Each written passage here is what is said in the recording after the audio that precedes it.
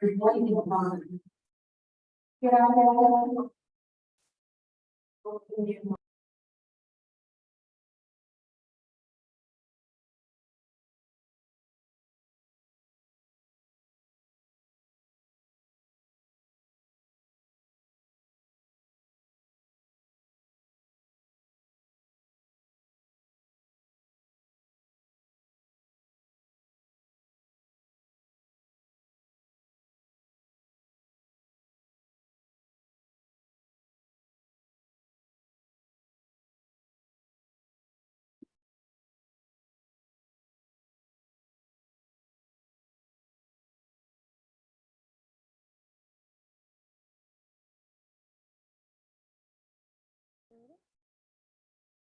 evening.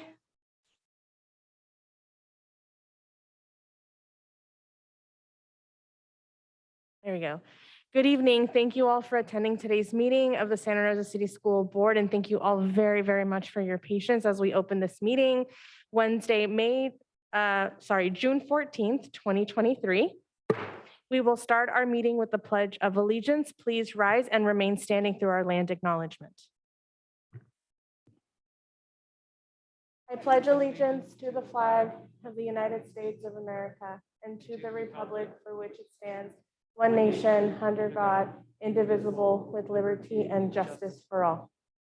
And please remain standing for our land acknowledgement. Leading us today is our soon-to-be sworn-in student board member, Audrey Rao.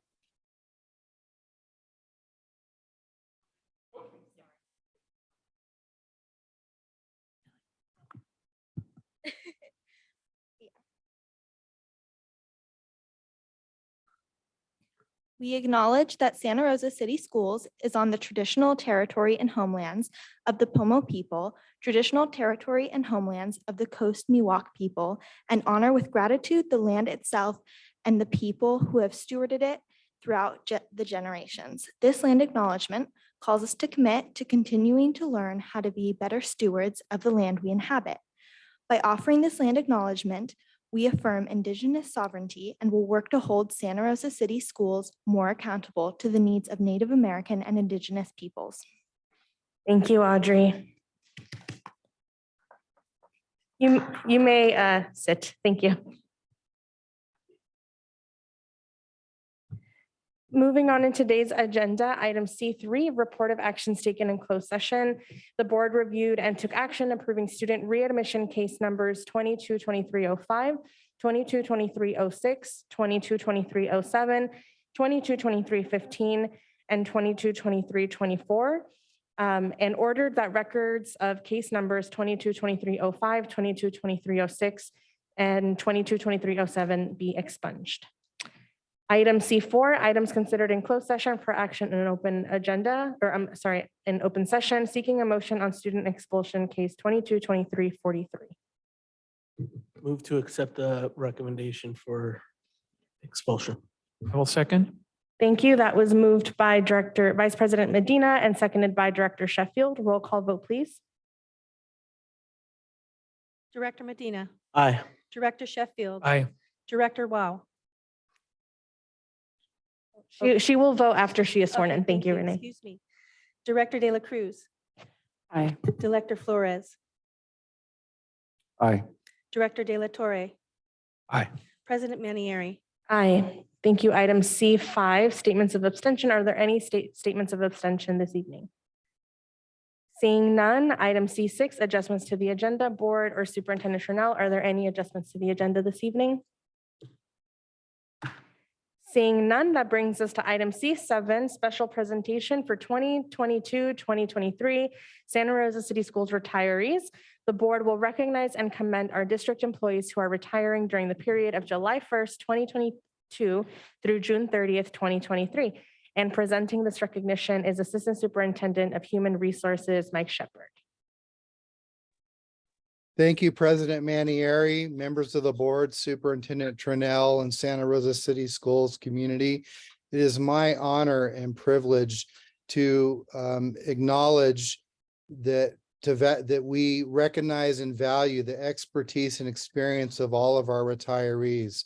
and that we celebrate their time and their impact on the lives of our students and fellow staff, and it's important, and their importance to us in our community.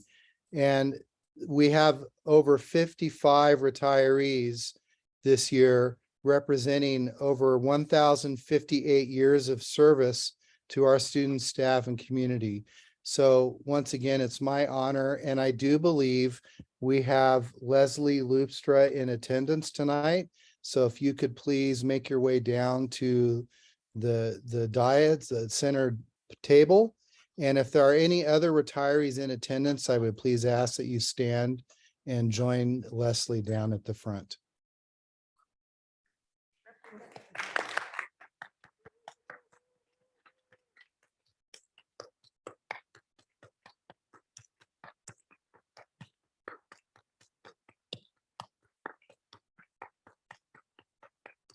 And I believe we have a certificate for you. And thank you so much for your years of service to our district. And I'll hand it back to you, President Manieri. Thank you, Mr. Shepherd. Congratulations again to our retirees, and thank you for your service and your commitment and dedication to this district and to our students and staff. Thank you. This brings us to item C8, public comment on non-agenda items. I will now open it up for public comment on non-agenda items. This is an opportunity for members of the public to speak to the board on non-agenda items only. Speakers are limited to 2 minutes each. I will read the names of the cards I have here in the chambers, and then we will move on to our remote attendees. During public comment, we kindly ask that you maintain a respectful and civil tone during your comments, keeping in mind that differing opinions are welcome. Personal attacks, offensive language, or disruptive behavior will not be tolerated. Please be aware that persistent disruptions may result in a warning, and if necessary, further action may be taken as outlined in our policy guidelines. Thank you for your cooperation in creating a constructive and inclusive meeting. And the first three names that I have here are Karen Wagner, Micah Carlin Goldberg, and Margaret Boone.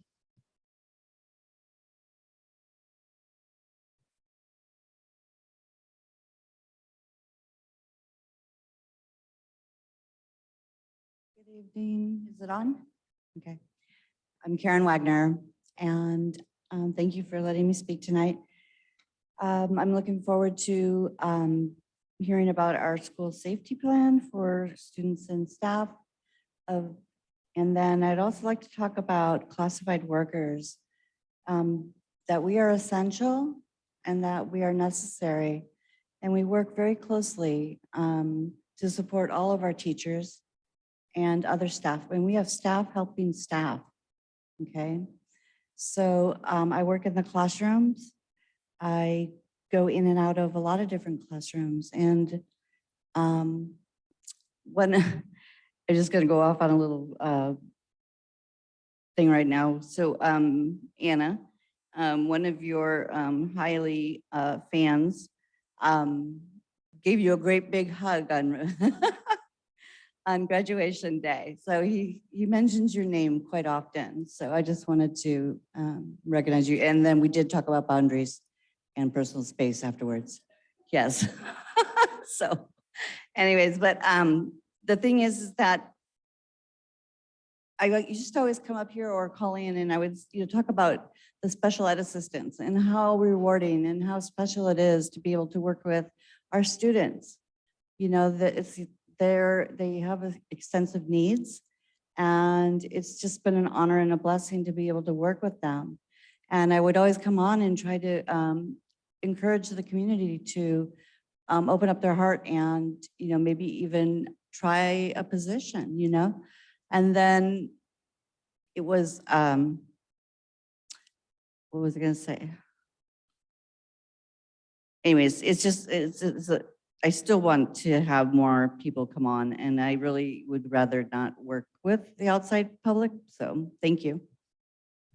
Thank you, Karen. Next is Micah Carlin Goldberg, followed by Margaret Boone, followed by Michael Hilber.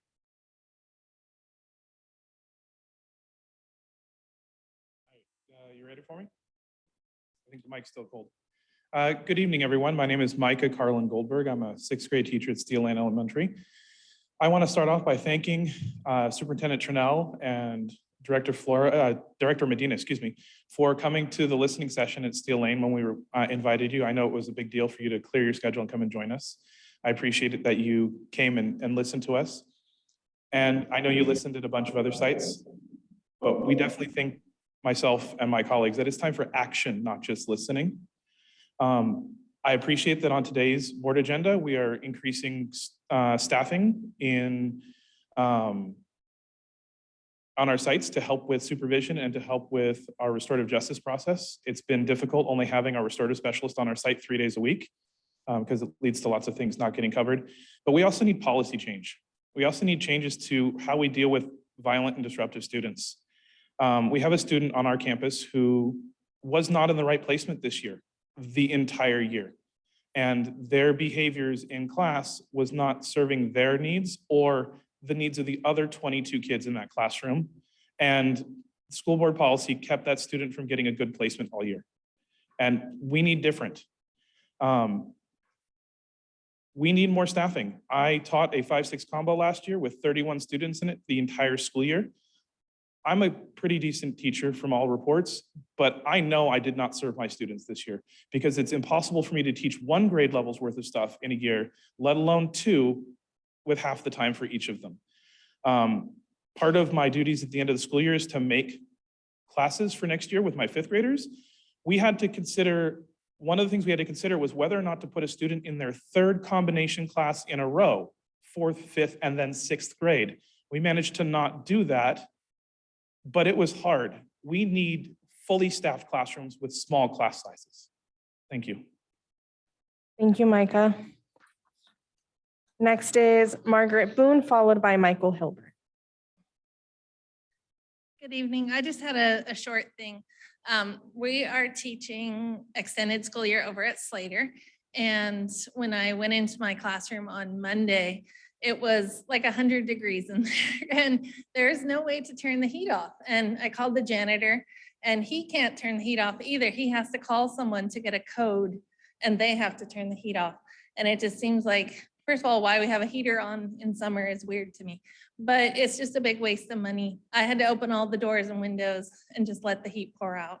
So, and I just want to say, I love Karen's shout out to our kids. We have, she has my kids and it's just great to hear about them. So thank you. Thank you, Margaret. Next is Michael Hilbert.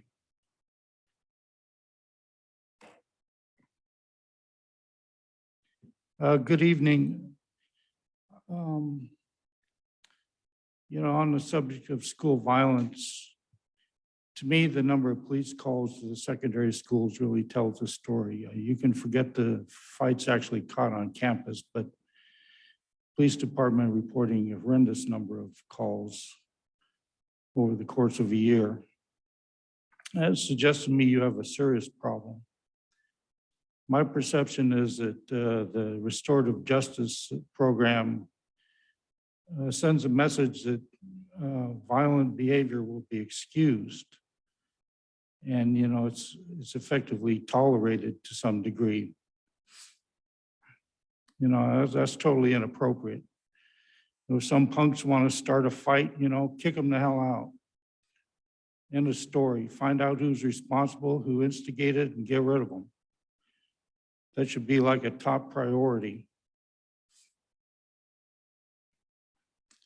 I saw, one fight on video at one of your high schools, it was really vulgar. 3 punks approached a couple, a pair of other guys outside and just out of the blue instigated an assault, knocked one of them to the ground and started kicking him after he was down. I mean, that is potentially fatal to start kicking somebody when you got them down on the ground. There's no excuse for having these type of, teenagers who are willing to engage in this sort of behavior even there. Just kick them out. Looking further down your agenda, I see that you've got a budget problem and you're considering a parcel tax. next meeting. And I'll tell you, if you think about putting a parcel tax out to the voters, this board's going to come under attack as being inept and unfit. Thank you, Michael. That concludes our blue card. So we will move on to our remote attendees. If there are members of the public joining us virtually via Zoom who would like to make a comment, please raise your hand at this time. As a reminder, you will have 2 minutes for the timer. Our first speaker is Adina Flores.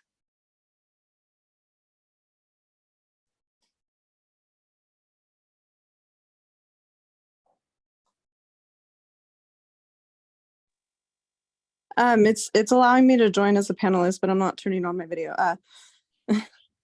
Good evening, Board and Superintendent. I recently issued the District and County District Attorney's Office a clear and correct letter, as well as several board members were responsible for violating my First Amendment rights. At the May 17th special board meeting, you advertised the incorrect meeting start time as 5:30 p.m. to the general public. Closed session began that day at 5, which allowed comments on pending litigation. I spoke to this matter as I had sent you a letter of intent to sue prior to the meeting within the same day. I repeated the statement Mr. Sheffield had shared via Twitter, which was derogatory towards conservative Black men. Although I directly quoted Mr. Sheffield, President Manieri chose to mute my mic and not allow me to speak further. Mr. Sheffield lied publicly about the entire Twitter handle belonging to him and attempted to defame me within the community. I spoke to other issues regarding the safety committee and such at the 5/24/23 board meeting. Once again, you decided that my comments were irrelevant and muted me. Mr. Sheffield made a public mockery of himself at this same meeting in which he wore a raccoon mask to incite racial slurs and publicly stated that he would not be listening to my fiance nor myself. He then shut off his camera every time we spoke for the remainder of the meeting. Some of those endeavors are prosecutable as outlined in the Brown Act, meaning that the censorship is apparent. As cited in my letter, I have an open retaliation case with the state's labor commissioner office. I would appreciate if the district could issue the hefty settlement which is owed to me, or we continue these charades until I am compensated. I do not speak for my fiance, and I apologize for his words towards the board. He is simply enraged at how I've been treated as a legally protected whistleblower. Psalms 106:3, blessed are those who act justly, who always do what is right. Thank you. Thank you. Our next speaker is Shelby Pryor.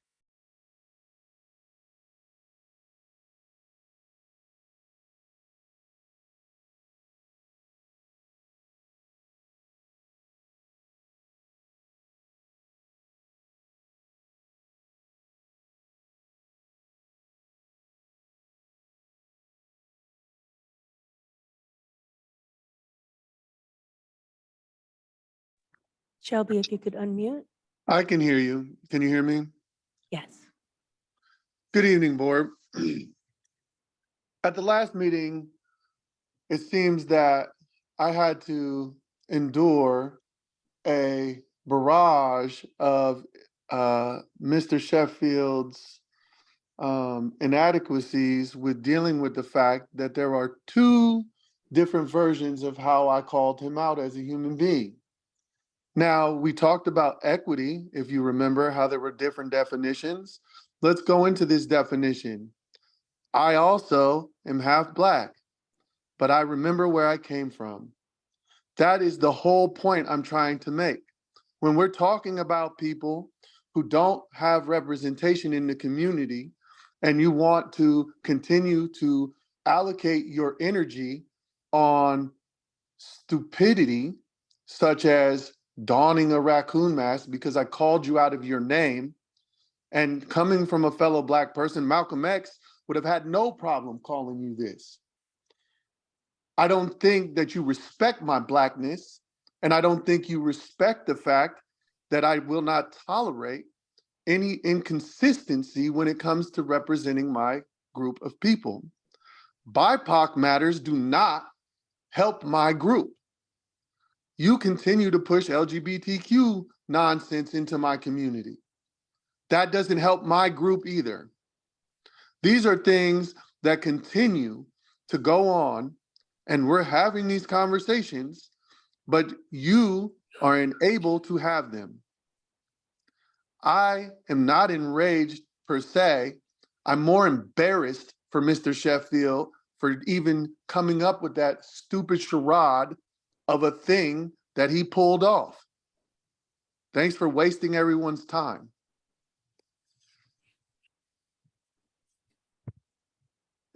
Our next speaker is Heidi Zaragoza. You can see you on the camera.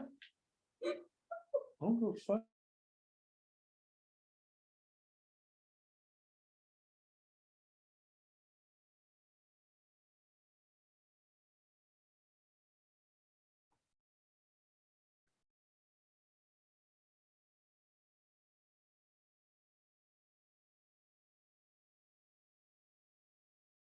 Heidi, are you there?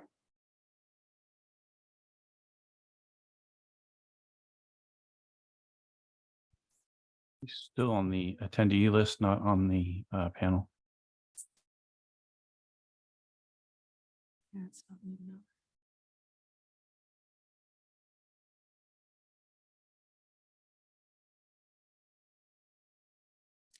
Heidi has declined being promoted to the panelist. Our next speaker is Zoom user. Could you please state your full name for the record?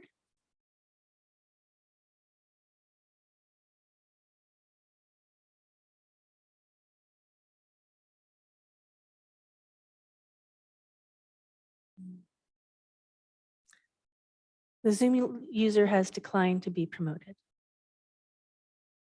Looks like Heidi's on now.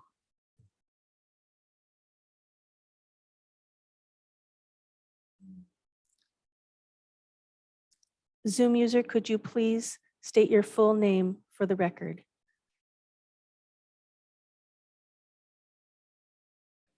Yeah. It looks like we still have Heidi on and Zoom user. Yeah, they keep. Let's see.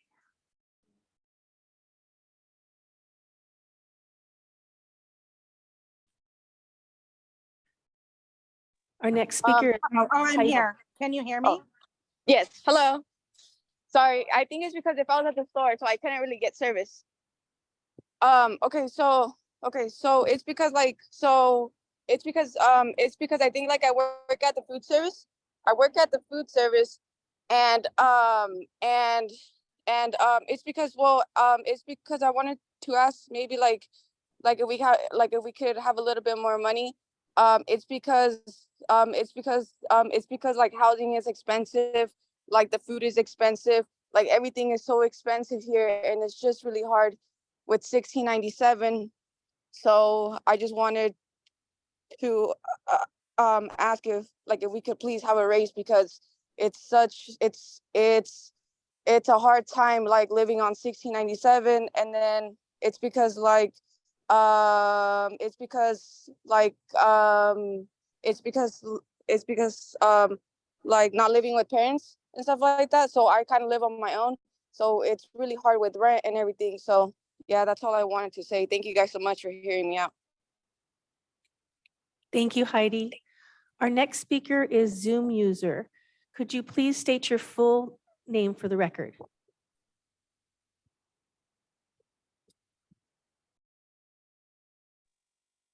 Can you hear me? Yes, could you please state your full name for the record? My name's Maria Posey. I want to start with hearing school employees go up and talk about how essential they are. I would just like to remind everybody that during the lockdowns, you were considered non-essential because you were not there. When a daycare could be open, bars could be open, you can go out and protest, but teachers couldn't be there, and there was no encouragement from anybody to get the schools open. So it's absolutely non-essential. And I think it would be absolutely ridiculous to grant any raises until we can see kids are actually benefiting from the teachers that are there. I'm really curious how test scores were and if kids are actually prepared to be in the real world after being locked down for that long and be told to be afraid of a virus that didn't significantly affect them whatsoever. And on top of that, having an employee say that they don't want to deal with the outside public. Maybe I misunderstood that, but I did hear outside public. And Mr. Sheffield had gone out on social media onto another platform and had claimed that that was not his Twitter account. And that put me in a position where my comments and my posts were told that they were inaccurate and I was putting out false information. Mr. Sheffield should go on to some of those sites, which is Indivisible Petaluma, which I know you all have access to. Should go on there and make it really clear that Adina Flores and myself, we're not giving misinformation, and that Mr. Sheffield absolutely was derogatory. And it is unacceptable in any way, shape, or form to have him put on a raccoon mask and talk to the raccoon over his head. That's ridiculous. That's pretty much what I have to say about this time. Well, actually, no, I'm really hoping that you guys relook at what's going on in the libraries at the schools, because if you can't put things like Catcher in the Rye, To Kill a Mockingbird, Huck Finn, but you can put in. Thank you. Your time is up. President Manieri, there are no other hands up. Thank you. This brings us to item C9, Student Board Member Loyalty Oath of Office. I have the honor of administering the oath of office to our newest student board member, Audrey Rowe. Audrey was born and raised in Santa Rosa, California. She attended Austin Creek Elementary School and Rincon Valley Middle School and is currently a senior at Maria Carrillo High School. Her special interests include writing for her school newspaper, the Puma Prensa, reading and hiking. Audrey enjoys challenging herself in school and meeting new people at school events. After high school, Audrey plans to attend a four-year university and major in English, literature, and business. And I'd like everyone to give a warm welcome to Audrey. And Audrey, if you could please join me down here for the oath.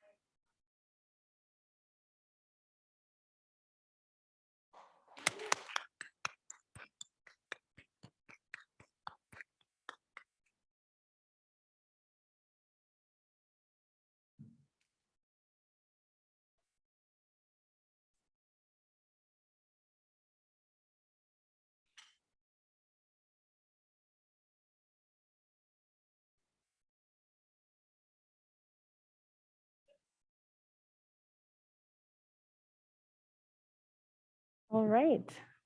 While Audrey gets settled, we will move on to our reports for this evening.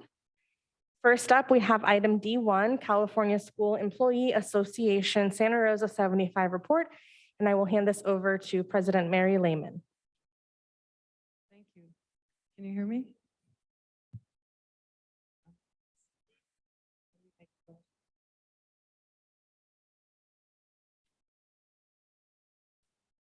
Just a minute. This is better. Thank you. Good evening, President Manieri, Governing Board, Superintendent Trinnell, Cabinet members, new student board member, guests, and everyone listening online tonight. I want to thank the classified members who came to the last meeting and who are here tonight. We thank you for contributing to public comment. We don't always show up for these meetings. It's dinner time with the family and we're working on our second jobs, but we are listening.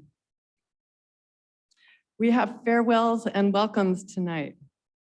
We'd like to acknowledge the graduation of so many of our students. May their futures be bright and meaningful, whatever they choose to do. We want to thank each of the district's retirees, 35 teachers, 18 classified, 2 administrators. We appreciate their dedication to our students, families, and the community. Welcome to our new student board member, Audrey Rao.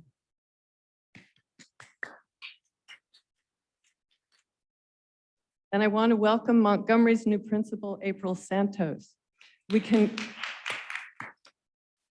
congratulate the entire Montgomery student body, staff, and administrators for providing support and caring for everyone there.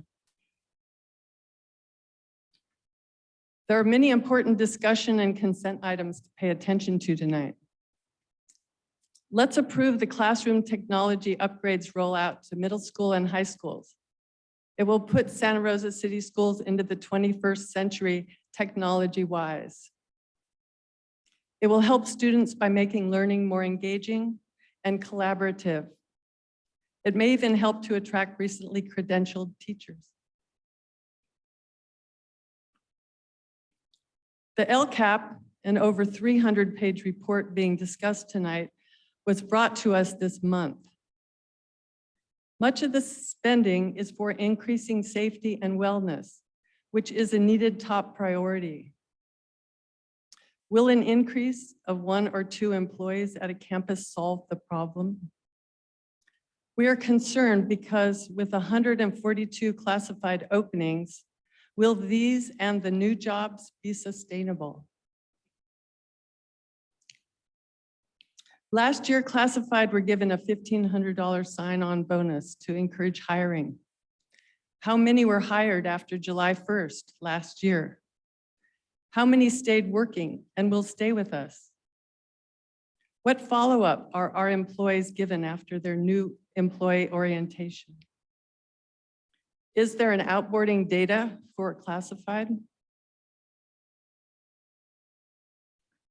We are concerned that the budget is being presented and proposed tonight. CSEA was told we needed to wait until the May revise.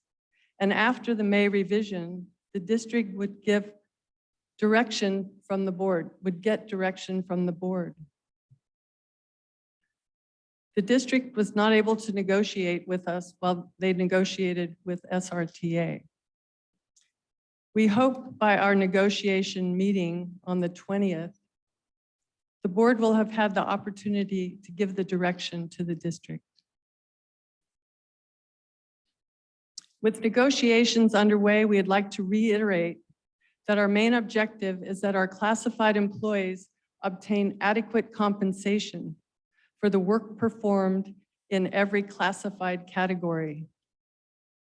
We feel the better the wage, the better quality candidates will apply for the posted positions that work with our students who are our priority after all.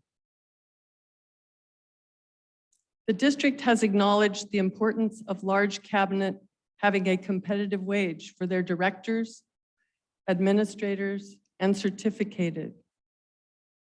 The classified deserve to have a competitive wage as every stakeholder in the district is receiving. With courage and compassion, thank you. Thank you, Mary. The next report, item D2, Santa Rosa Teachers Association report, and I will hand it over to SRTA President Catherine Howell.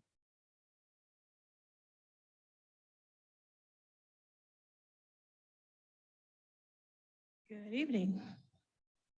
Haven't talked to you from this podium in a while. Good evening, President Manieri, Superintendent Trinnell, members of the board, members of the community. My name is Catherine Howell. I'm the president of the Santa Rosa Teachers Association, representing about 850 teachers in Santa Rosa. I want to start tonight also congratulating all of our retirees. I know that Assistant Superintendent Shepard said 1,058 hours or years, sorry, 1,058 years is the total accumulated years of our new retirees. A huge loss to our institutional memory and history and knowledge in the district.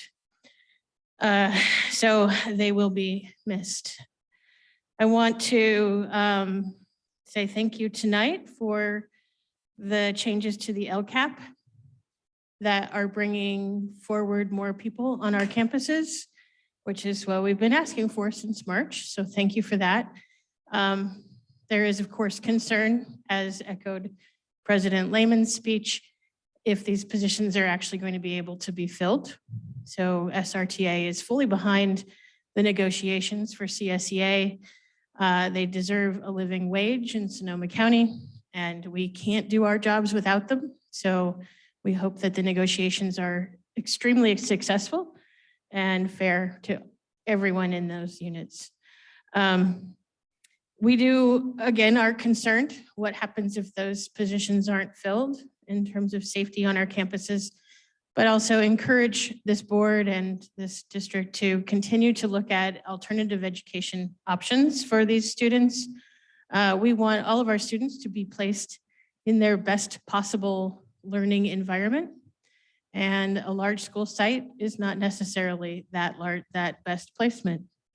A small number of students that are creating a negative learning environment for a larger number of students means that somebody needs some alternative education placement.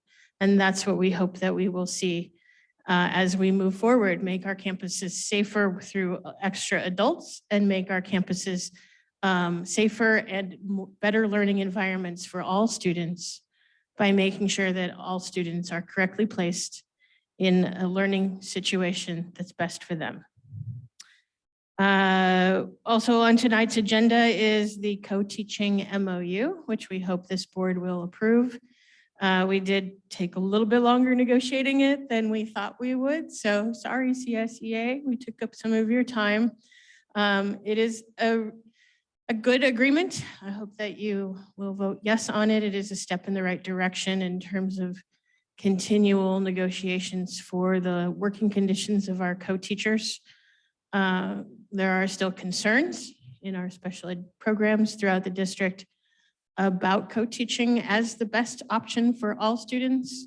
We're looking for, of course, equity in our treatment of students, and co-teaching placements is not necessarily best or even the least restrictive environment for all students. So we're hoping that co-teaching does not become a one-size-fits-all for our students as we move forward with that. What else? I think that's kind of my report for tonight. So thank you. Thank you. Item D3, the superintendent's report. Thank you, President Manieri, members of the board, those who are here in person and online. I'm going to invite the SART representatives to come down to the table here. And I want to be sure we have enough chairs. Otherwise, we may have to alternate in.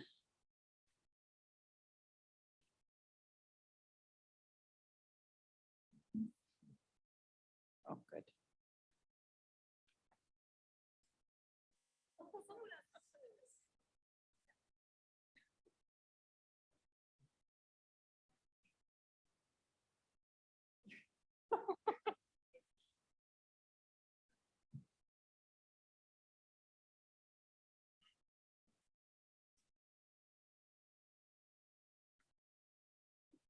What are you going to do, Renee?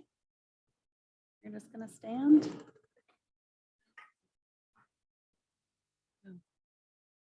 Oh, Roxanne's chair.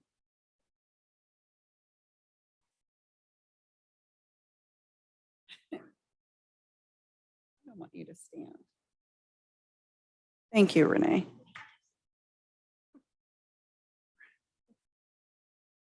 Okay. Good evening, everyone.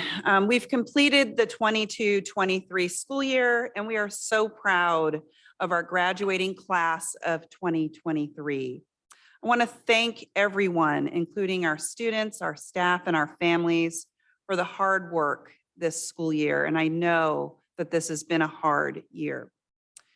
We are in full swing with our summer programming and are excited to continue to serve our students and families over the summer. I just want to give a shout out to all of our staff who are working this summer in order to make that happen.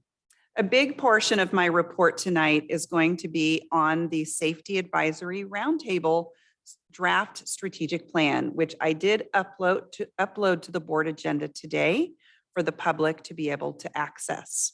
I'm going to share my screen once I open it so that people online can also see. And we have representatives here from our Safety Advisory Roundtable group who will be assisting with presenting content. Oh, I got to see. I didn't think they were going to do this.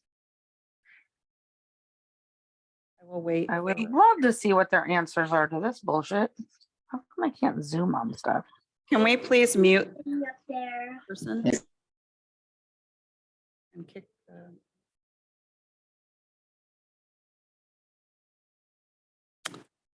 Sorry about that. I'm going to share my screen.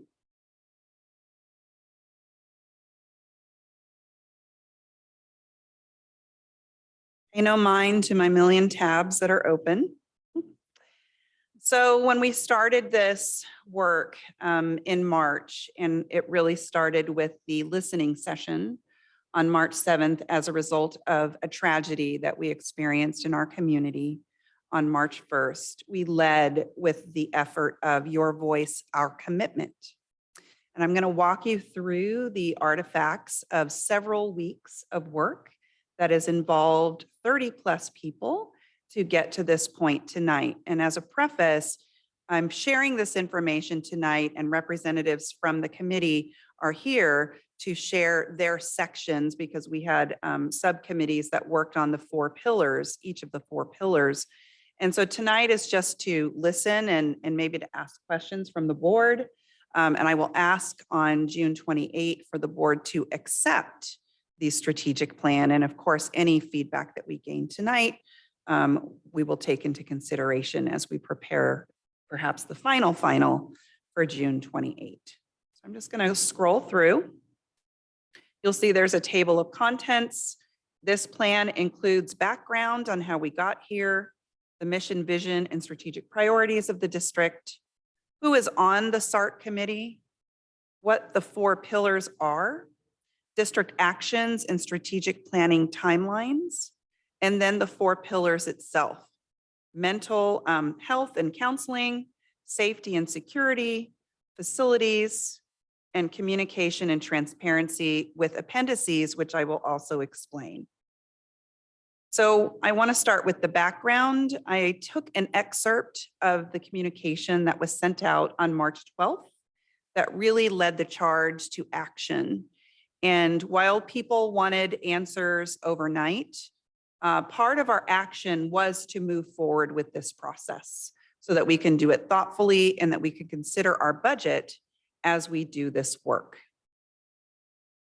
Also, just a note about our mission and vision and our strategic priorities, which are on our website and also memorialized here in this plan. The process for the advisory roundtable group, I will get to when we go over district actions, but I wanted to just share the vast representation of students, staff, parents, and community members who elected to be a part of this process and were selected to move forward with this work together. And we have representatives in the room tonight. If I could pause and have each of you please introduce yourselves so that the public knows who is in the room. Good evening, board. I'm Stacy Desideri, Director of the Office of Student and Family Engagement. Gabriela Lovera, Principal at LC Allen High School. Hello, I am Josephine Rivera Hoagland. I was once a student at Marie Carrillo High School after graduating. Sarah Jenkins, parent at Slater, going to Montgomery next year. Amanda Hudson, parent at Cesar Chavez Language Academy. Margaret Boone, I'm a teacher at Montgomery.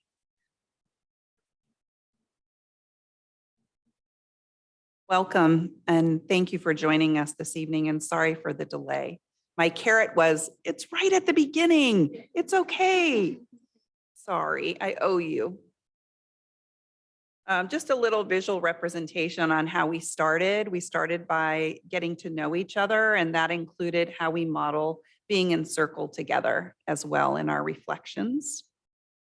The 4 pillars of our work, mental health and counseling, safety and security, facilities, and communication and transparency. So this document also reflects on district actions that we have taken. This information was shared with everyone on March 12th. So this is just a repeat of the ways that we already started to address under the 4 pillars, the actions that we were immediately taking. I won't belabor that since that information has previously been shared with the community. Also since the 12th, the ways in which that we continued to service our school sites around those 4 pillars.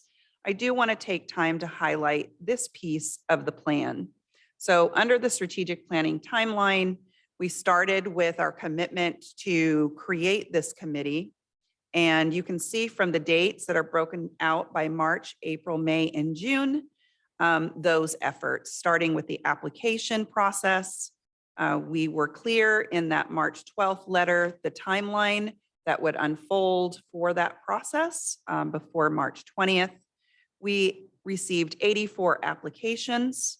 Of those 84, 62 people, all 84 were offered an interview and 62 accepted.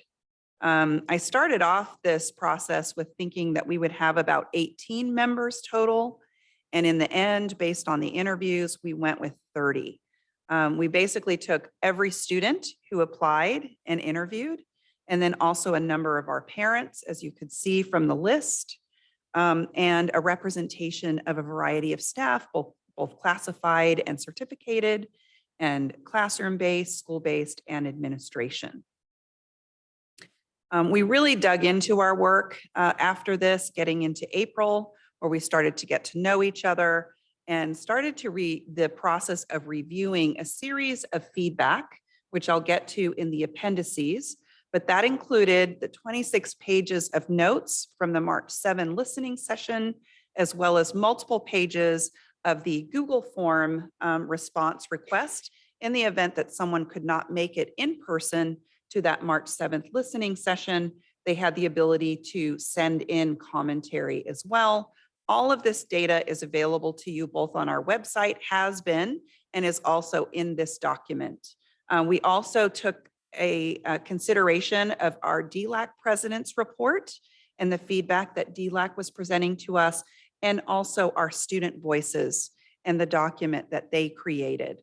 While all of that was being reviewed, every week I was involved in listening sessions, and I can tell you that there was a theme that emerged that also became very present in the work of the SART group. That was a repetition of requests of more staff, requests for considerations around safety in new ways, et cetera. And so we're reflecting that in this plan so that you know, if someone asks, why did it take so long? When you are looking intently at feedback, you have to talk about the themes that emerge. And we did that as a team in multiple ways. So as we moved into May, it was refining our drafts all the way up until Monday of this week. So this is hot off the press, if you will, in the ways that we initially are thinking about how we can move forward. And you'll hear and see through the LCAP process how we've already been able to suggest and promote actions budgetarily in the ways that our SART group here is going to present some information tonight. So we're going to start with the pillar mental health and counseling. And I've asked the groups if they could just provide some talking points around the highlights of that particular section and pillar. So I'm going to hand it over to our guests. Hi, I'm representing the mental health and counseling group. So we have 4 goals that we made. Our first goal was improve integration of restorative practices in order to encourage use of and trust in these support systems. And for actions for that, we wanted to increase restorative specialists to 1 at every K-8 site and alternative high schools. We put schools in case we have more than Ridgeway in the future. And increase them to 2.0 at each comprehensive high school. And then also integration with campus supervisors and student aides, and increase all restorative positions to 11 months right now. Some are 11 months and some are just 10 months. So get them all back to 11 months. And then a restorative campaign in assemblies, mindful social emotional learning, using the things we have now, Wayfinder at high schools and Toolbox at elementary schools. And success measures would be restorative lead at the district level and increase restorative specialist staffing at all schools. Goal 2 was improve student culture, prioritizing initiatives to increase social emotional wellness and opportunities for youth voice. Our actions would be reimplementation of the Safe School Ambassadors, which we've started at some schools, de-escalation and restorative professional development trainings for staff, and staff professional development, positive connections, community building, de-escalation training like the PRO-ACT that we already have in district, and restorative practice training. And success measures would be improved youth truth and panorama survey data on belonging, relationships, and school safety, and the percentage of teachers who complete the professional development mentioned above, and teacher surveys to measure trust with restorative practices. And examples we had of questions would be, would you use this in this classroom? Has your opinion on restorative changed? Goal 3 was provide varied and alternative education opportunities for elementary to high school students to access non-traditional learning.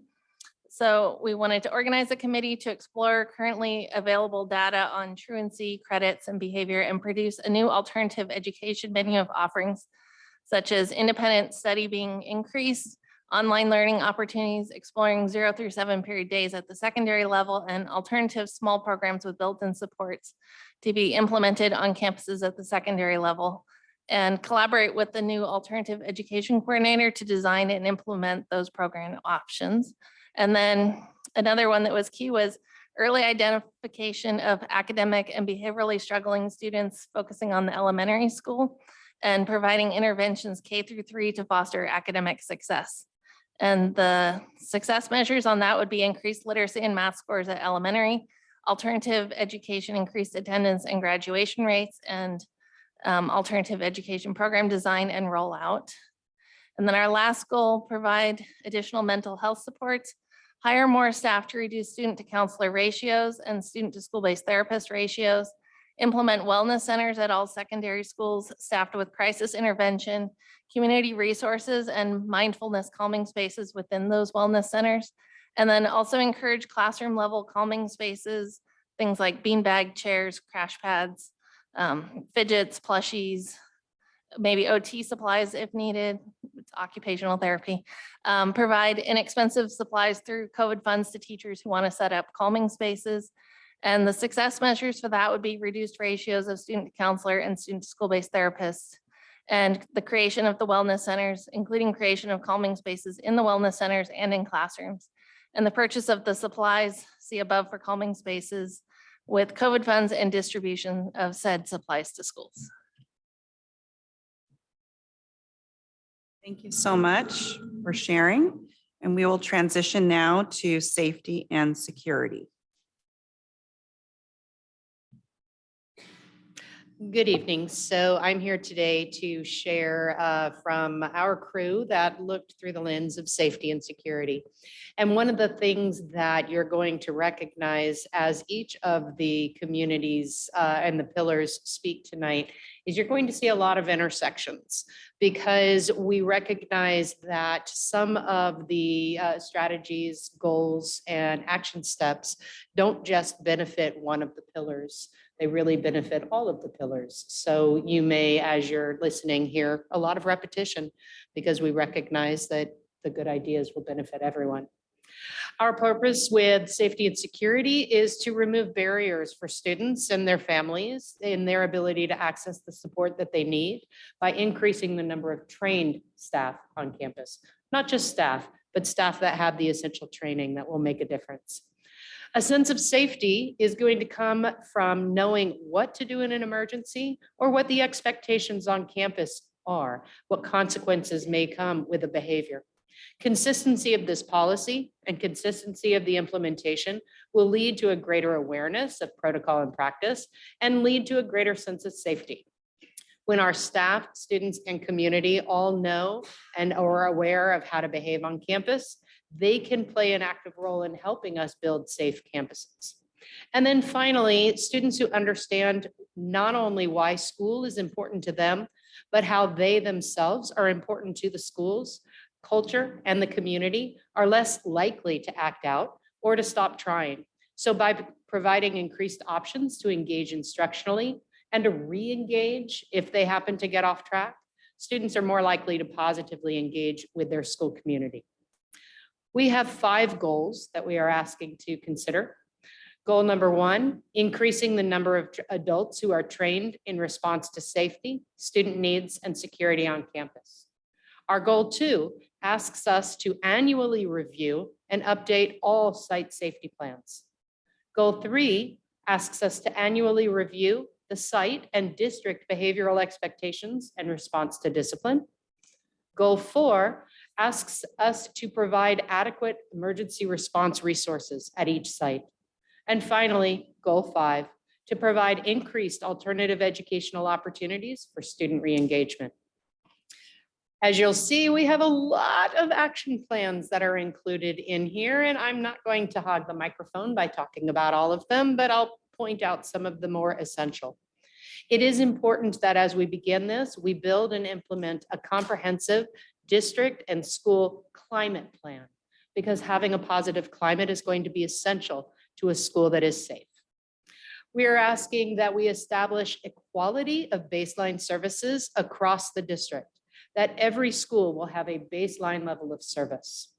And then building on that, that we would establish equitable staffing that is based on enrollment and areas of need, so that schools that have greater need will have increased resources. We are asking that we explore the SRO program.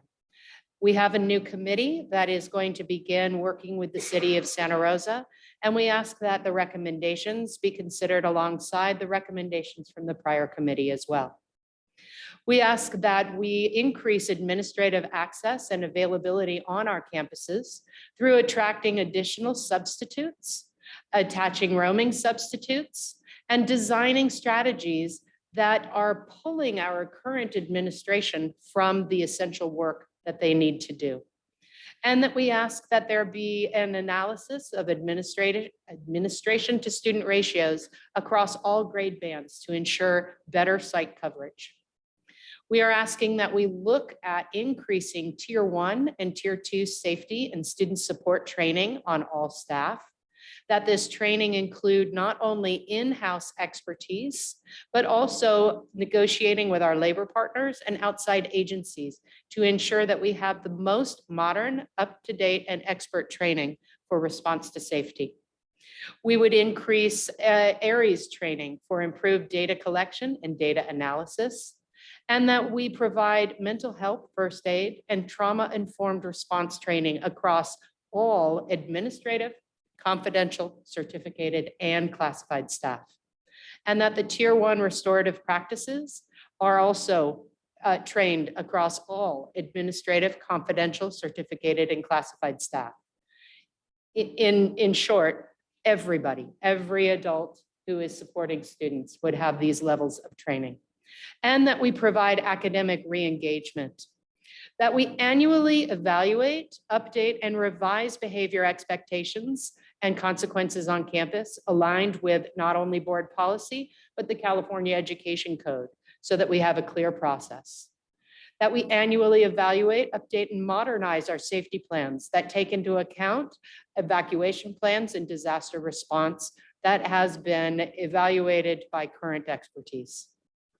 That we develop transition plans for orientation and onboarding of all students and community when they transition from one grade band to the next, as they transition from elementary to middle, or from middle to high, or as they transition from our feeder programs to our district. That we engage not only in the school culture, but with our students and our families in not only culturally responsive, but linguistically welcoming strategies that it reduce the barriers for all of our community. That we develop a parent education system, a parent education series. We call them wellness workshops. How to engage in school, what alternative education opportunities might look like, mental health and parenting for success, the importance of attendance, financial literacy, and this is not in no way an exhaustive list of opportunities to engage with our families. That we develop a wider archive of partnerships with our community to provide increased resources and partnerships for our students and families. And finally, that we look at strategic opportunities and programs designed to re-engage our students and help them if they need help getting back on track academically. We have a variety of success measures that are aligned to these goals. So I thank you for this work. Thank you so much. And we'll transition to facilities. Good evening, Board. Superintendent Trinnell, Board President Manieri. It's been my pleasure to be part of this group. Again, one of the reasons that I became involved is that my grandson will be actually starting at Cesar Chavez. He's been at Monroe, and I want to make sure that he feels safe. I want to make sure that he can, go to school and come back and really enjoy learning. So we've been part of the group of facilities, and I want to also give a strong shout out to our superintendent to get the voices of the students, because I've learned so much from this young lady that's going to present today. And she laughs a lot, but don't worry, this young lady's going places, I'm telling you. And so she is going to explain the facilities part of our group that not only obviously included students, staff, and parents as well. So I'm going to hand it over to Josephine. Thank you so much, and I'm so grateful for the opportunity to participate on this roundtable. Thank you so much, Superintendent, and thank you so much, Board, for your willing participation and hopefully changing our schools for the better. Thank you so much for your time.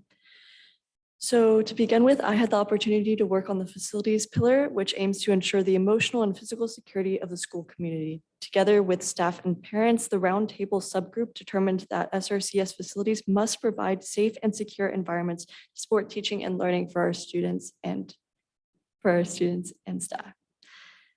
Underneath this umbrella, we are suggesting a thorough risk assessment for SRCS facilities, including for alarm access and complete security camera coverage. We don't want there to be any blind spots, and we want ADA compliance for our playgrounds, for our facilities, complete access. Bathrooms should be safe and clean for all students, and vaping must be reduced via supervision and/or sensors. We can also do this by limiting access to the bathrooms, as well as doing water closets and outside sinks. Access to campuses must be limited, and in the future, layout should be open in order to allow easy supervision of students.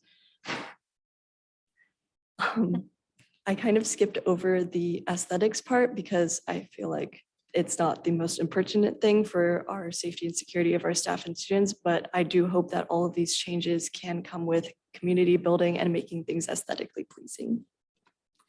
Next, at the secondary level, there should be clear deterrents to leaving school during inappropriate hours, such as higher fencing, limiting access points, as well as separation of staff and student parking. We believe that as long as there are clear deterrents, we can keep our students in school and safe.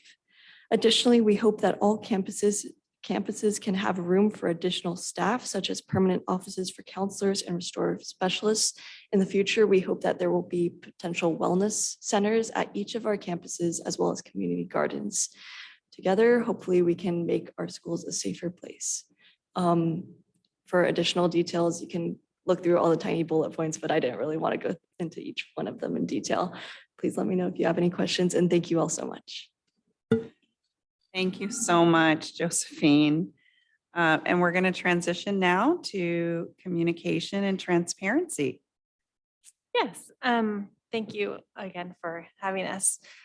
So the purpose of communication and transparency is really to rebuild trust and to make the community feel like a community.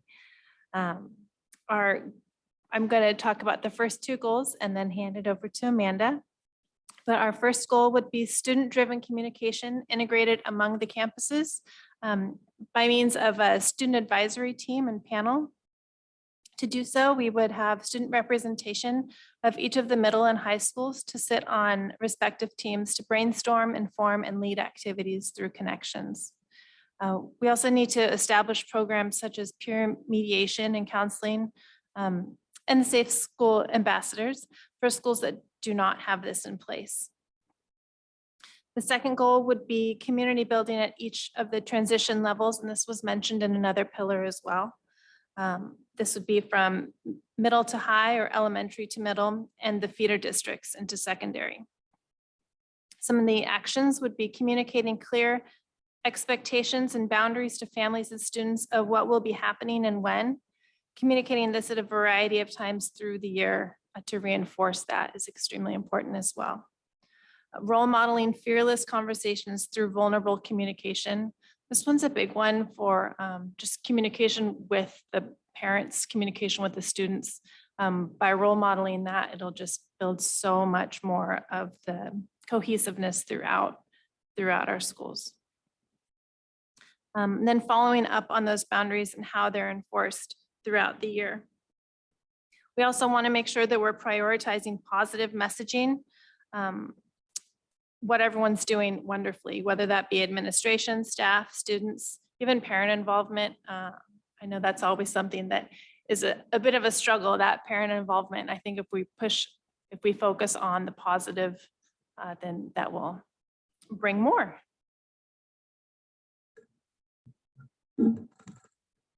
Thank you. And I will continue with our third goal, which is a cohesive, unified, timely crisis response through a tiered level system for emergency response, including a post-incident summary that is distributed to the community. So actions relating to this would be differentiation of types of emergencies and what to do in specific scenarios.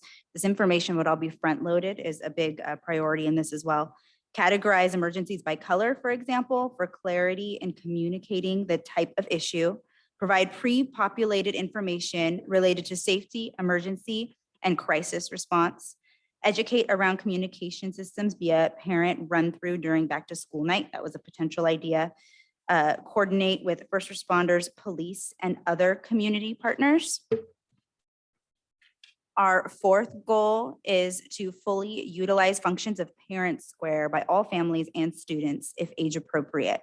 So beginning of the year, tutorials available for setting up an account, Student Square to complement Parent Square, annual, if not twice a year, update to capture current phone number and email for notifications, means of notifying support staff, so through Parent Square or another system, long-term substitutes given access to Parent Square, and communication system to alert contractors on campus, volunteers, et cetera, of protocol during an emergency.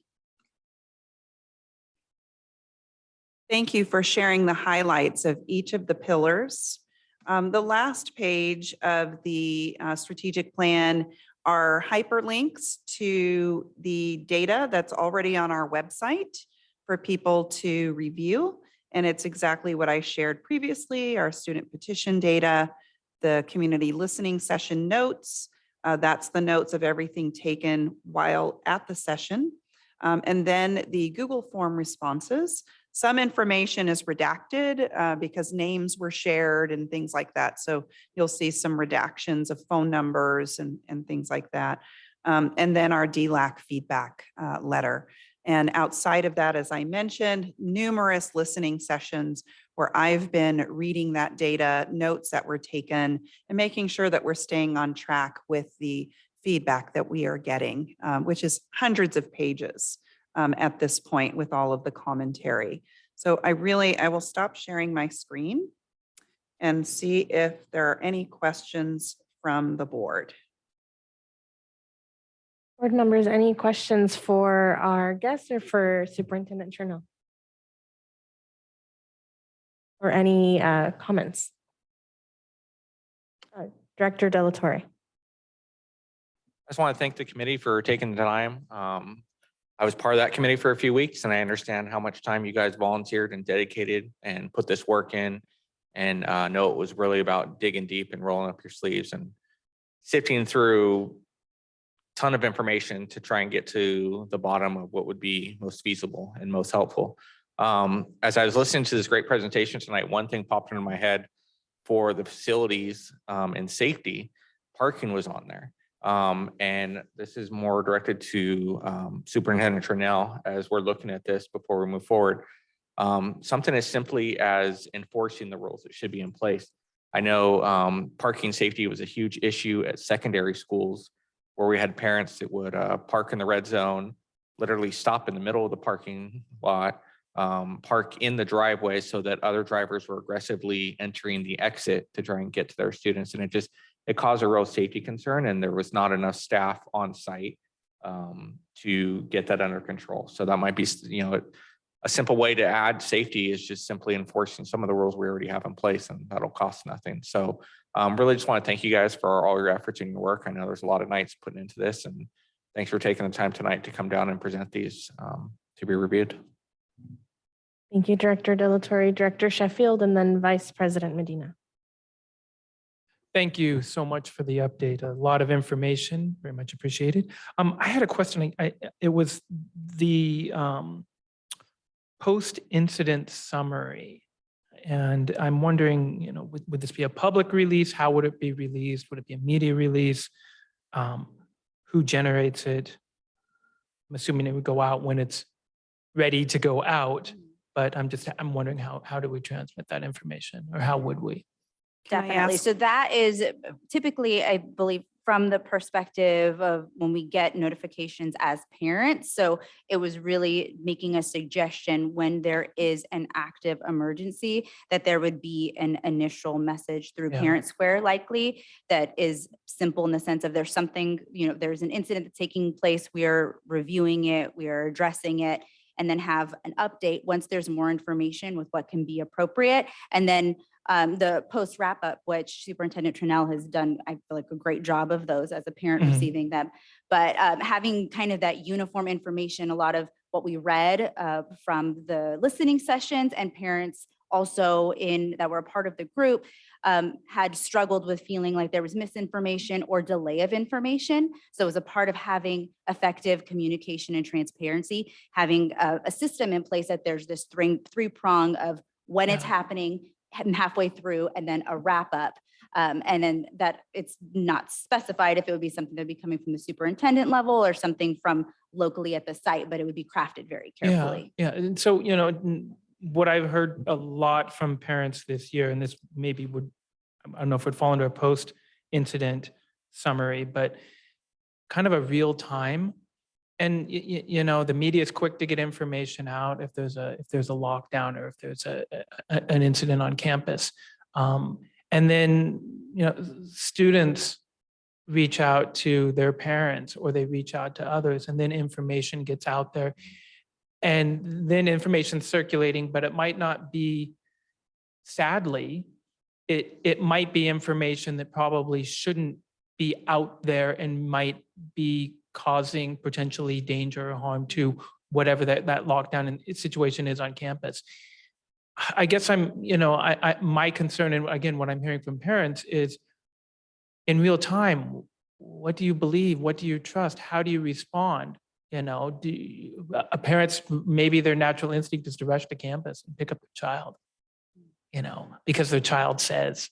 But how do you get ahead of that when, I like the idea of using Parent Square and again, make sure we have up-to-date contact information. But just my concern, maybe this isn't a question, but just staying, how do we get ahead of information that's circulating in real time?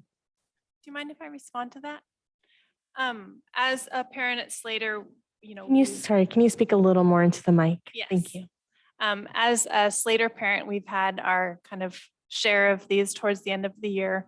And we spoke about that early on, and then we had another incident, and information went out right away that was in response to parents' voices, so that there was not the frantic explosion of parents freaking out, which is what we do. But it was dealt with differently, and that was a direct response of what we were discussing. And so I believe it was the principal of Montgomery at the time, Principal Fong, who had sent something out, but it was being on the receiving end of that after the incidences earlier on was huge. And so just because I had that experience this year, going from the absolute insanity of the beginning of March, and then later on having the next one, the internal response as a parent and getting that real-time information right away from administration, just saying that something is going on, we will give you more information as soon as we know something, was amazing. And I know for my other peers, I was getting the same feedback. And so I'm hoping that with that, it will continue. And then having the post summary to wrap it up afterwards is just one more layer of, hey, we've got this. This is the information. So that was a big topic of conversation throughout our meetings. Thank you. Director Sheffield, I just want to say something on that real quick because I was a part of those communications. What we were discussing about front loading information was trying to make it as simple as possible to be transparent to the community that if there was an active situation on this campus, this is what's happening. If there is a reported incident on this campus that's being investigated, that type of information to be delivered to the community, get it to the site first, then get it to the parent community first. Active situation on neighboring campus, reported situation investigated on neighboring campus. That type of information being front loaded and put out would at least put some parents and community a peace of mind that they had some idea of what was going on, giving the site and the district full responsibility of what information goes out, but at least letting them know something so they're not fishing for that information. Because unfortunately, information travels way too fast and way too inaccurately. They're getting a text from a child, they're getting a message from a neighboring campus that has misinformation. So if we can get ahead of that and say, this is what we know at this time, more to follow, at least they have an understanding. And then the post wrap up would just be information from the district of this is what actually happened and how we're dealing with it. So just trying to be as transparent as possible with the community to have some peace of mind. Because unfortunately, as parents, there's a lot of anguish in your throats immediately this year because you got misinformation or information not timely enough and you just didn't know what to think or what to believe. So that was part of that whole idea for that. Vice President Medina. First off, thank you all. And if watching, the rest of the committee members out there, you've been putting in a lot of work every week. So thank you for taking that on. In terms of my questions, this is more for Superintendent Trinnell. I know this is going to come back to us. I'm thinking of what are the next steps? Did I hear you say June 28th it would come back to us? Some of the things that I'm interested in seeing, and I don't know if it's possible by then, is what do these asks look like in terms of the infrastructure of the district? For example, a lot of the annual safety reviews, I think those were already something that we're supposed to be doing annually with safety committees. Where does it fall into place? Who is in charge of each component? With some of the asks, what are the fiscal costs of it? What it might cost? Who else needs to be included? Those types of things so that we could kind of get a picture of what's next. And I think like Director De La Torre said, what can we do now that might be free, which I don't know if anything's free. I think those are things that I would like to see as it comes back to us. Where does it already fall in? What are we already doing? And who is a part of it moving forward? Thank you. Yes, I can provide that to the board next time. Thank you, Vice President Medina. I was going to share some of the same thoughts around There are some things in here that it's just, it looks like it's just a matter of us, like you said, Director De La Torre, enforcing or making sure that we're staying on top of our processes, but they exist. And that's the good news, is that some of this, and I think a lot of it maybe already exists, and we have some resources for it. And other things, we need to find the resources for them and know that we can't do absolutely everything, but having an understanding of what's needed to make it happen would, I think, help us make those kinds of decisions. So I just wanted to, one of the, I think, resources that already exists in our community that I wanted to uplift, under the safety and security pillar, and then under F, increased training for all staff, it looks like. I just want to uplift that the Sonoma County Office of Education has a mental health curriculum that they're currently trying to implement in classrooms across our district. And so that is a big, big, big resource that I think our educators and community can take advantage of and leverage. The folks who are at the behavioral health department at SCO are amazing and have put in so much time and have listened to so many folks to make that curriculum happen. So just want to uplift that and encourage our educators to implement it. I think it's in this plan, so it would make a really big difference, clearly. Are there any more questions from the board or comments? Director De La Cruz. Adding my voice to the thanks to all of you for your time and your heart and your energy in this effort. My question is really for the superintendent as well, and it's around how is this a continuing conversation, one that happens on a regular basis, throughout the year, and that really also prioritizes student voices. I think we heard some of the most creative solutions and some of the most grounded solutions from kids who every day walk through those halls and who experience, that sense of a lack of safety. So what does it look like for a plan to kind of continue this conversation outside of the SART in each school site? Because each site is also really distinct, right? And raises particular challenges. And so, and I think this tags on to what Director Medina raised and what President Manieri raised, which is that we have ongoing kind of site safety planning efforts, but with a particular lens towards the particular safety issues that our district has faced over the last year. So just would love to hear about that. Yeah, so I think I'll start with SART and then kind of build out of that. So the SART group will continue. There are some students who have graduated and will be going on to do other things. We have folks who are alternates that I'll be inviting in and seeing if they want to now join the SART going forward.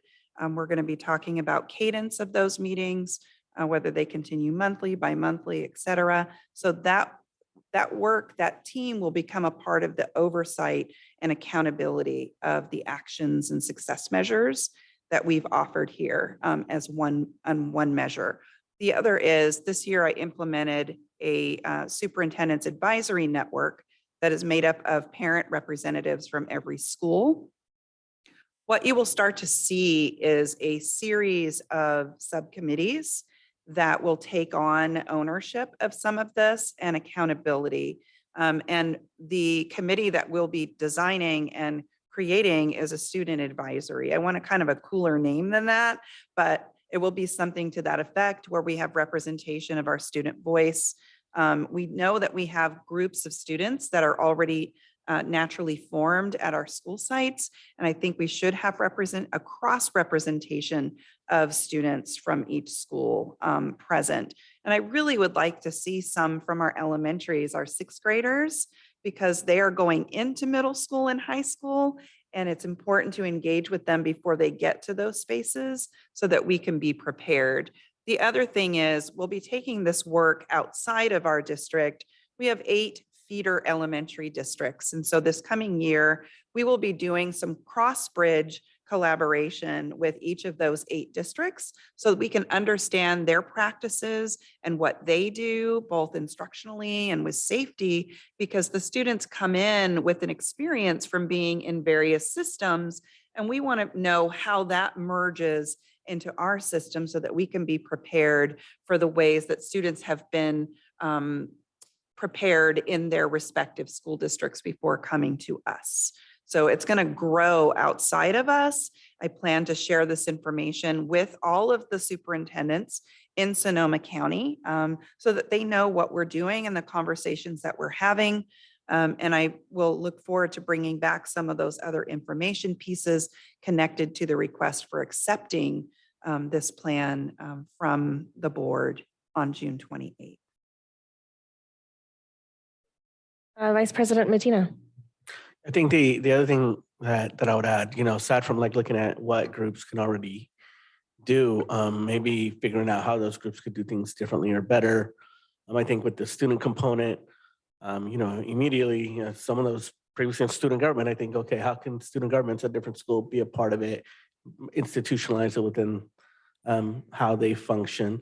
But also, how can we also look at like maybe outside agencies? Immediately, I think of like the county Department of Health Services. Can they provide resources to maybe help us in providing the services that we need better? So if maybe we could also reach out to other groups in terms of finding the solutions that we need to accomplish. And if I may just add to in engaging with students and folks differently, I've worked with a remarkable group of young people, a lot of whom are juniors and seniors in Santa Rosa City Schools. And they actually did a great job over the last few months collecting data on their own about what their peers are saying. And so as we're looking at our successes and our metrics, and how things are progressing, how can perhaps some of those youth who have an interest in facilitating meetings or facilitating listening sessions, because some of them have those tools under their belt now, how can they be a part of this and how can they take the lead on gathering that feedback from their peers? And it was the SRC committee's fruits that came out to make sure there was student representation. So that was part of the strategic goals for communication and transparency, is that this was an amazing opportunity to get a bunch of different people together with a seat at the table to have this conversation, but to have similar committees at a high school level and at a middle school level, and then provide those students with opportunities to communicate cross campus about things that are not only going on at their sites, but other sites, and having these discussions move forward. So not only are we asking the community to be a part of that, but we're asking the students to be a part of that and be accountable for themselves and continue to advocate for themselves of what they need and what we can best do to provide those things for them. So all great aspects, all great components, and it's just a matter of figuring out how to make it all work. Thank you. Well, thank you all so much for your time. I don't think we can, express our thanks enough for all of the work that's being done and that will continue to happen. And maybe we'll see some of you again on June 28th. Thank you so much. Thank you so much. These individuals and more have volunteered their time in the evenings almost every week. And so thank you so much. Very important work.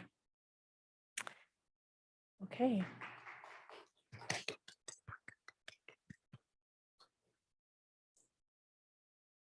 This brings us to item D4, Board President Report. For the sake of time, I will save my report for another time.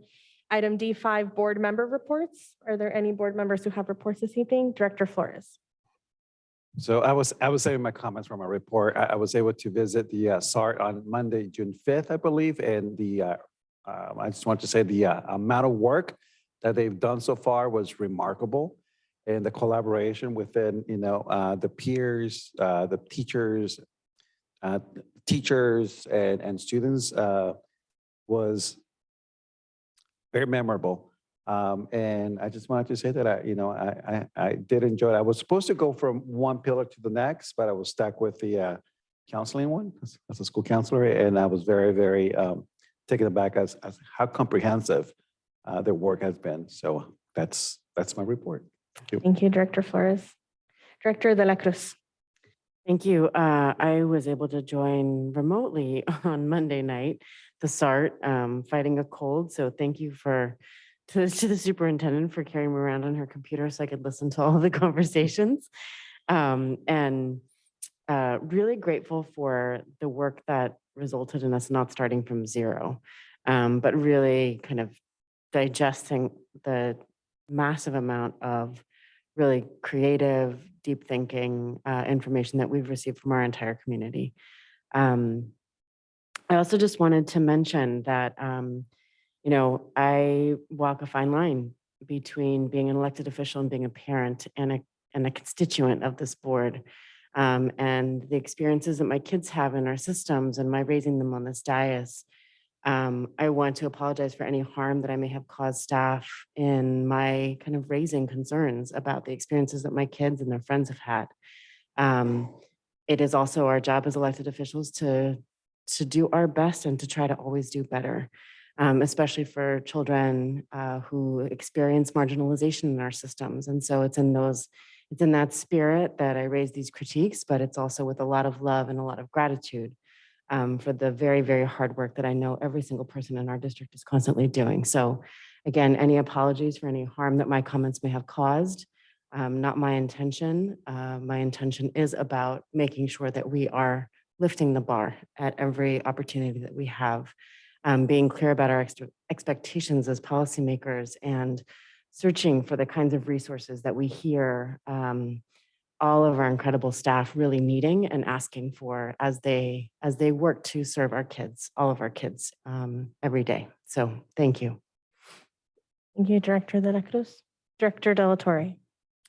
I just want to take this time again to congratulate the class of 2023 and what an amazing honor it was for this board to participate in the commencements that were across our community. Not all commencements were covered, and that was no fault of our own, no fault of the community. We just want to let you know that we're very proud of all of you, and you all did an amazing job to get where you were through your goals and achievements. SART did an amazing job. I was proud to be a part of that community. Director Medina and I had an opportunity since last meeting to have coffee with a cop, and there's some good conversations and some great discussions to keep our community strong and move our community forward. And that was it since last meeting. Thank you. Thank you. Director Medina. Thank you. I too went to the START meeting on Monday. I had a lot of great conversations. I was there physically present. Thank goodness Superintendent Turnell didn't have to carry me around. I also loved being at the Cultura de Campo event on Saturday. Saw lots of our students there volunteering, engaging. Saw a lot of our parents, had a lot of great conversations. So it was just good to see folks engaged in the community.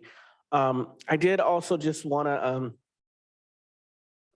touch base on some of the stuff that's happening in our community. It's Pride Month. Recently we had a lot of vandalism targeting our LGBTQ community. And I just want to reiterate that I feel that our board and our district is committed to making our schools a safe environment for the LGBT community.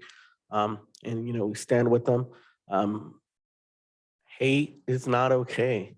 And I think it's important to realize that we've come a long way, but we still have so far to go. I just looked up the American Civil Liberties Union website, and they're currently tracking 491 anti-LGBT bills in our country, which means that we still have so much to do. There's a lot of hate out there, and we need to stay strong to make sure that everybody is in a place where they feel that they could learn and that we respect everybody. And I hope that we are all committed towards having that place be in our district and our schools. That's all. Thank you.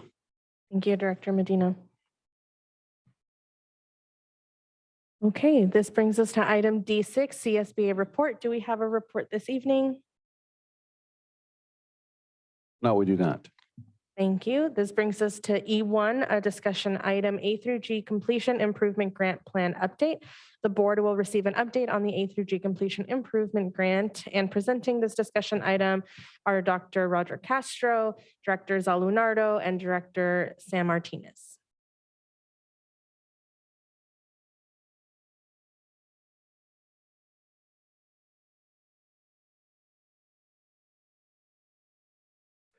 Thank you. Good evening. Good evening, President Manieri, Superintendent Turnell, members of the board, and students, teachers, staff, and community, Santa Rosa City Schools. Tonight, we are bringing you an update for the A through G grant. And to provide that update, we have Executive Director Tim Zalunardo and Director of Secondary Schools, Samuel Martinez.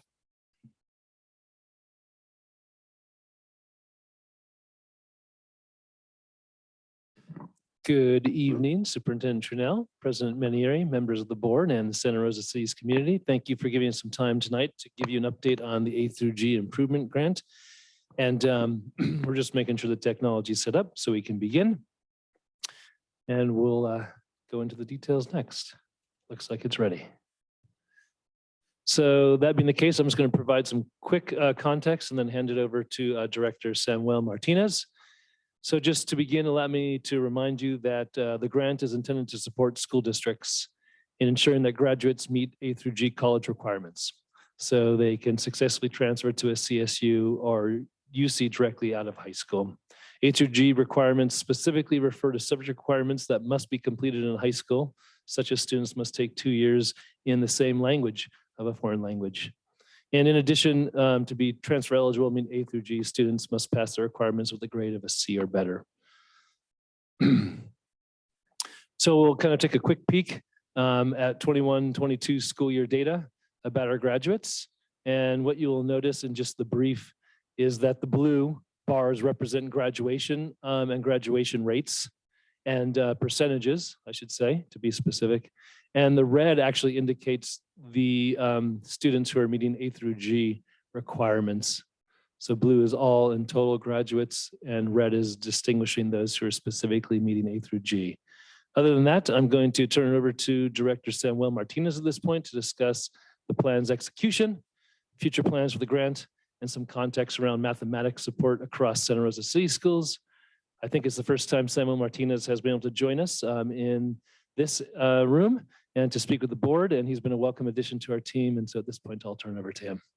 Thank you. Good evening, President Manieri, Superintendent Trunell, members of the board, Santa Rosa City Schools, community, and staff. So I'm going to speak a little bit about the plans and execution this year, as well as plans for next year around the A through G grant. First, I want to share some student voice success stories from their point of view, kind of how this benefited them.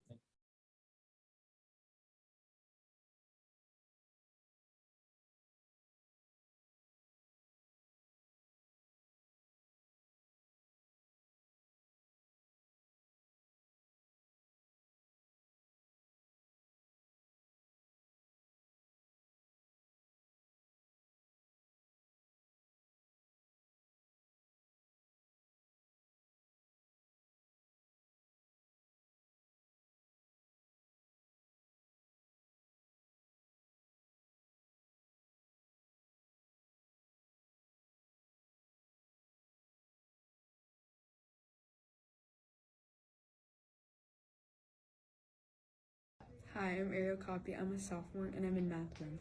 Last semester I had an F, and math is the only class I struggle with, so I appreciate the opportunity to make up my credits from last semester. And currently in the second semester, we're reviewing first semester concepts, and I feel more confident and have a better understanding. If given another opportunity to participate in this program, I would. Thank you. And here's the voice of another student. Hi, my name is Celia Perez and I'm a freshman in Math 1. Last semester I had a D. Math was really the only class I struggled with. I'm glad to have this opportunity to be able to raise my grade. This has been very helpful. I think the amount of time and days we work with this program is very helpful. Not only is it doing me a good to pass school, but also for my future. They give us a lot of support and help.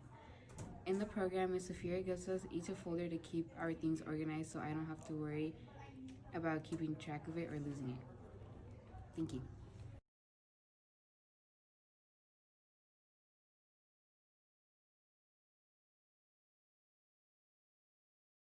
Hi, I'm Ariel Copy. I'm a sophomore. Hi, my name is Celia Perez and I'm a freshman.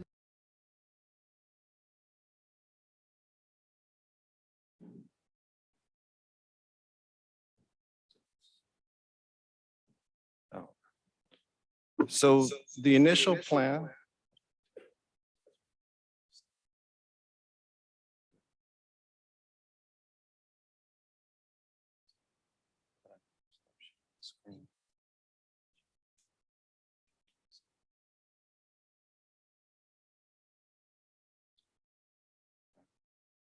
All right, sorry about that.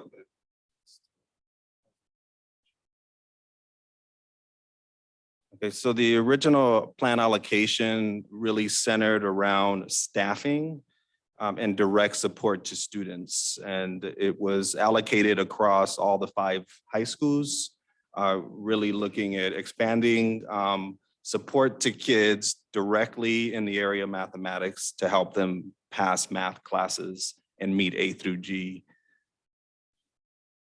There were some challenges. One was that the funds prioritized direct support through staffing allocations, and staffing became a challenge across some sites, especially in the area of mathematics, but also in terms of teachers already working really difficult and working really hard, having to then extend themselves further to then work during their prep or at other times to provide support to students. There were also some structural challenges as sites began launching it. It was primarily allocated to sites in terms of FTE, and some sites had new teams, new staff members, new department chairs, or new leaders.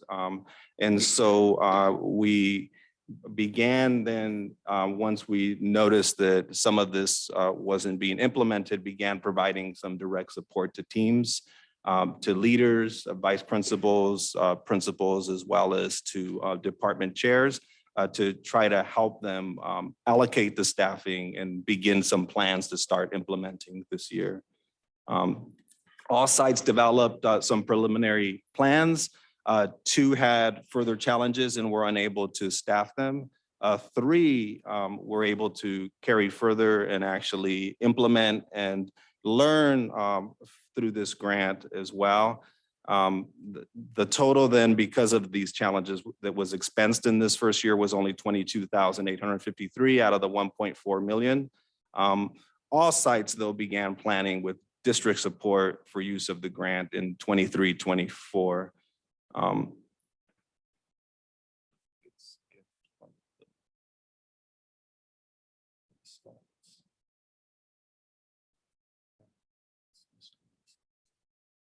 So moving forward in 23-24, we met with steering committee members, met across schools, met with teams, met with admin, and tried to help and support them with figuring out ways in which they could allocate this with staff in a meaningful way, both providing direct support to kids around mathematics, supporting them in passing math classes in ways that were consequential also to their core and tier 1 classes so that they wouldn't have to wait for another year, repeat math courses, and could actually do better next year as they implemented this. Of that, 3 of the high schools developed comprehensive plans. Montgomery High School, learning from how they implemented this this year. This year, what they did was they provided support in 3rd and 4th periods and through guidance with the support of a teacher. Next year, they decided to intensify this with the support of 2 teachers working in guidance period, as well as supporting kids in math 1 and 2 courses. They reflected some emphasis in their master schedule to try to make sure that kids were in those courses to get the need and support that they needed and intervention. And they're planning for 2-week cycles, emphasizing content that kids struggle with, providing them support, and then collaborating with the core math teachers at the site to help kids succeed in math. Maria Carrillo High School has a similar plan, although what they did is they combined the 0.4 allocation with a 0.6 math teacher and hired a 1.0 math teacher, and then found a couple of teachers that we're wanting and willing to do this as well with students. And similarly, are looking to provide Math 1 and Math 2 support to teachers. It cycles with some assessment and some collaboration with the department and other teachers. Elsie Allen has this current year provided support in the 7th period with kids that did not have a 7th period class and pushed in support to those kids in math. This next year, they're looking to expand this in an after-school program with cross-department involvement Mondays through Thursday, providing support in both Math 1 and Math 2, interventions to kids with direct support to them in content that they struggle with in their current classes as well. They're also expanding support and looking in particular to their newcomer and multilingual students and providing support through the hiring of a counselor dedicated to multilingual students that will help them with more robust supports in their planning, in their A through G planning, as well as some mentorship and help for those students at that school. Additionally, for the other 2 schools, we're looking to hire TOSA to provide direct support to Pioneer and Santa Rosa High, who had some staffing challenges trying to figure out how to create the supported intervention for their students in their schools. So we're looking to hire a 1.0 TOSA that will then support those 2 schools in implementing this and getting support to students. Now, we know that this providing direct support to kids only helps kids that are able to receive the intervention, kids that are identified and can be reached out to. So we understand that there's a need to also expand more systemic and ongoing efforts, especially around A through G, especially when looking at the data, both the disproportionality around A through G and also in comparison to our graduation rates and our A through G rates. And so we're looking to expand other efforts beyond this grant especially across the district and trying to figure out other ways to systemically support kids at A through G. This would involve convening an A through G success committee, trying to look at having all stakeholders represented to really look for expansive ways to support students. We're looking to dig deep into data analysis, monitored at the very minimum quarterly to see examples of success, as well as ways in which we can improve as a system. We want to explore other ways for kids to earn credits and get to A through G that are also asset-based, like dual enrollment opportunities, and forge stronger relationships with other secondary institutions. We would like to also expand in this success committee, look at other districts, because I think there's also a need for structural changes. Currently, right now, our kids that progress regularly only have about a 20 credit buffer in which once they struggle or fail courses would need to make those up. And that's if they're succeeding. And so there are other examples of structural programs in which kids can earn more credits, have more options for both support, but also in the case in which they struggle to graduate and also meet A through G. So I think there's a need to visit other examples, other districts, and partner and engage counselors in professional development and learning, really to support our kids in planning for A through G and also provide greater information for our parents.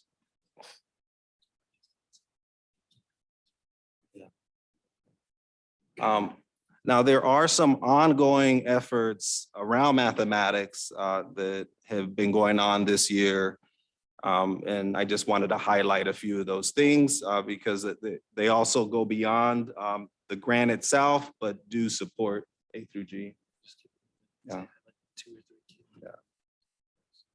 So one has been extensive professional development, both looking at support to multilingual learners and specific strategies with the work of Jeff Zwires. There's also been a lot of work around math identity and mindset with the support of Dr. Joe Bowler.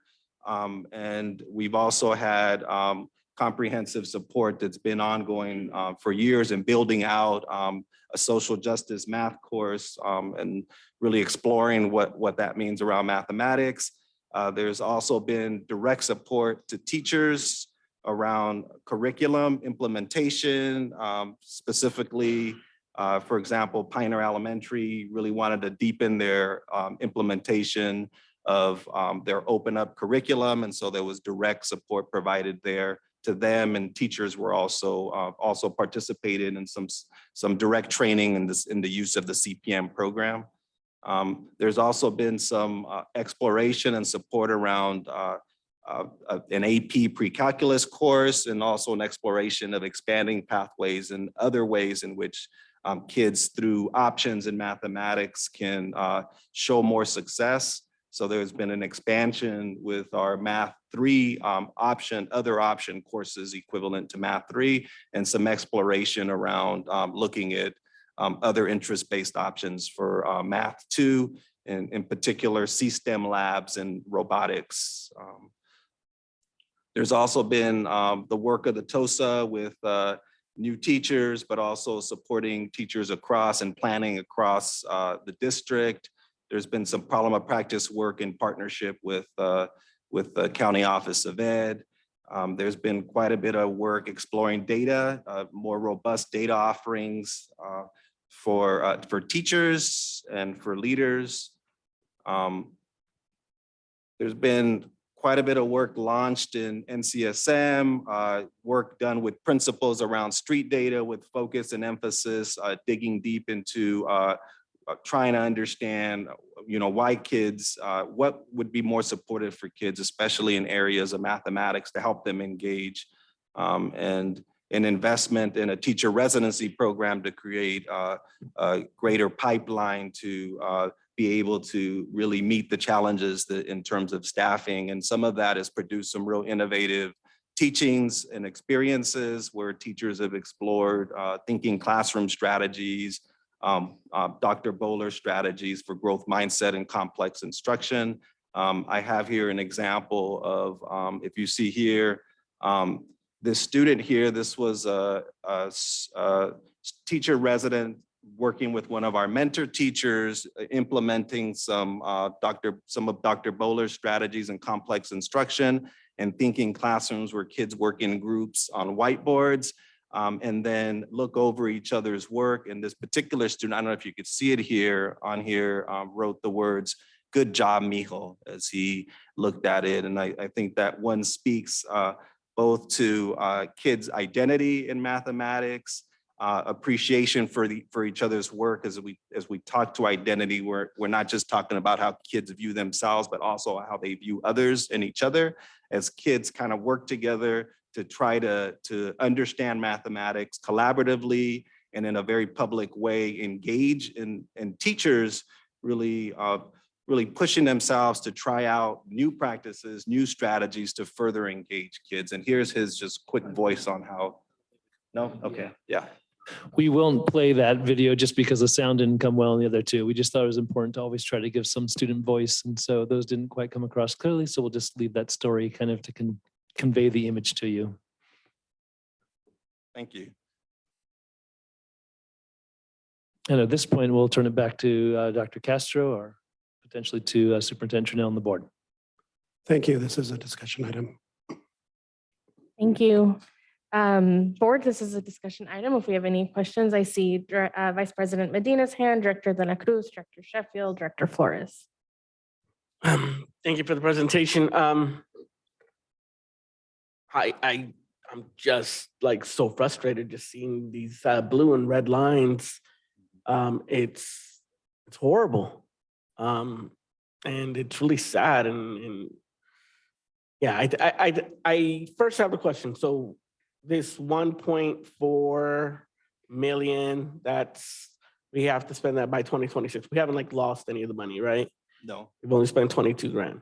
On a lot of stuff that y'all were reviewing, like all these things for teachers, I'm curious, are these things teachers are asking for? So teachers created the systems and structures that worked within their locus. Staffing wise, et cetera. Examples of that are Montgomery High School working with their guidance period in order to provide greater support to kids, and then structuring for kids into their third and fourth periods that could lead into guidance. And so it's teachers figuring out better ways to support their kids. Another thing that I think is really promising to me and in some ways inspiring is it has forced teachers to work as a team to really figure out collaboratively how do we push in more supports, but then look back at the other teacher collaboratively, the core teacher, to figure out how to help kids pass courses this year versus pushing it out where kids fail and then again have to go to summer school repeating the course or use cyber high or retake the course in subsequent years.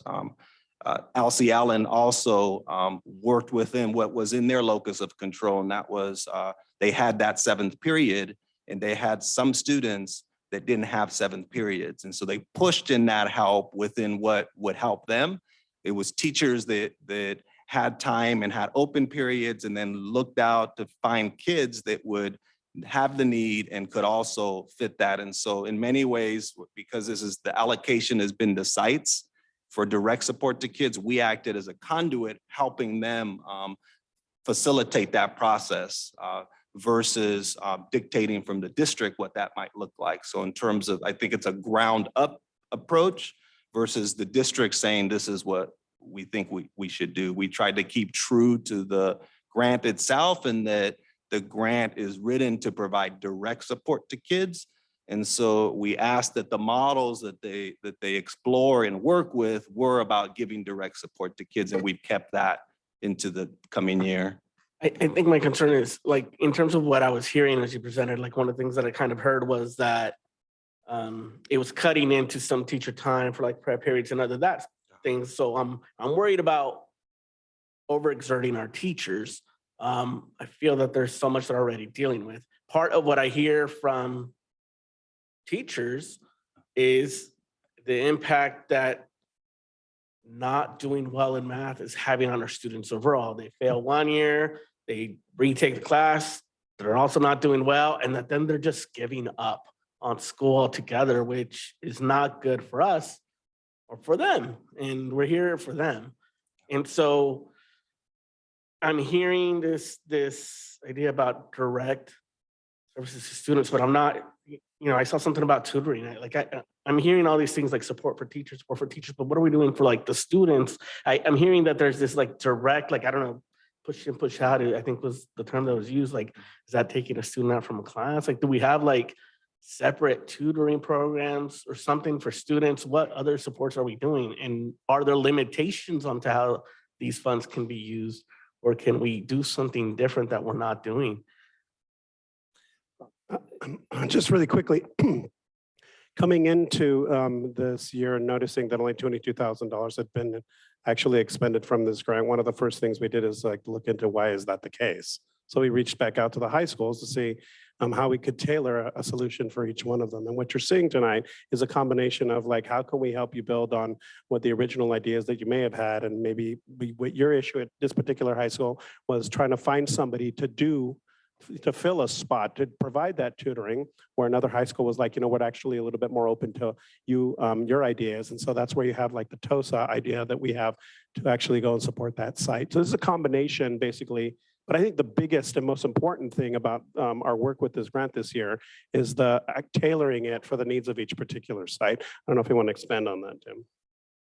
What I was going to add, thank you, Dr. Castro, just to speak directly to what you're referring to, Mr. Medina, is that we're also concerned about, making sure that we don't put too much undue influence on our teachers working with their students. So that's why it was about meeting directly with the administrative team and with math teachers and trying to get kind of all the ideas to see what was feasible. And when a site said it wasn't feasible for us maybe to extend ourselves anymore, that's where we decided that we would provide extra support. When a site said that we have a plan that we think we can kind of put into play, then that was where we followed up directly like that. So it was kind of trying to maintain that balance and provide student support in a tough staffing time in mathematics in general. I think the only other thing that I'll add is that, I was talking about this earlier today about students as tutors, and that is an idea. That's something that I did while a student at Cook. And I think that we have a lot of amazing students that, could benefit from this. And it's something that I think could help. It's not the total solution, but I think it's one piece of something that could help. And I was just looking at the data on the Roseland School District.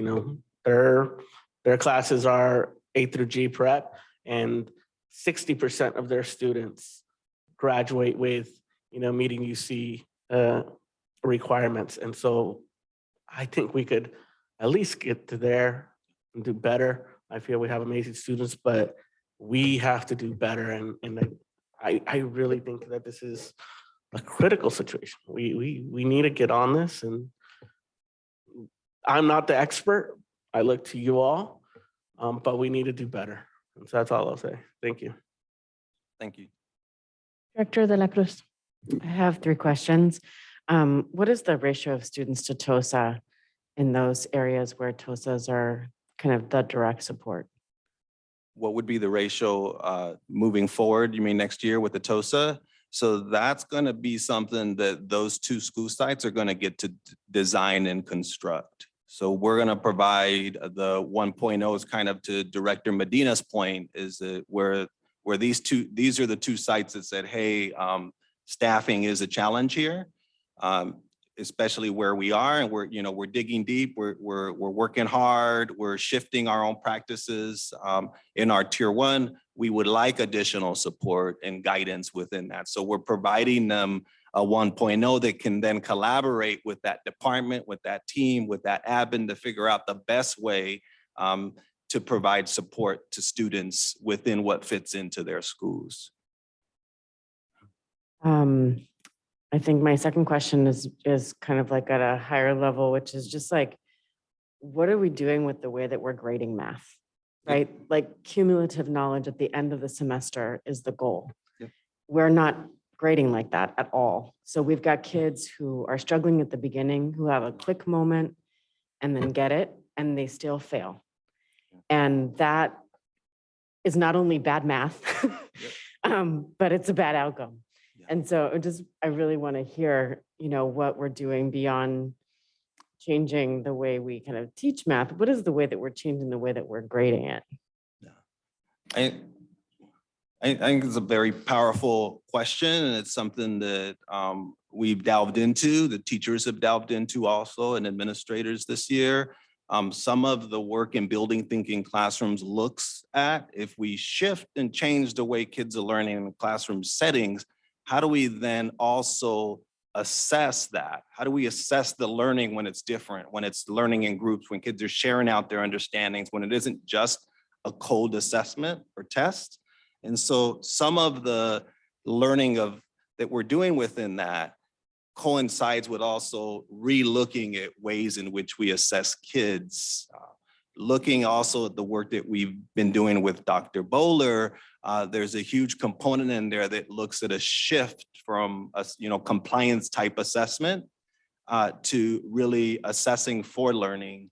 And some of that is a process. And so teams and teachers are grappling with that. I think one big powerful thing and accomplishment in A through G has been, even through the rocky start this year, has been that teachers have been very open at sites with reconsidering if a kid gets additional help with something they struggled with, and then test their knowledge again, shows understanding again, they've been very willing to then also adjust that grade and help that kid pass that math class. The idea of formative assessment and a cycle through collaboration with multiple teachers is a powerful step in the right direction to rethinking assessment practices. But you're right, because some of it is if we change what it means to be a knower and a doer of mathematics, we also have to change the ways in which we count that as relevant mathematics. And as we look in the ways in which we really use this in the real world, it isn't individualized code on a test that you do to try to test out all that knowledge, or to what you said, cumulatively then see what I can retain. It's really an application. It's done in teams. There's some discussion. There's some resources. It's the sharing of it, similar to in these types of contexts. And there's that multimodal component to mathematics. And so as we shift those practices in classrooms, we're also looking to discuss further what that means in terms of counting that for kids, expanding that for kids, giving them further opportunities to show their understandings in different ways, and hopefully reduce the number of kids getting Ds and Fs in these classes so they can meet A through G. And my last question is, I appreciate the focus on the high schools. We also know that this is a support that's needed at elementary and at the middle schools. $1.4 million feels like such a paltry drop in the bucket to address kind of some of these challenges that are happening at multiple levels, but specifically at middle school. And I was just wondering if, you could speak to maybe not necessarily this grant, or maybe this grant in future years going towards middle school prep in a different kind of a way. Yeah, I'll begin there. I think the key is that's why we included other information about the multiple efforts occurring across the system that span from elementary through secondary. Because the idea is that the grant is one small portion of what should be happening in tier 1 instruction across the board. So that's really the focus, is tier 1 instruction across all of our classrooms. And so with that being in mind, with middle school, we were working collectively. The professional development that was occurring with Joe Bowler was not limited to, let's say, just high school or a small subset, but that multiple individuals were invited in, because really it's working across our system at multiple levels with teachers across the board. And so that's been going on, and we'll continue in our efforts as we continue to add layers, which is next moving to like ramping up the connection between the curriculum and some of the approaches that Joe Bowler has discussed to a more specific, tangible project, kind of like open-ended, complex thinking tasks and projects. So it is across multiple levels, and we're going to continue working at those multiple levels next year, explicitly also in middle school. Thank you. Director Sheffield. Thank you. I just have one question, and it's about convening the A through G Success Committee. And in regards to partnerships, and I'm wondering who would be potential partners. I'm wondering if we've reached out to Sonoma State, CSUs. I have had conversation with Mike Lee, President Lee at SSU, as well as Mark Stapp, who is also Santa Rosa City Council member. And we talked about mentorship programs, some of the things discussed here, tutoring, and even orientations for students to come and see what a CSU campus experience is like, in coaching. And, they've reached out to me and they brought this up. And the reason why is because they have maybe a broader statewide perspective and what other districts are doing in partnerships with colleges and universities. Have we reached out to SSU? So SSU actually specifically partnered with us this year in a few things. So one, the teacher residency program that we're entering, we just got reinstated for another 3 years is through SSU. Also, they partnered with us for the Dr. Bowler work, and that was done cross grades, elementary through high school. They hosted us at Sonoma State. They helped pay, they fed all our teachers and showed great support for that. And they also partnered with us in terms of the steeplechase, which was an event, a long-standing event done with Santa Rosa City Schools, high school teachers in partnership with the California Math Project. They also helped with that, showed up and were very eager and willing to do that. I think the spirit of what you're saying is exactly what we're wanting to do, is expand these partnerships in real consequential ways to really explore based ways for kids to, if we're talking A through G, then we're also talking that excitement, for going to college, all the other parts of it, but we're also talking about expanding ways in which you can get credits to go to college, and dual enrollment are ways to do that.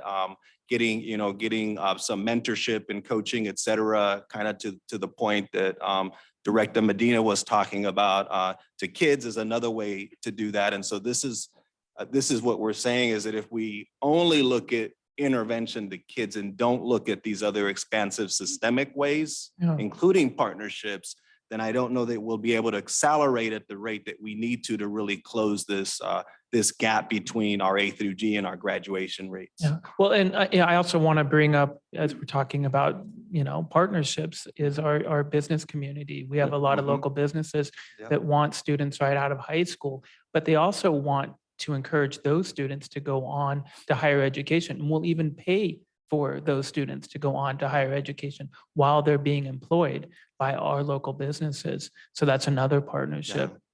And I'll mention in direct connection to that, that's why the grant is one small slice of things that are in motion.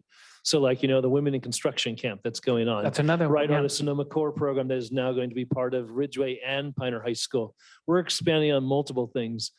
Mr. Martinez's direct focus this year was get into classrooms early and often, understand what's going on.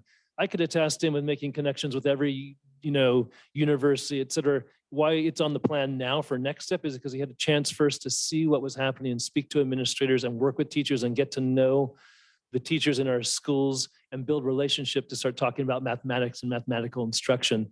So it is part of next steps to keep growing those different opportunities and to make more connection. But first there had to be a clear understanding and kind of focus on, let's understand what's occurring in the classrooms. Let's look at Exactly. instruction. So we talk about that, and let's bring in a little professional development to start going in the direction where we don't have to see a disparity in the difference between graduate and A through G. Well, and that's going back to Trustee Medina's point. It's disheartening to see this slide and knowing that we are not reaching those students and those families. We know we can do more and we know we can provide tools, but we also need some help. And if we have partners in the community that are willing to help us do that, to help us connect to those students, connect to those families. I really think the key is connecting to those families personally. Because the more knowledge that they have, they can share that with their student, with their child. I'll stop there, but thank you. Thank you. Director Flores, and then we'll go back to Director Medina. A lot of my questions were answered. Thank you. And thank you, directors. Middle school.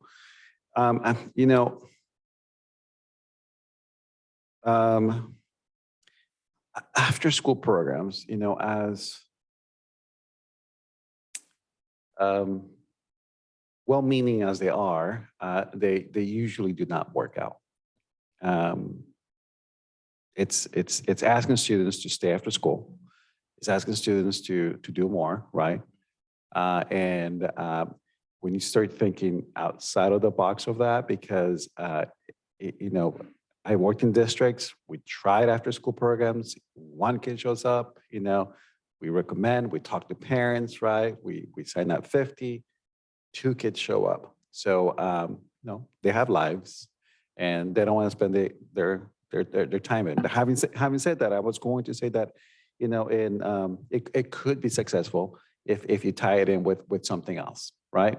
As an intensive, because intrinsically, students are not going to go there. We have to show them why they want to go there, right? So I like to see a little bit more on that slide. If it's just an after-school program, what else are we doing to lure students in, right? Now, have we looked at similar successful programs with similar demographics and mathematics and what they're doing?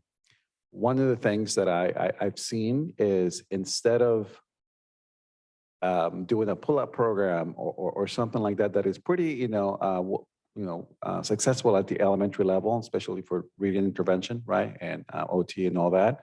But at the high school level, what I've seen, and this is just my 2 cents, is adding a support period, right? Yes, I know this encroaches into the scheduling, right?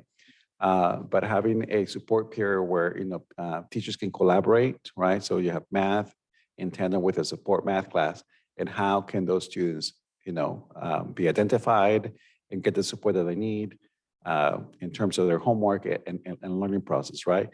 A cohort model to make sure those teachers are working together. So just, and I didn't see that in your presentation. So I just, it would be nice to see what other districts around their area are doing because it's not just Santa Rosa. A lot of our districts in Sonoma County are struggling with math. I am 1 and I am 2, and geometry or algebra, and I am 3 for our A through G eligibility. And you don't have to answer this question, but I'd like to know more about the identification that we're doing at the middle school level and the gateway as to, how we're, making sure that we capture those students early on and what sort of things are we doing at the elementary level, right? And I just want to say this, and I want to reiterate what Director Medina mentioned. Teachers are exhausted, right? So asking teachers to take on more is not the solution. So, we'll see, hopefully at the next presentation, we've spent a little bit more than $20,000, $28,000 that, out of the million that we have here. And that's it. So this is more of information, for next time. Thank you. Thank you, Director Flores. Director Medina. I just wanted to add on Director Sheffield's comments that if we do work with, Sonoma State or even the JC in terms of like getting students, that we really look at also federal work study students, to help subsidize any work. I think that's really critical. But following up on what Director Flores just mentioned, I think it is, I don't see it here, but I think really looking at how our students are entering high school, because if you're already starting way behind, you're already set up for failure. And so like, how can we make sure we're doing better at that early level so that at least they're able to start on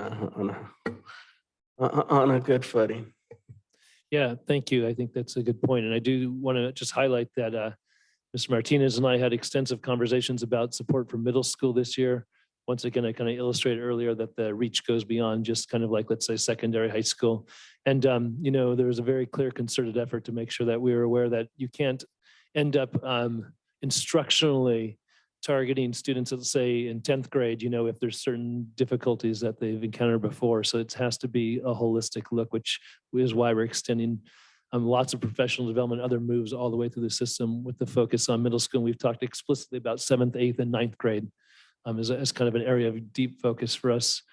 And then lastly, I appreciate kind of the beginning concern with kind of the disparity between graduates and A through G completion. That is a place that we are also feeling extreme consternation. So our question is, if you can't do after school programs because it might ask too much, or there's a difficulty with hiring and there's some challenges that we've experienced with personnel, the number one way to do it is collectively with core instructional practices. And that means working together, collaborating with professionals, and also bringing in support through professional development learning for the core classroom experience, including middle school classrooms, et cetera, elementary. Thank you. Are there any other questions from the board? At this time, we will take public comment. I have no blue cards in front of me, so we will move on to our remote attendees. If there are members of the public joining us virtually via Zoom who would like to make a comment, please raise your hand at this time. And our first speaker is Margaret Boone.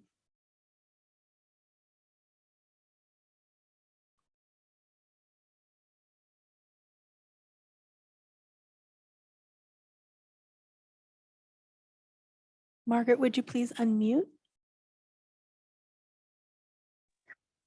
Sorry. As I was listening to this, a lot of my comments were already made mostly by Vice President Medina. And so I just wanted to reiterate that the numbers do just seem crazy low for the success rate for this. And that it is so important that students be successful in school. If they're not successful and they're feeling stupid, they're feeling like failures, it's just a recipe to make people disengage from school. And so, I'm glad that we're doing all these supports to try to bolster these numbers. What Trustee Flores was just saying about having that kind of advisory period, I think is a really good idea. I had a girl I refer to as my daughter that lived with me for her last 2 years of high school. And she was, undocumented immigrant, and she was put in the AVID program. And that's exactly what that is. And she went on to a CSU and got her degree in 5 years. And it's been a really good thing for her. So learning those kinds of study skills and getting the help that they need, even if it's taking a period away from the day, it can be a really valuable tool. And just the other thing I would want to add is that sometimes making school just more engaging in general, offering those kind of vocational classes that kids have been asking for, even if it impacts A through G a little bit, but it makes the kids want to come to school and do something that's meaningful to them and will help them, I think is super important. Thank you. Thank you. Our next speaker is Will Lyon.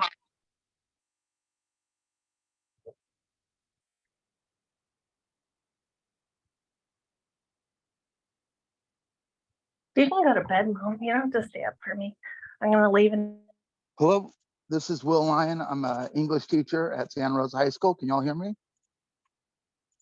Yes, we can hear you, Will. Oh, good. 2 minutes is such a short time, and there's so many things to say about this.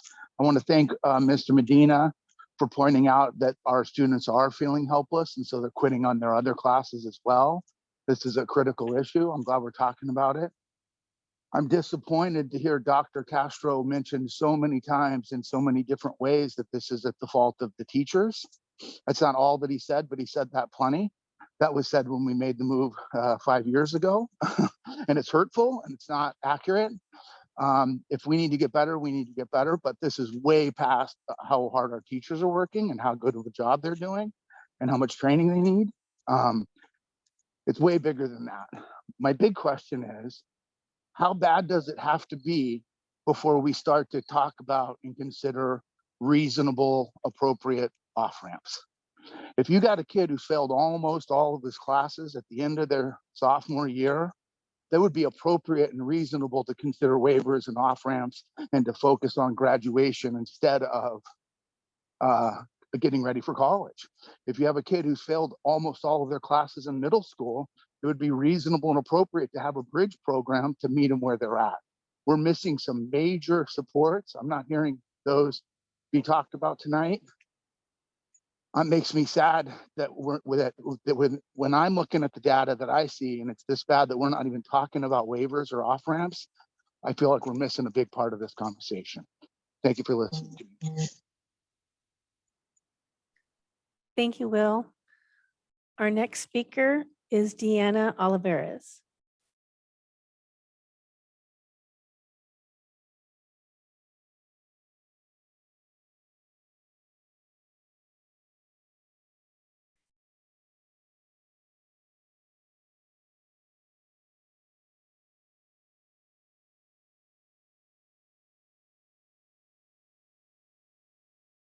Deanna, would you please unmute?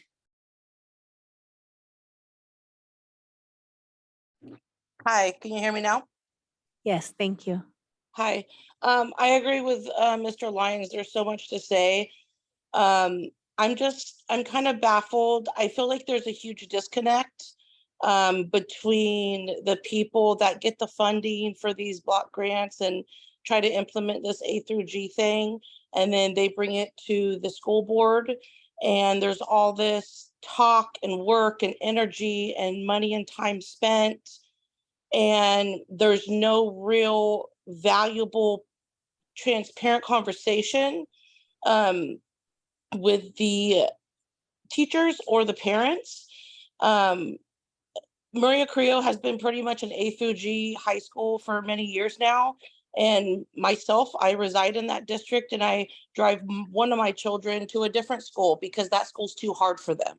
A through G is not for all kids. And obviously with the 22% in 2022, like it's not feasible. And it's like, I feel like the district is just so money hungry that they want to get all the money they can to try to implement all this thing, to set this bar so high, but the teachers don't have enough minutes or time in the day to take all these mentor classes, be on all these subcommittees, do all this, professional development, and have all these substitutes to even try to teach all the things that you guys are cramming down their throat.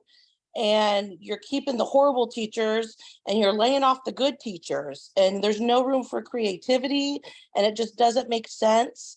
And there's a lot of educated people that are doing this presentation in the district office. Most of you on the school board are educated, but there's one thing you guys are lacking is common sense to see this huge disconnect between the money and the implementation and what it's really doing. And Mr. Sheffield said, we got to find community partners. Your community partners, guess who they are? Parents and teachers. Thank you, Deanna. Your time is up. Our next speaker is Shelby Pryor.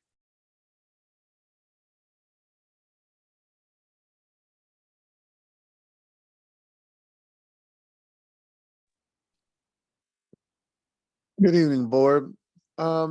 It's interesting, earlier I heard Ms. Tranel say that you'll have students coming from different districts and they might not be at the same level or may not have the same core understanding of education.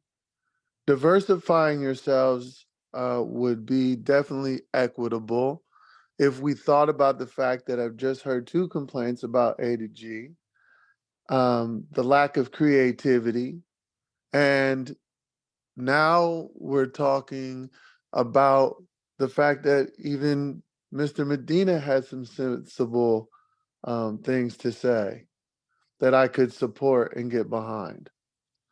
I think relative to what you guys have been producing, it shows that what you've been using doesn't work. Your students are failing across the board. So we have to try to throw something at the wall that's gonna work. Because currently, the devices you're using are not the right tools. It's kind of like trying to use a hammer or a screwdriver when you have a screw, you're not gonna pull out a hammer. That's the ineffective tool. Not everybody learns the same way either. These are things you're not taking into consideration. Please take them into consideration. Have a good evening. Thank you, Shelby. Our next speaker is Adina Flores.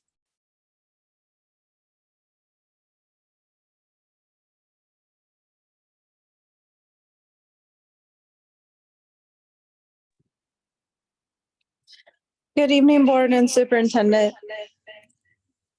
Sorry for the echo. I'd just like to say that I echo the statements made by Ms. Olivares. I think she brings forward very valid inquiries, and I'd encourage the board to address those matters. I haven't fully had the time to go through this agenda item as much as I'd like to, but I very much appreciate her. And again, I'm saddened that she's not sitting at the dais with you because she would have been a tremendous asset. I have not heard inquiries of complexity come forward by Mr. De La Torre in comparison to Ms. Olivares. So I would appreciate it if her questions were answered. Thank you.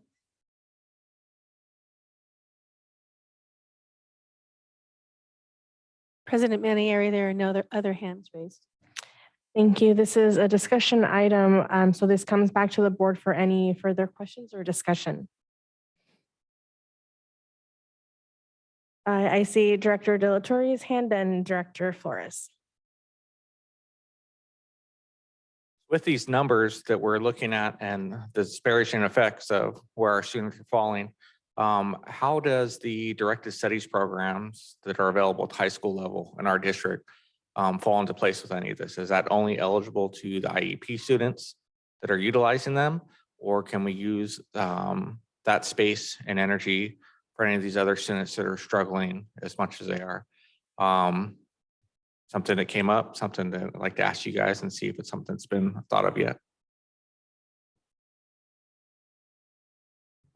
Specifically in regards to directed studies, typically, obviously, we're working with our students in those classrooms who have been identified for requiring special education support. And so obviously as a space for, like, let's say, the total population, it's not a lever you would reach to right away to kind of like make the change across the board. And also for many students, they've kind of been moving to co-taught classrooms in our district. And so there's been some reduction of directed studies to make sure that that student body is more heterogeneous across the board.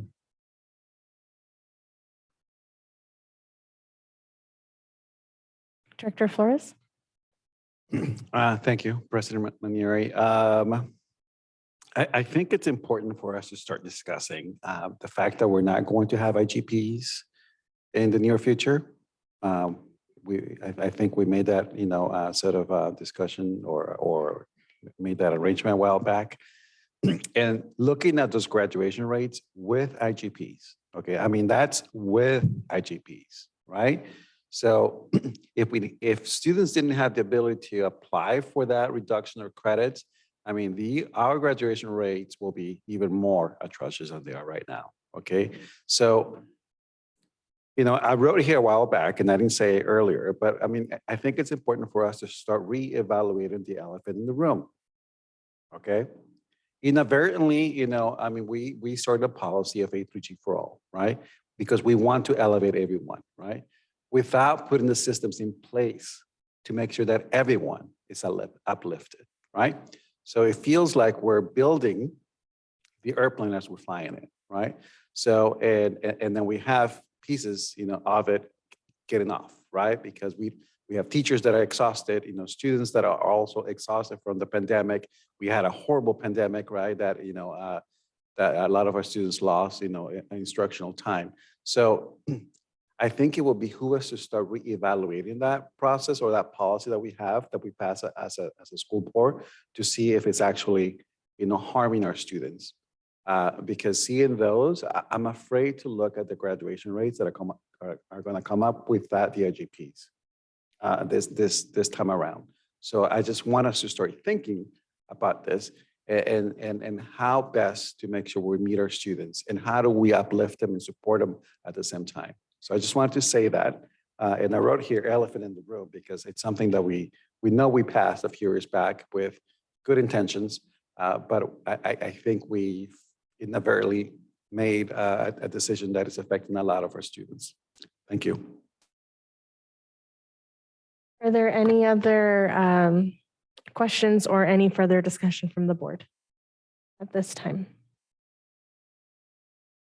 Okay, seeing none, thank you for your time and for the presentation. I hope that we can continue to receive these kinds of updates. It's, I think the sentiment of the board is that there's definitely a lot of work to do, and it is a dire situation. We're talking about the graduation rates of our kids, which are one of our goals is to get them crossing that stage. So thank you for your time, and we look forward to future updates. Thank you.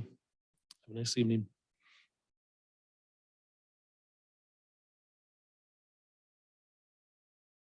This brings us to item E2, discussion item, Educator Effectiveness Funds, EEF Block Grant Plan Update. The Board of Education will receive an update on the Educator Effectiveness Funds block grant allocated for the 2021-2022 school years. And presenting this discussion item are Dr. Castro, Director Dillon, Director Zalunardo, Director Llamas, Kesa and Mark, and our charter school principals. And before we begin this presentation, board, we do need a motion to extend tonight's meeting. I'll move to extend till. It has to be 11:55, I think. The latest we can go is 11:55. Okay, 11:55. Okay, that was moved by Director Flores and seconded by Director Medina. All those in favor say aye. Aye. Aye. Any oppositions? Any abstentions? Great. The meeting has been extended until 11:55 p.m. Good evening again, President Manieri, Superintendent Trinnell, members of the board and the community of Santa Rosa City Schools. Tonight, we're bringing to you an update of the Educator Effectiveness Block Grant. Beginning of the school year, what we had before us was a rather amoebus plan that had been approved that lacked specificity. We started to get together as a team. We began to pull together information and data from a lot of different sources, satellite data, which is data that's available to the general public, which are like SPEC scores and scores that you can see that look at how students are performing in Santa Rosa City Schools. We also looked at feedback forms from our professional development day, over 400 responses, and discussed those over a couple of sessions. We actually also received information from community councils like DLAC. And we then considered some of the initiatives that were already in existence that we felt were important that we could really draw upon this resource to go deeper with. So what you see here before you today, and we're going to try to go through this rather quickly and circle back at our next board meeting for some action, is what we've begun to do with this resource here. So I'm going to go ahead and pass it over to Executive Director Kelly Dillon at this point to get us started. Thank you. Thank you, Dr. Castro. Good evening, President Manieri, Superintendent Trinnell, members of the board. Dr. Castro reiterated and started off with a lot of what I will just briefly state again, which is in December of 2020, the Board of Education did approve a plan for use of the Educator Effectiveness Block Grant, which are one-time monies provided to districts to specifically support professional learning for all staff, classified, certificated, and management. And we're bringing this plan back to the board tonight as a discussion item to share a bit about what has already been supported with these monies, as well as to share the refinements we've made to the plan, as Dr. Castro shared, with a variety of data and input we've received. And so the next slide is just a quote. I will briefly read. The most promising strategy for sustained substantive school improvement is building the capacity of school personnel to function as a professional learning community. And so we are grateful for these funds that were provided by the state, because it does provide us some extra monies to support professional learning for our staff. The total amount received, including our charters, when we first received these monies in 2021 was $3,443,208. This included money specifically to the charters as well. That's why they're here tonight, because they have their own plans that they will share a little bit about, as well as updates. These plans were created under the direction of California, who had provided us some guidelines as to specific areas. There are specific areas, 11 of them, which the state has outlined that we can provide professional learning under. And so we're returning for you to hear a bit about that, and then to ultimately take action at the next meeting for approval. In December of 2021, next slide, sorry. Yeah, oh, it's stuck. Okay, well, I'll just keep going in the interest of time. So in December of 2021, as Dr. Castro shared, we brought a very broad plan, which included references and actions related to these topics. Next slide. We have since made some adjustments based on feedback, based on data around what our students need in terms of their own areas of focus in terms of mathematics, which there's a theme tonight in terms of mathematics, references to literacy and other areas, and wellness. And so we refined what was originally in the plan to target these areas more specifically. We'd like to just share a brief overview of some of what has been supported, so you can see how the monies that have been expended so far have been used, including to support teacher induction and administrator induction, which is an important part of the process and learning for folks that are new to teaching and administration. So we've been able to use some funds in those areas. And then I'll have Samuel. Yeah, in mathematics, we spoke about this earlier, but here you can see an example of some of the work that we did, cohorted work with upper elementary, middle, and high school, centering on the work of Dr. Bowler, really looking at student math identity, complex instruction, and the practices of teachers. And here is some of the teacher feedback on ways in which this has been centered into their work and ways in which they've incorporated this into the work that they're doing with kids. All right. To support a strong, we know that students need a strong foundation in literacy. We want students to leave third grade ready to read to learn. And so we have prioritized a focus on structured literacy training, which is based in the science of reading. We have done that through the Orton Gillingham training, which is a 5-day training that staff has participated in. And you can see that over the course of summer of 21 to current, we've had 123 staff members. And I just want to reiterate just very quickly that this is a 5-day training. So when a teacher commits to going to this training, they're making a very big commitment to participating in 5 days, which we appreciate very much. And I won't read any of the feedback, but you can see that there's very positive feedback from staff who has attended it in terms of the impact they believe this is happening on their own learning and instruction in the classroom. I want to call out here a very structured, focused support on literacy as it pertains to English language acquisition. And some of the efforts we made here are really focusing on getting certain staff trained. In terms of the conferences we attended, there was NABE, CABE, and La Cosecha, which really is the national conference, the leading conference on dual language immersion.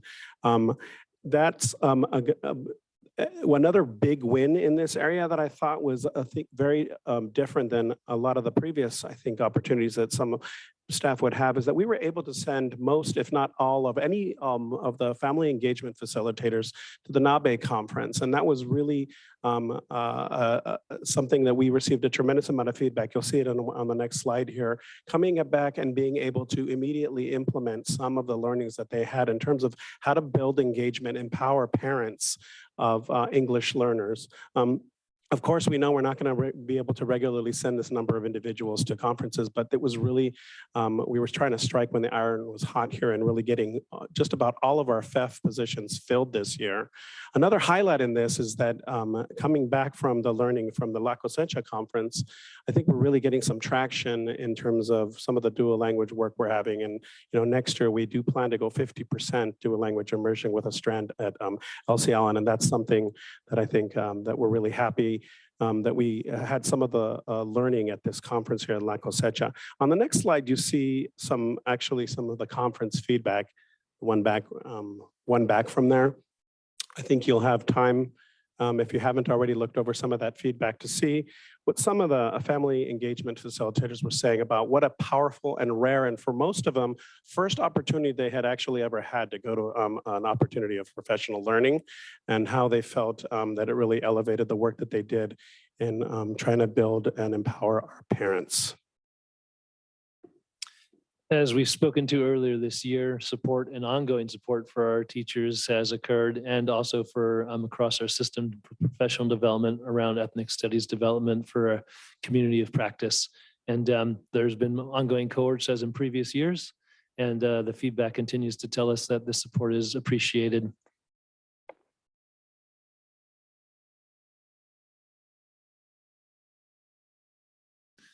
Then, of course, this year we also supported social emotional learning and well-being for our students. I think earlier we heard some, key comments around just kind of belonging for students and their sense of kind of safety and rootedness in our schools. That, of course, has to do a lot with the social emotional well-being of our students. And so we made sure that we were providing multiple sessions in different ways through professional development on January 27th, the district-wide professional development day. And speaking to Vice President Medina's earlier comment, we made sure that part of that includes professional learning around our LGBTQ plus IA community and students. As we shared, all of our charters received their own allocation and were responsible for creating their own plans. So much like the district plan was created in looking at data and getting feedback on what we needed as a district, each charter also did the same thing to tailor their use of the funds to what is needed for their specific school site. So we would like to give them a brief opportunity to share a bit about what they've been doing and what they would like to do for the remainder of the timeline. And I believe Principal Diaz from Cesar Chavez was going to join us virtually. Is she here?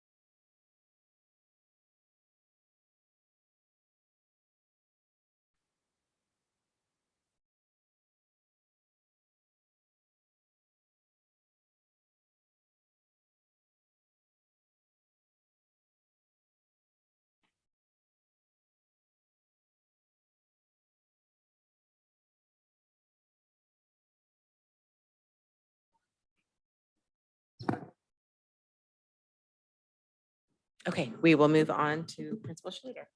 Hi, thank you so much for having us this evening. I would like to thank the district for including the charters in many of the trainings that were mentioned in the Educator Effectiveness Grant.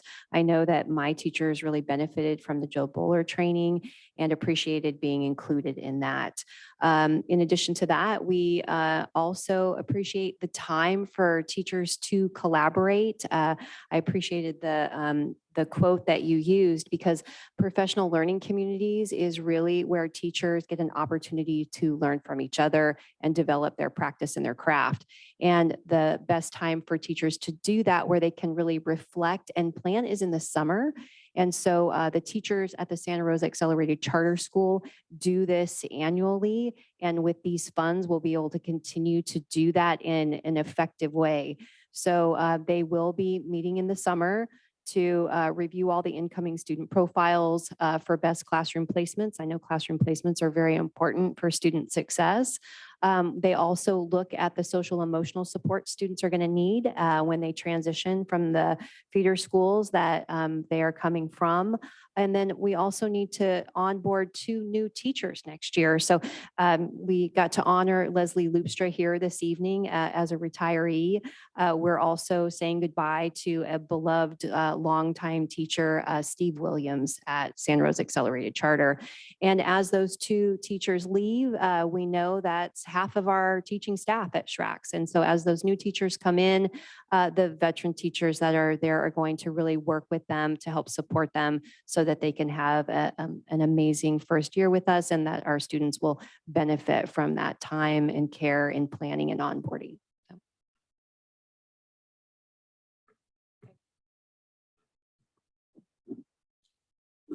Good evening. Thank you. So we used our grant, and we are so grateful for it. It was able to help us pay for our restorative specialist. So the grant helped pay for him for 1 day a week, which was incredibly supportive for our middle school. Just to be able to promote social emotional learning and fostering a positive school climate. He works with our teachers as well to support our students, and we're very grateful to be able to support him with this grant. We also utilize these fundings for professional development opportunities for our educators, specifically focusing on the art integration, which we know that for our staff, by utilizing our Kennedy Center to enhance their skills and incorporating art across all of our core subjects. So this enriches our students' learning experiences, and it stimulates creativity and critical thinking.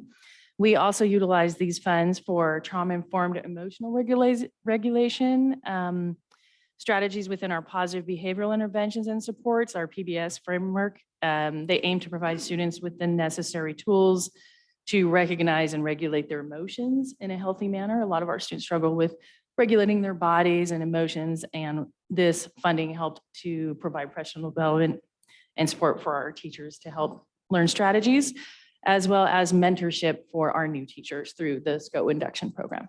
Thank you. Thank you. This grant money really did provide some really valuable opportunities for our teachers to build on their capacities. So one thing we used it for was to help integrate our new teachers when they come from France and other places in the world, other French schools in the world, because they are not familiar with things like our MTSS or what a typical California school organization is like. So we take the opportunity to help them understand what our policies are and what our system is like. We did get to participate in the Joe Bowler and OG trainings, which was great. We used that for the grant money for the release days.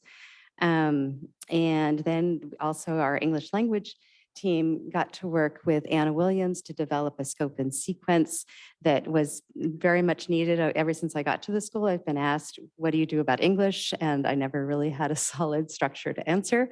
So I was really delighted to be able to have the team work with her. And then when they presented actually to the whole staff, some of the French teachers were super excited about the concept-based curriculum and idea, and thinking that we should pursue that as a way to bridge the 2 curriculums. So there's a lot of great potential for doing that in the future, as well as building capacities in English language development and just continuing with some of this great PD that's going on in the district.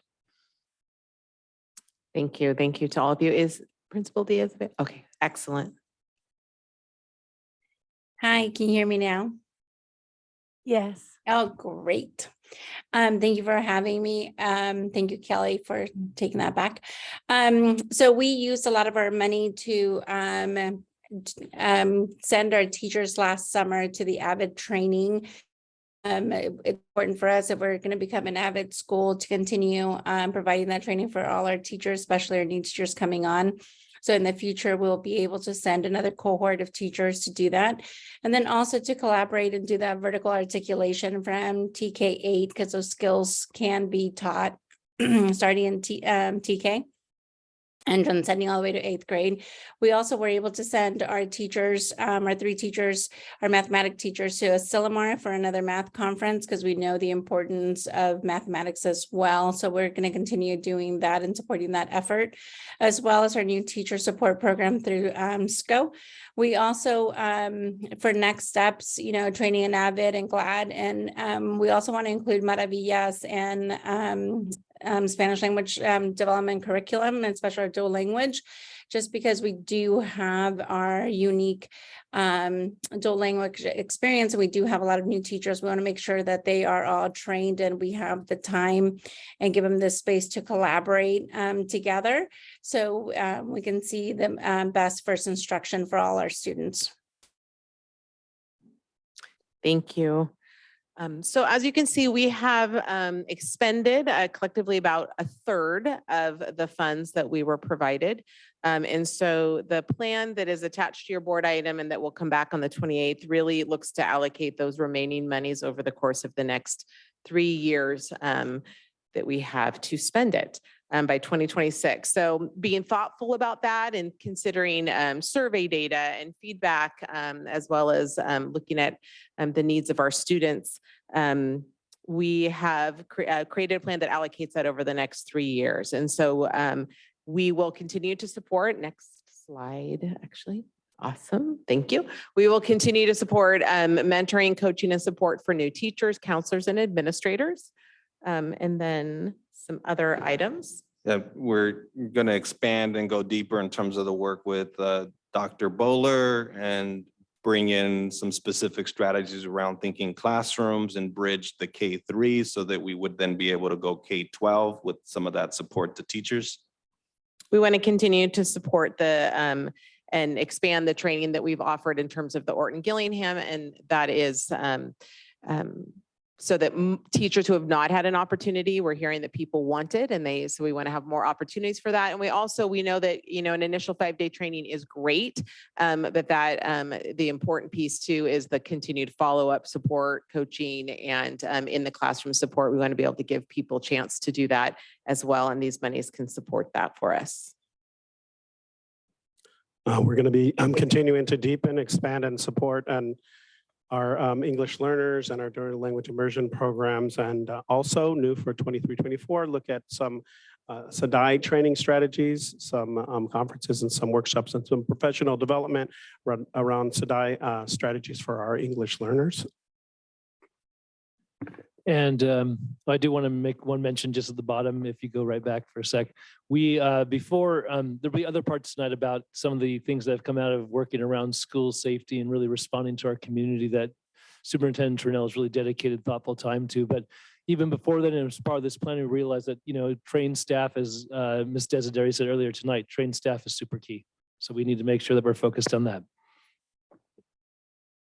I'll just add here, thank you, team, for presenting this information. We will be bringing back the Professional Development Committee. That is something that we've had as a commitment to our labor groups and in our district. And since these funds are focused on professional development, we want to be sure that we continue to engage in the conversation so that what we're bringing forward is relevant. And I have heard firsthand the positive feedback from the trainings that have been presented here tonight. And I know that when we have excited individuals who are learning and growing and implementing, that our students get the benefit of that in the process. So thank you for all of the work.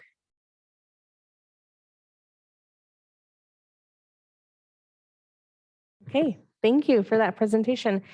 So at this time, we will take board member questions, and I see Director Flores's hand up and Director Medina. Thank you for your report. It was very thorough. And, I wish I could say, I was talking to superintendent over here, and I wish I could say $3 million is a lot of money, but it's not. It's not a lot of money. So having said that, and we know that it's never enough, right? Are we looking into a way to train our own teachers to become trainers instead of, so that way, they can, be our own experts and train other teachers around, a school district? So as a possibility, I think teachers would appreciate that, being trained by their fellow teachers. That's it.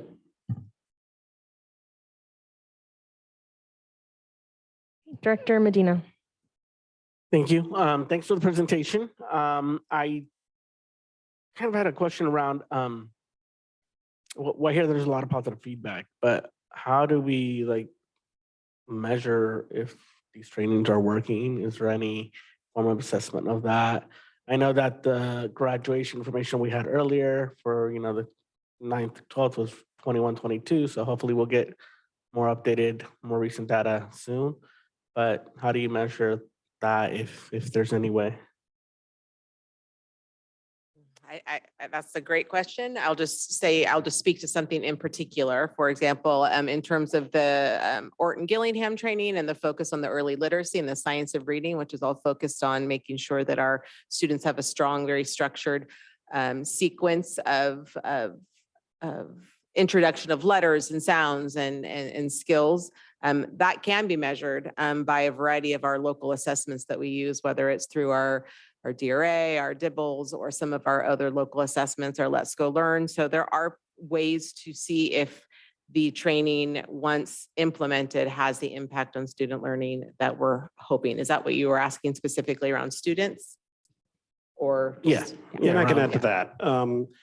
It's part of the professional learning cycle, something that we've built in this year and we're getting better at. It's like a muscle, is understanding what the impact is and what the metrics are. And one of the best ways to do that, actually, we've found natural to the system, is when some of these involve contracts and there is a particular area there where we have to have a conversation. And there have been a lot of times where it comes back to us and we're like, that's not good enough. We need to actually look more deeply at how we can establish metrics that are measurable, right? And how we're being able, how we know that anything is actually making an impact. So that is something that we've built into this process.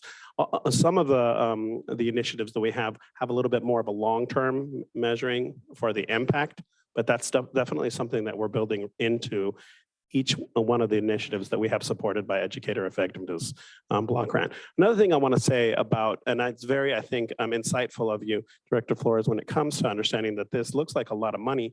When it comes to the overall budget of a district, really, and operating it, you're really limited to being lucky to get funds like this and perhaps maybe Title II and other pieces here and there to piece together how you're going to have a professional, any sort of capacity to support, professional development. So that's, I think, important to understand as well. My next point, oh, there's more. Preliminary, we got some preliminary data on A through G and graduation rates today from IT. And it's looking like, and this is not taking into consideration kids that are doing summer school. So hopefully it'll be even more positive, but it's looking like it's moving from 26.7% to 30.58% of kids meeting A through G. And graduation rates are pretty flat right now, 84.2% district-wide to 84.5, but hopefully with a push with kids in summer school, we'll see that increase. So that's hopeful. And one of the things that we did collect data around is student identity. So we have over 5,000 data points from students reflecting on their own identity around mathematics. And so we're gonna do that again next year and hopefully see an impact based on some of the practices that teachers have been putting into place to see how it's affected kids in terms of how they see themselves as math learners. Thank you. The next question is around the plans for 23 to 26. I didn't see any of the ethnic studies included there. Was that, is there a reason for that or? Yeah, thanks for asking. Very important to us. We're making sure we support that obviously as a community of practice. So that currently is embedded as a big financial and serious commitment in the LCAP. There also is through the CD Ethnic Studies grant that is kind of like unhindered by kind of like timelines or what it has to be put to that we're going to use for professional development and collaboration time that provides us the ability to give room to other essential components of our system, such as early literacy, multilingual learners, mathematics, to make sure we're having a balanced professional development experience for everyone. And just my final question was, initially I hear educator effectiveness and I automatically think teacher. So I was glad to hear about the family engagement facilitators being part of that training. And so one of the things that I think is important is doing more to do more with parents and parent engagement. And I don't know if that's part of like future training to something that we could do, but I think we really need to do a better job with incorporating parents because I feel like that they're a major asset and tool.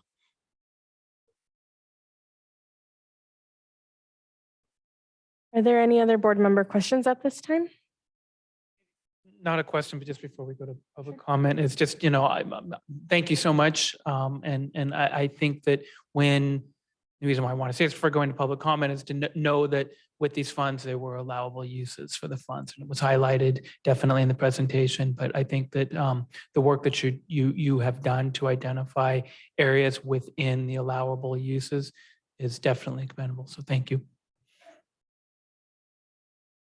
At this time, we will move on to public comment. I have no blue cards, so we will move on to our remote attendees. If there are any members of the public joining us virtually via Zoom who would like to make a comment, please raise your hand at this time. President Manieri, there are no hands raised. Thank you. This is a discussion item, so this comes back to the board for any further discussion. Director De La Cruz. Just had one kind of question / comment. One of the things that we've seen really work for staff in culture change work is the ability to work in cohorts and to organize themselves. And I love the cohort models that have happened in some of this training. And I'm wondering how we kind of continue and maintain support for teachers to organize themselves in, learning community over time. It's a great question. I'll let my other colleagues speak to other parts, but I can at least say for, in mathematics and ethnic studies, everything is based on the idea that you have collective groups working together because we believe to move the work, we have to collaborate. And so there is no such thing as professional development in isolation. It's always professional development with your colleagues in the real context of teaching and learning and curriculum.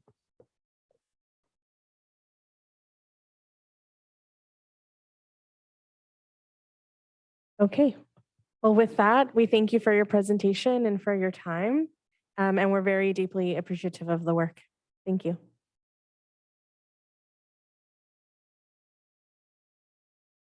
This brings us to item E3, public hearing for Santa Rosa City Schools LCAP. That is our local control accountability plan. And presenting this item are Dr. Castro, Director Tim Zalunardo, and Director Kelly Dillon.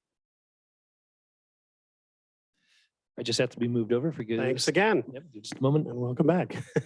Now, good evening again, President Manieri, Superintendent Tranel, and the Santa Rosa City School Board of Education and Community.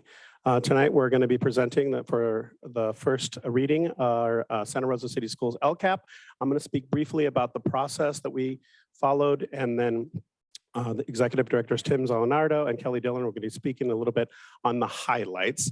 I think it's important to understand that a lot of what you're hearing in this presentation probably you've heard throughout the evening in terms of our priorities. And I think that's important because it shows some coherence that we're really starting to build with respect to what we find as priorities and our initiatives and the strategies and how we're supporting students. Back at the beginning of the year, for me, it was a new document. I brought my team together and we started meeting on a regular basis. We've had dozens of meetings to first refamiliarize ourselves with the LCAP, which we are now in the second year of a 3-year LCAP. So as part of that process, we reviewed strategies and some of the selected activities and priorities and actions that we had.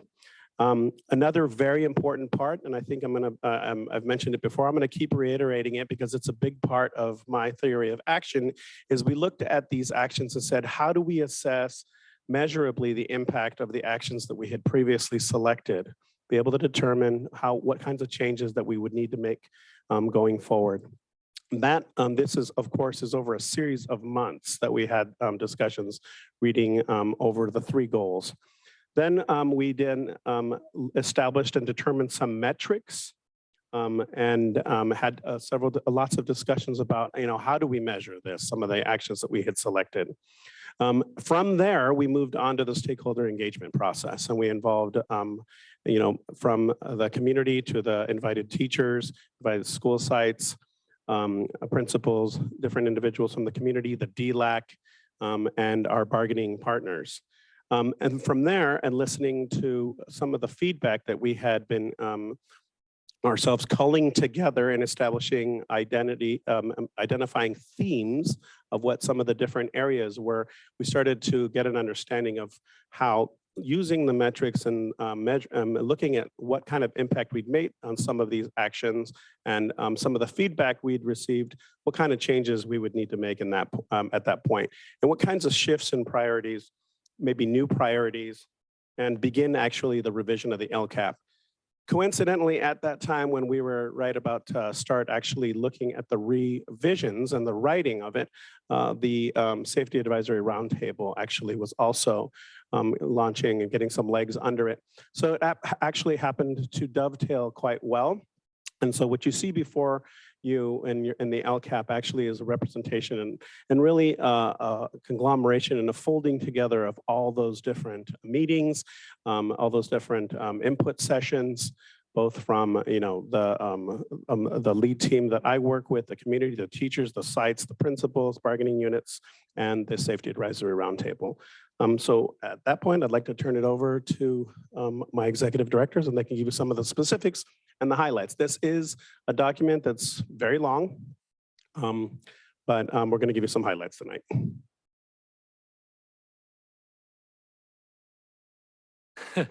Good evening again. Thank you for having us here. So Dr. Castro spoke to a host of meetings. We included some of those here.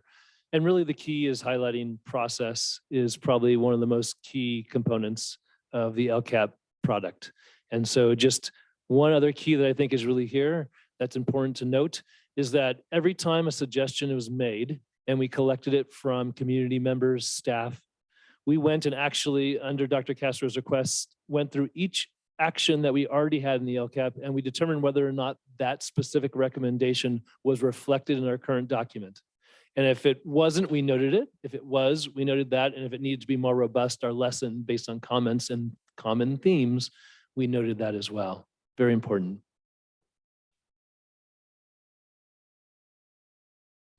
These are just our kind of key things to remember about our main strategic priorities, and then kind of some of the main things that came out, and I'll turn it over to Executive Director Dillon. Yeah, so this is connected to our strategic priorities, the board strategic in our districts, which are important for us to consider when we are creating our LCAP. They are guiding, guiding North Stars for us in terms of what we need to be doing. And so what you see on the right-hand side is just various more broad statements that are reflected in the LCAP through specific actions that connect to the strategic priorities. So you'll see things such as a focus on literacy, language development, math. There's the through line with math throughout the whole evening tonight, as well as facilities, professional development, social emotional wellness, and parental education. Those are all things that are reflected in the LCAP, also reflected in the feedback we got, and connected to our strategic priorities. And I would just note that not only are they priorities on paper, they're questions that this board themselves has asked tonight, showing that those are truly things you hold as valued. And they're things that we keep speaking to and noting to let you know that we're paying attention to those and following up on them. So that takes us to the goals. Just a reminder, we did not do any major adjustment to those. So I'll move to the next slide. And this will cover kind of major important changes, and I'll turn it back over to Executive Director Dillon to cover a few, and I'll jump back in. Awesome. Okay, thank you. So we have 3 different categories here that we just wanted to kind of highlight for you so you could see some. Of course, the LCAP is a very extensive and long document. This slide just only reflects a few highlights for you. The first category is things that are covered by other funds. So these are some of the actions and categories, things that may have been in the LCAP previously or funded and now may not that they're not important and not that they're not actions that we are taking, going through as a district, but there may not be funded through LCFF dollars anymore. For example, our summer programs were previously in the LCAP and LCFF monies were used for it, but with our extended learning opportunity monies and that grant money, we're able to support our extended learning opportunities through those funds, which allows us to continue a focus on strong summer and extended learning, but use other one-time monies or other monies that are provided, giving us more other things that we can support through the LCAP. And that's why we've been able to expand in response to some of the input and feedback from the community. I'll just point that one out on that one. Yeah, and I'll just kind of point out some things in the last 2 categories. Once again, the middle category doesn't mean that things are being completely abandoned. As you know, we have a strong emphasis on professional development. We just covered that in the educator effectiveness funds. So it's just a matter of kind of how things are aligning and how they match up. It doesn't mean that something maybe has gone away completely, as Ms. Dillon mentioned. But when we look over, let's say, for example, at the 712 collaborative curriculum design, that's a name we've used in elementary. But as we know in secondary, as I just spoke to, we have multiple teachers working together on building curriculum in multiple places. So it's occurring, we just aren't using that particular phrase per se. So we have, let's say, collaboration time in secondary in the LCAP, but it isn't called like collaborative curriculum design. So please note, it might just be a change of vernacular. Lastly, and most importantly though, is that right-hand column. There is multiple sessions taken to receive community input. That community could be people who are parents and guardians, people who live in our community. They could be our own staff, our own students. But in that feedback that was taken and thoroughly processed and analyzed, run through a district committee that represented multiple members, it was an important commitment that was not a question by any of us, led by Superintendent Trunell, that we would respond by making sure we had fiscal support for the obligations that we feel we owe our community based on what they're telling us. And those are some of the biggest things that you see in the LCAP, where you see fiscal changes based to support more school-based therapists, fiscal support to increase multilingual learner support, to increase family engagement facilitators at our campuses, to put more campus supervisors on our campuses, to increase the amount of restorative response specialists. And of course, we've already spoken to the training that we want to provide people to make sure they can put these things into practice. So just, it is important to note that maybe of everything, the LCAP is embodying all of our actions, and tied to it are these fiscal pieces. And to all of a sudden in the middle of March have to change a ship that's moving forward to marshal all your resources to, like, let's say, scale up personnel is very difficult. It takes forward planning and it takes thinking and careful consideration. All those pieces were put into play so that we could take action directly with our fiscal resources, our intent, and our passion to support our students and our community. And that's what you see reflected in that final column, and you will find directly in the LCAP for this year going forward.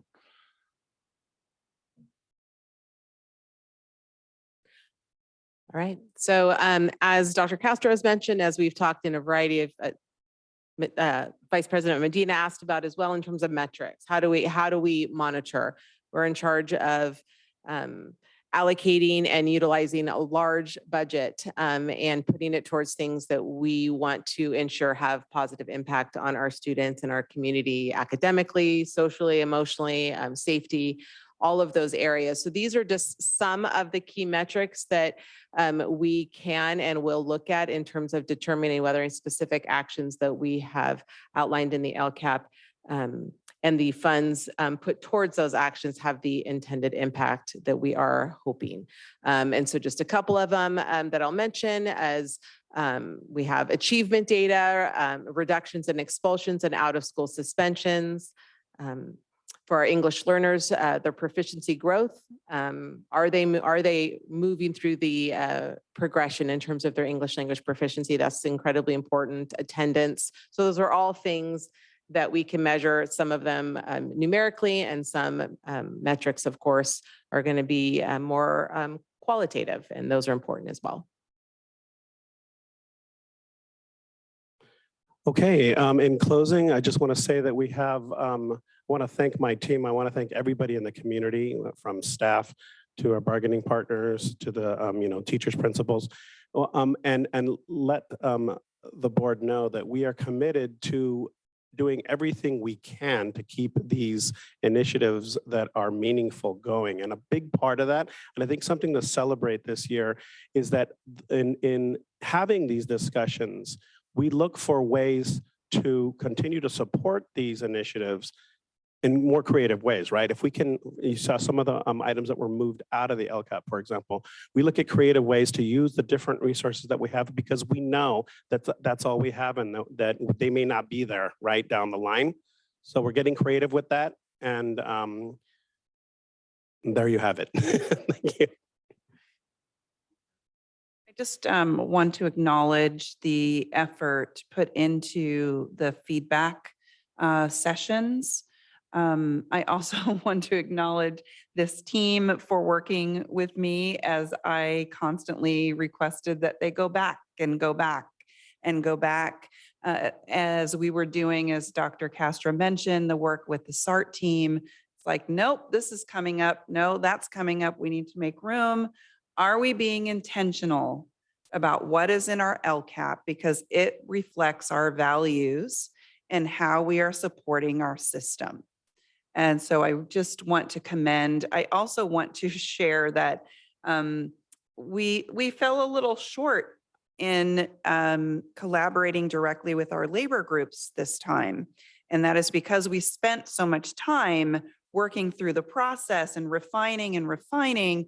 And so we will do better in that. We did offer up an opportunity for a quick review, knowing that this would come to the board in a two-part process. And so I just want to acknowledge our labor groups who did work with us, and know that we will get better at this as we do this process going forward, and with intentionality to make sure that we are good partners, and also that we are demonstrating transparency in that we are listening and we are being intentional about the planning around these supplemental funds.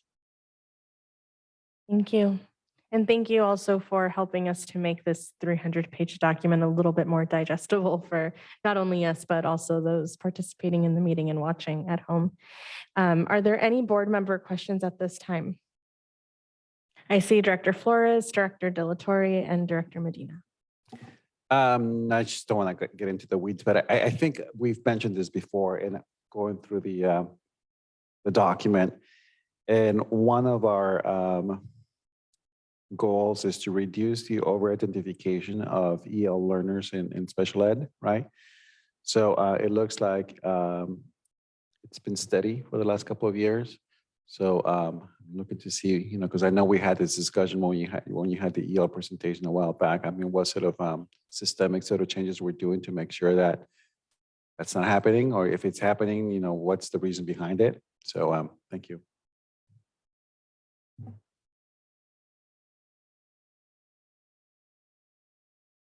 Thank you guys very much for all your time put into this. So what I just wanted to bring up is just confirmation.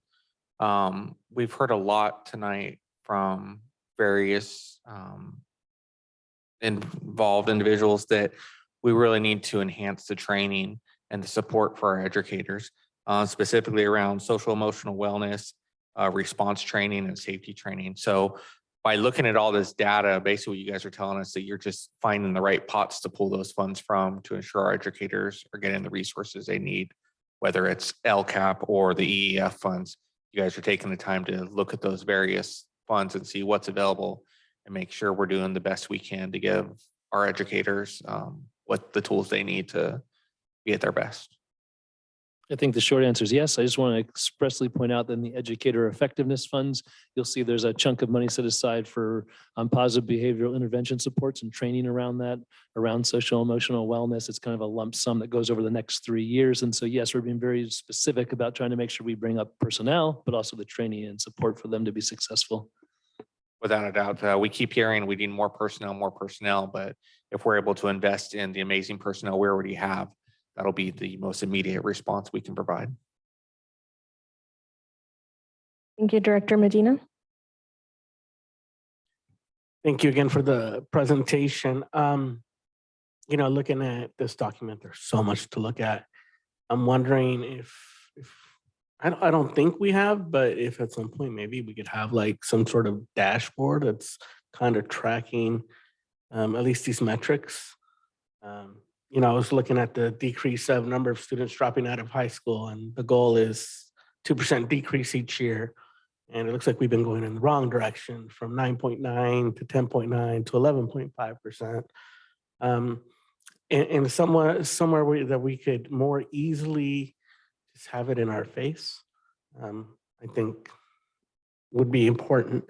I did have a question around one thing that was addressed as a concern that I have no idea what it is what is the MAP testing, which is one of the metrics I think on here. I don't know what that stands for. And just in general, like it's a large document, but so many little acronyms. Is there like a guide somewhere that says what the acronyms are? To answer your question specifically, not for the acronyms right now, but just for MAP, measure of academic progress. It is a formative assessment tool that can be used to gauge where students are in terms of their learning against standards, and they can also project how students will do on things such as CASP testing. That's all. Thank you. Are there any other board member questions at this time? Director De La Cruz. Okay. Great. Well, then at this time, it is time to open our public hearing for Santa Rosa City Schools LCAP. I have no blue cards, so we will move on to our remote attendees. If there are any members of the public joining us virtually via Zoom who would like to make a comment, please raise your hand at this time. And we have one public comment. And our speaker is Margaret Boone.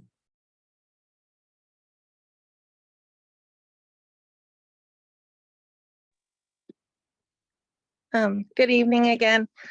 Looking at the LCAP, and it's great to see changes reflecting the request for increased staffing on sites. It's something that came up continuously since March and something we pushed for in the SART committee as well. I did just want to reiterate the question about, do we think these positions can be filled when we consistently have had well over 100 unfilled classified staff positions? I understand salaries, hourly rates, and all are negotiated, but I do hope there's room in the budget to bring those wages to our classified staff up to a competitive wage that outpaces entry-level retail jobs that currently pay significantly more than our campus supervisor jobs and other support staff. Similarly, how are we supporting special ed kids accessing gen ed, and how we spend money to get assistance? Do they have money for that set aside? And lastly, metric 2.8 says, quote, all facilities met 100% of measures and were rated exemplary. And I just wonder how or why that statement is in there when we have facilities that are in really horrific conditions. My own school is literally falling apart around us, and this just seems a weird thing to have in there. Thank you.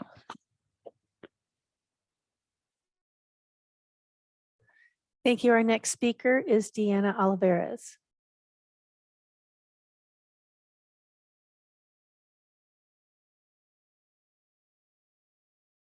Hi, can you hear me?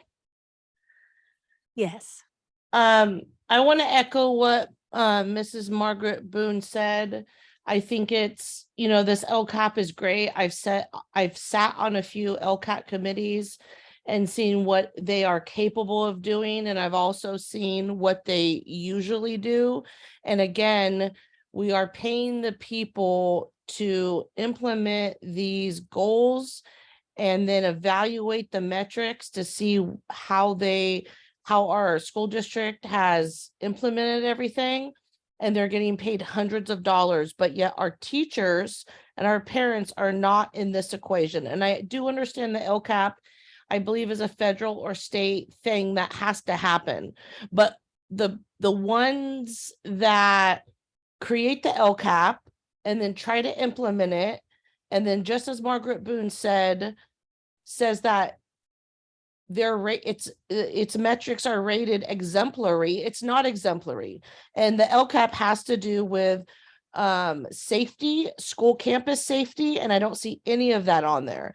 And again, the LCAP puts funds in places that for teacher training, and the teachers don't even have enough time to do training. And we get these trainers from out of state and pay them hundreds of thousands of dollars when we have amazing teachers right here in Santa Rosa City Schools that could do these trainings at a fraction of the price.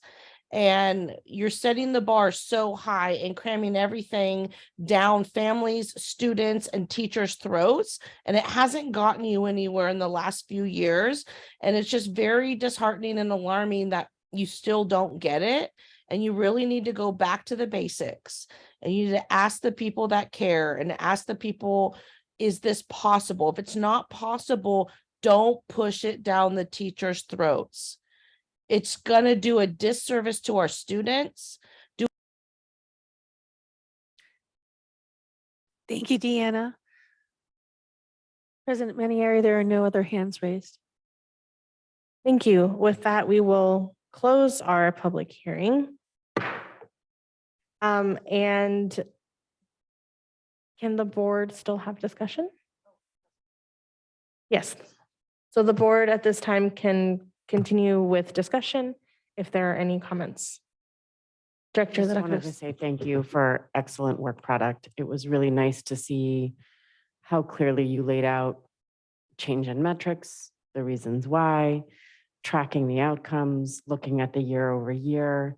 I love the idea of having it be a dashboard that's interactive and available on the website that makes, all of this really accessible. I want to thank you so much for your high expectations for our district and our students. It's beautiful, and it really reflects the Si Se Puede attitude that I think our board brings to this work. So, mil gracias. Thank you. Any other comments from the board at this time? Thank you so much for your work. This is the I don't want to say the meat of it all, but it is the meat of it all. So thank you so much for your time, and ditto to the dashboard. Would love to see a dashboard. Oh, yes, Director De La Cruz. I just also want to say thank you to SRTA for your excellent analysis. I really appreciated the ways in which you laid out the amounts of the change. Thank you, because that's awesome. And I just, we should take a page from that too, because that's rad in terms of how we are figuring out how to pay for and budget and track our values. So thank you for that analysis. Thank you. And this brings us to item E4. Public hearing for Cesar Chavez Language Academy, LCAP. And presenting this item are Dr. Castro and Principal Diaz. Thank you very much. Good evening, President Manieri, Superintendent Trinnell, and the Santa Rosa City Schools Board and community. Presenting tonight's LCAP for Cesar Chavez Language Academy is Principal Aida Diaz.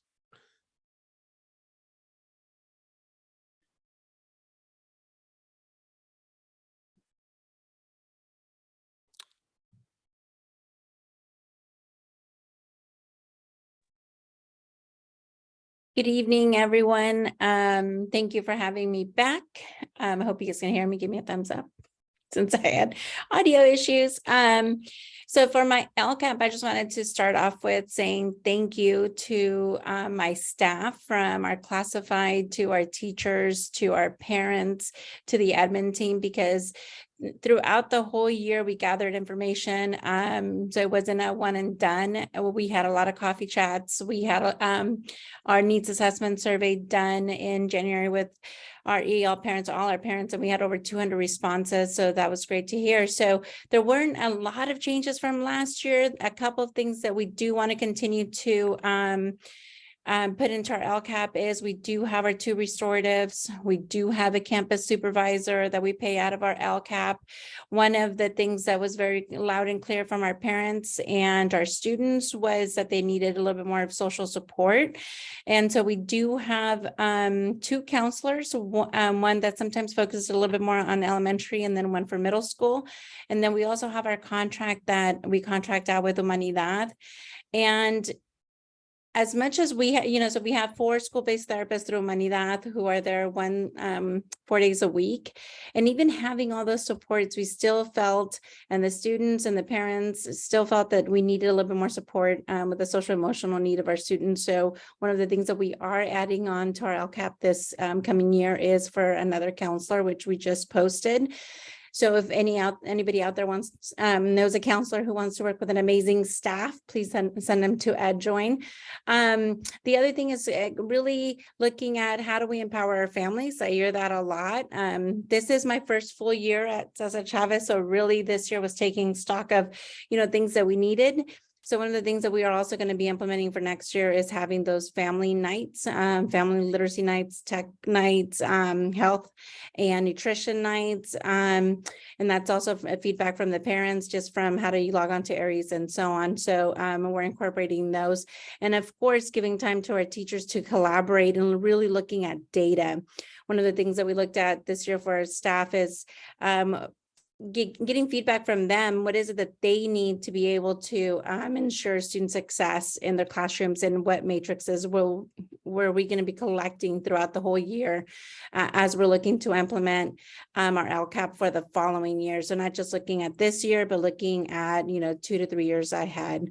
So mainly those are the main buckets that we looked at, where we're incorporating a lot of our buckets of money allocated towards. And of course, with our bilingual advisory committee, looking at our budget every meeting. So we need to tweak depending on the school needs. If they change, it should be a live document that we should be able to analyze and look at. And so if things change, so we should be able to change with it. So I'm just going to keep it short and sweet to see if you guys have any questions for me. Thank you, Principal Diaz. Are there any questions from the board?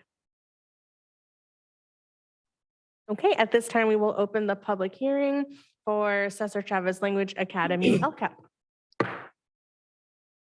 And we will move to our remote attendees. If there are any members of the public joining us virtually via Zoom who would like to make a comment, please raise your hand at this time. President Mariani, there are no hands raised. Thank you. That closes the public hearing for the Cesar Chavez Language Academy LCAP. Board, is there any further discussion on this item? Great. Thank you so much. Thank you, Principal Diaz. Thank you, Dr. Castro, for all your work, and felicidades. Gracias. Buenas noches. Buenas noches. This moves us to item E5, public hearing for Santa Rosa Accelerated Charter School, LCAP, and I will hand this over to Dr. Castro and Principal, did I get this right? Schluter, yeah, okay. Good evening. Presenting tonight's LCAP for the Accelerated Charter School is Principal Amy Schluter. Am I on? Okay. Thank you again for giving us an opportunity to present our LCAPs. This is not a common practice everywhere, and so much work goes into it that it's really exciting to be able to come and present it myself. Again, I would like to thank my staff. Mr. Williams and Ms. Loopstra are on the advisory council, and they were very instrumental in the creation of this plan and the implementation of this plan.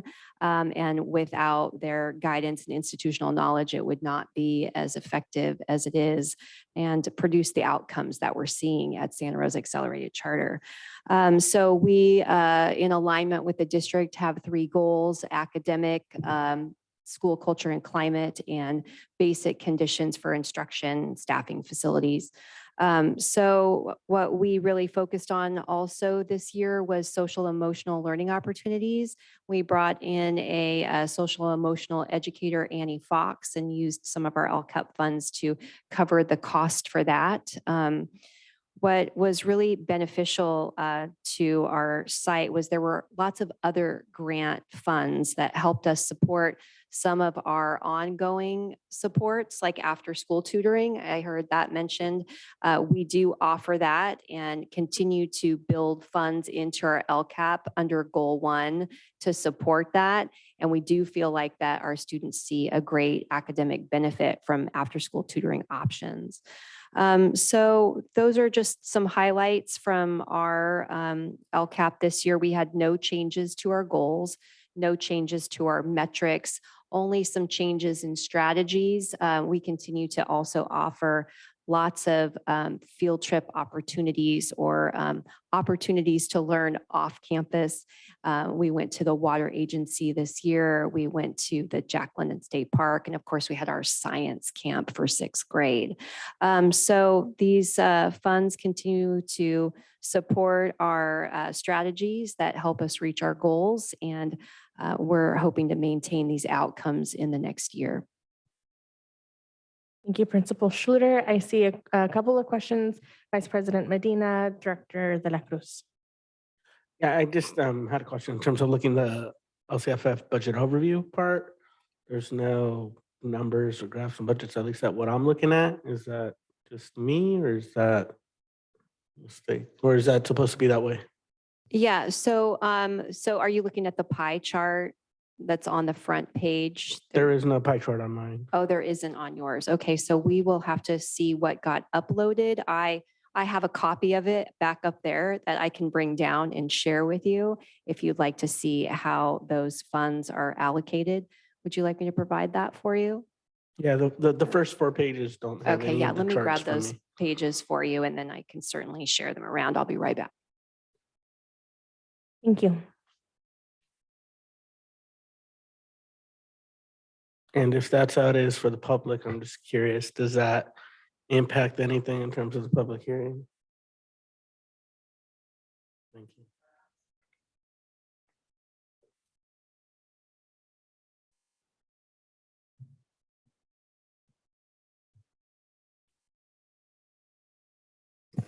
I have a question. While we wait, is that okay? Is it for Principal Schluter? Let's wait till she sits back down. Thank you.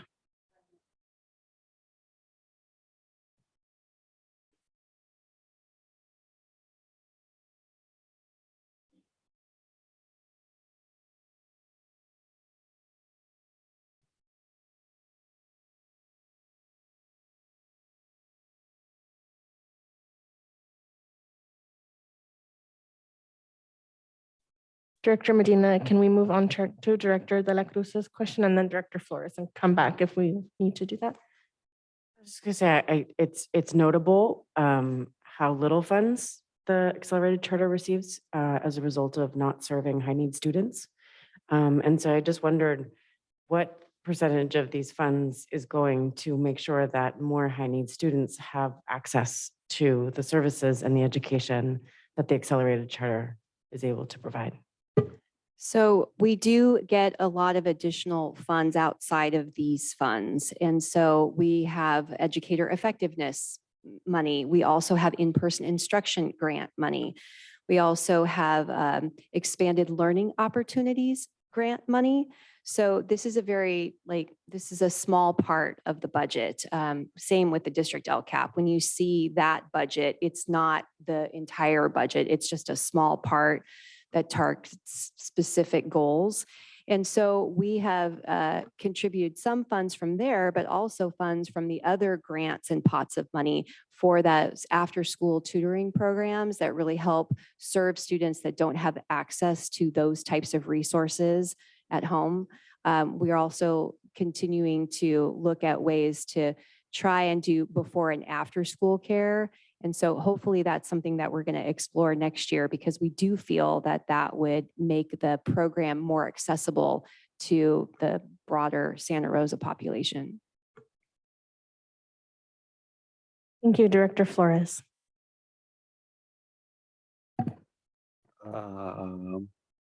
So on, let's see, what page is this? Page 10. of the LCAP, it says a description of the aspects of the LCAP that were influenced by specific input. So while I was reading this, I took a mental note on this, and then thank goodness I found it. First of all, do you have a counselor at your site? You share one, right? We have a counselor on consult. So because Schrax shares a campus with Rankin Valley Middle School, Rankin Valley Middle School has a counselor, a full-time counselor, and then a 0.85 counselor. The other 0.15 is funded through the SIPSA plan for Rankin Valley. So one of those counselors works on what's called counseling consult. And so she helps support students who need SSTs, students who we identify early that are struggling academically or are in need of additional supports. And so she is the person who schedules and coordinates those and meets with families. She also comes to staff meetings so that when we have students of concern, she can connect us with outside resources or connect those families with the school-based therapist or a restorative specialist, if those are the kinds of services that the student needs. So, and on that page, it says goal number 2, school culture and climate, specifically with the staffing of the counselor and case manager for special ed and 504 students. So am I getting this correctly, that the special ed also takes care of 504s? The special ed manager also is the No, manager? the 504 manager is It's a the administrator. That's myself or Sarah Stathatos, who is the assistant principal. We would share those responsibilities for managing the 504 students. All right, then you should have used the Oxford comma there. Sorry, just saying that. Okay, thank you. Any other questions from the board? Okay, at this time, we will open public hearing for Santa Rosa Accelerated Charter School LCAP. And we will move on to our remote attendees. If there are any members of the public joining us virtually via Zoom who would like to make a comment, please raise your hand at this time. President Manieri, there are no hands raised. Thank you. With that, we close public hearing for Santa Rosa Accelerated Charter School LCAP. Is there any further discussion from the board? Great. Well, thank you for your time, Principal Schluter. Thank you so And we much look for forward to having me. seeing this again. Thank you. Thanks. Item E6, public hearing for Santa Rosa Charter School for the Arts, LCAP. And I will hand this over to Dr. Castro and Principal Cranky. Thank you very much. Presenting tonight's LCAP for the Arts Charter is Principal Sarah Crank. Thank you all. Good evening, everyone. I am grateful for the support of our district as we do partake in a lot of activities through their LCAP as well that include us for things. So when we support our students, what we have recognized is their need for social emotional support. And so our LCAP pays for our counselor. The LCAP also pays for our EDL, I'm sorry, I apologize, pays for our ELD teacher so that they can provide designated ELD support for our students. We also have our staff who is deeply committed to arts integration. Our middle school elective art teachers are utilized throughout our TK through 8 school in the sense that when they are completed with their electives for our middle school students, we are able to integrate them into our core subjects with art integration in order to support our students learning in multiple facets of ways through movement, through dance, through music, through art. And so we're able to really stretch those LCAP dollars so that we can continue our programming of arts integration. It also helps to support one more day of our restorative specialist so that we can have him for 2 days a week as well. Great, thank you. And by any chance, do you also have a copy of the figures? I apologize, I did not print that Okay. out for you tonight. I'm sorry.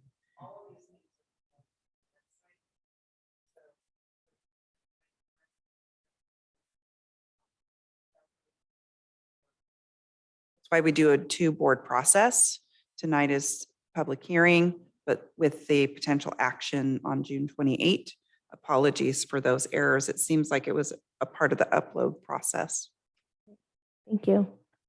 I see Director Medina's hand. I just had a question on the reflections of identified need. On the notice from the California Department of Education around the two groups of students that haven't like met the performance progress. I'm wondering how many actual students that includes. About Well, it's our, yes, right. So we're talking about our students with disabilities and our students with two factors. So I believe that I don't have specific numbers with that. I know that we have approximately 12 English language learners at our school. So when we look at our students with disabilities, our current caseload is 12, I believe. So it's such a small cohort. The numbers can be skewed quite easily, but I don't have the specific amounts. I apologize. Thank you. Any other questions from the board? Director Flores, maybe. Yeah. So hi, how you doing, Hi. Sarah? Thank you. Hello. Hey, so I've noticed that year one, right, there was a lot of COVID. Yes. So a lot of the numbers are kind of skewed. And the baseline for matrix, for example, that was based on what year?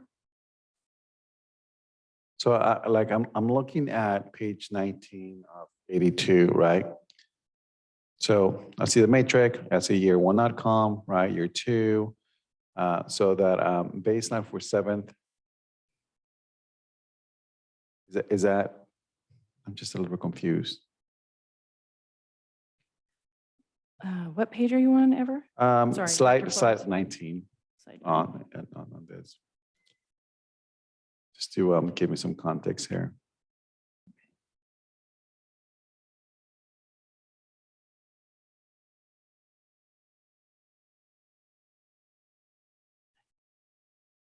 Okay.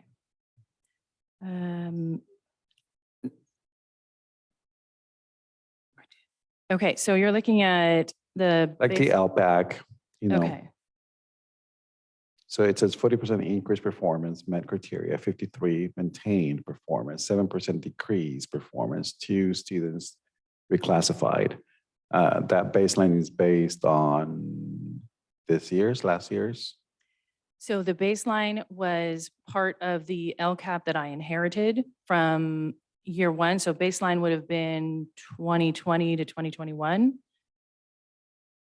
So it's the COVID year. Got it. Okay. Yes, Okay. yes. Sorry, that was your question. I apologize. Yeah. Okay. Thank you. Any other questions from the board? Okay, at this time, we will open public hearing for Santa Rosa Charter School for the Arts LCAP.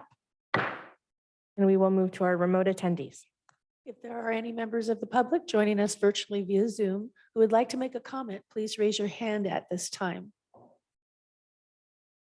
President Manieri, there are no hands raised. Thank you. That closes public hearing for Santa Rosa Charter School for the Arts LCAP. Thank you. Is there any further discussion from the board? Okay, thank you, Principal Crank. This brings us to item E7, public hearing for Santa Rosa French American Charter School LCAP. And I will hand this over to Principal Anderson. Thank you. Just want to say that on these last three, there seems to be an issue with the graphs uploading. We're going to get that handled immediately, but you're going to notice the same thing on this one. Thank you. And the graphs are being passed around, but they didn't print very nicely. So just gives a general idea.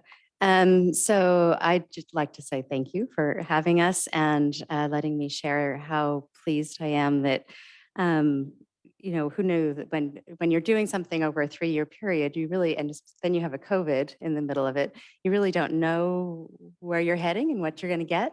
And I would say that, you know, we've been able to work really well with staff and parents, and especially my ELAC committee has been terrific in giving feedback and helping me with helping all of us make decisions regarding our LCAP and what we want to do to support the school. We organized the LCAP in terms of a focus goal, broad goals, and a maintenance goal. And so our focus goal focuses on math scores, basically the data, the hard scores, especially among our economically disadvantaged students.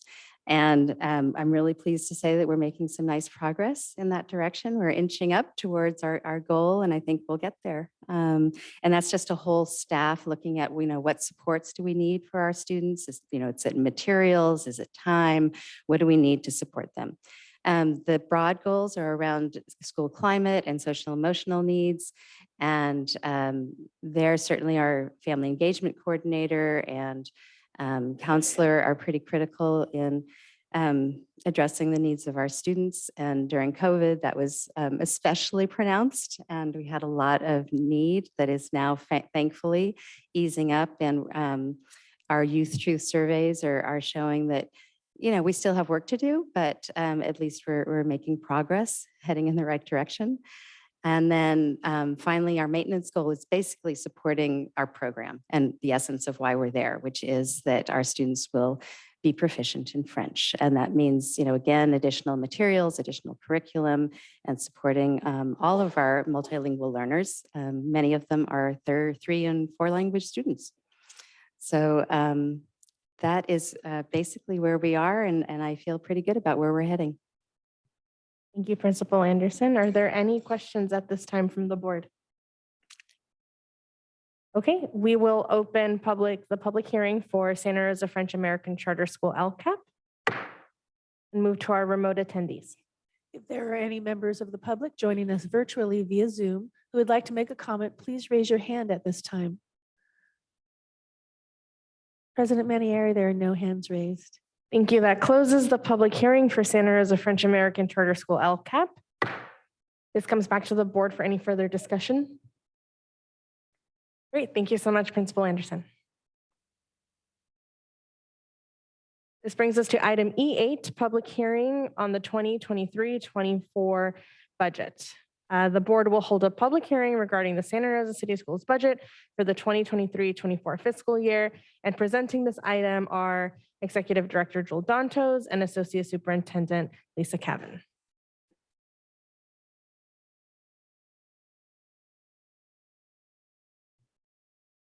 Good evening, President Manieri, Superintendent Trinnell, SRCS Board and Community. Thank you so much for the opportunity this evening.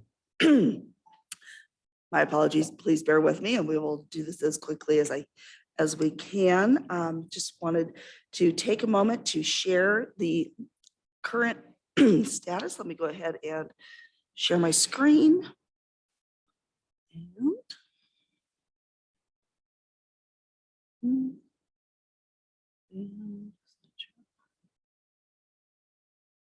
Much better than last month or last meeting. So again, this is our 23-24 proposed budget and estimated actuals for the 22-23 year. We'll cover several of the items that you're used to seeing at this time, and we've added a couple of slides compared to the presentation with some additional information that's become available just in the last couple of days since the upload. Just a reminder that the budget cycle where we are right now is that we've taken what the governor proposed in the May revise and included it in our projections for the next year, as well as the 2 subsequent years after that. The governor and the legislature will spend the next couple of weeks negotiating to come to a final budget that will be adopted. We do have to adopt our budget before the state is required to adopt theirs. And so we'll be bringing back a revision in August, letting you know exactly how that state budget impacts us. So a couple of things I wanted to make sure that we cover is that the trends are different than they used to be. For, since the implementation of the local control funding formula, we were really seeing a lot of increases and a lot of one-time funds. Things were coming in better than originally projected. And that is not the case anymore in this last year. We've seen a decrease, a deterioration in projections as we go along. And so that really does change, the perspective as we look forward. We are used to how it's been for the last 10 years, which has been improved conditions at each budget reporting period. And we're now seeing a trend in the opposite direction. Key difference, excuse me, this is another new slide, which is that the legislature came out with their proposal today or yesterday. And the difference really that would impact us is that the governor's proposal is to take back $4.3 billion in the one-time funds, which for SRCS is about $8.5 million. The legislature's plan really only pulls back 1.4 million for Santa Rosa City Schools. We did run 2 scenarios in the board attachment, which one did show no reduction. That does not look like that's going to be the case now. So obviously the final result will be likely somewhere in between these. Just showing that our enrollment trends are declining, and that information, even with the increased building, we are not seeing a lot of affordable housing, which really generates more students. We're seeing lower birth rates. We were seeing a large bubble come through the high school, through the secondary classes, and that's on its way out. And the TK expansion really only impacts the elementary in that we're adding a class, but we're not seeing that transition through to the higher grades because we aren't adding anything. We're just keeping those students an extra year. So we are projecting some declines over the next few years. And this is our non-charter ADA and enrollment. And I'll go ahead and. Can I ask a quick question on that last slide really quick? Yes, absolutely. There's a district actual ADA and then the district funded. I believe I recall there was something that was happening that was allowing us to do this grader of current or prior year. Yes. Is that ending at a specific time? And Yes, there are some hold harmless provisions, especially the state realized that with everybody or the majority of districts in the state on this declining enrollment trend, a lot of it, again, lower birth rates, people moving out of the state, a lot of things like that.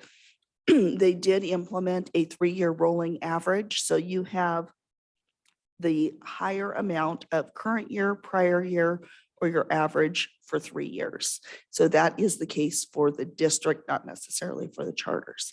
So the actual funded ADA will roll based on that. And so when Joel's plugging away, doing all kinds of work on the local control funding formula calculator, it does take that into consideration, and it gives you that highest assumption when you're actually making your calculations for revenues. But the state didn't put like a deadline when we would have to go back to district actual versus that? Or no, that's ongoing. So it was a change in legislation. And so that's in perpetuity that it will continue. That we don't have the hold harmless anymore, which is where we were in the 2020 ADA. So that went away, but the 3-year rolling average was meant to kind of make up and make it a little bit easier to realize those ongoing reductions. Okay. I'll hand it over to Joel.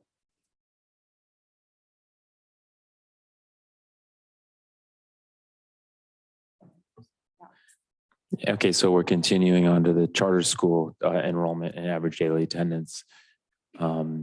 Those we hold steady because they generally have a waiting list and they're able to attract out of there. They have no attendance boundaries. Here's our assumptions for the cost of living adjustment. This is our increase in LCFF state funding from prior year. You can see in 2023-24, the statutory COLA is 8.22%. Now the state has the option of augmenting that or even suspending that. But if you recall from the May revision, the governor has proposed funding at the full COLA with no augmentation or COLA suspension.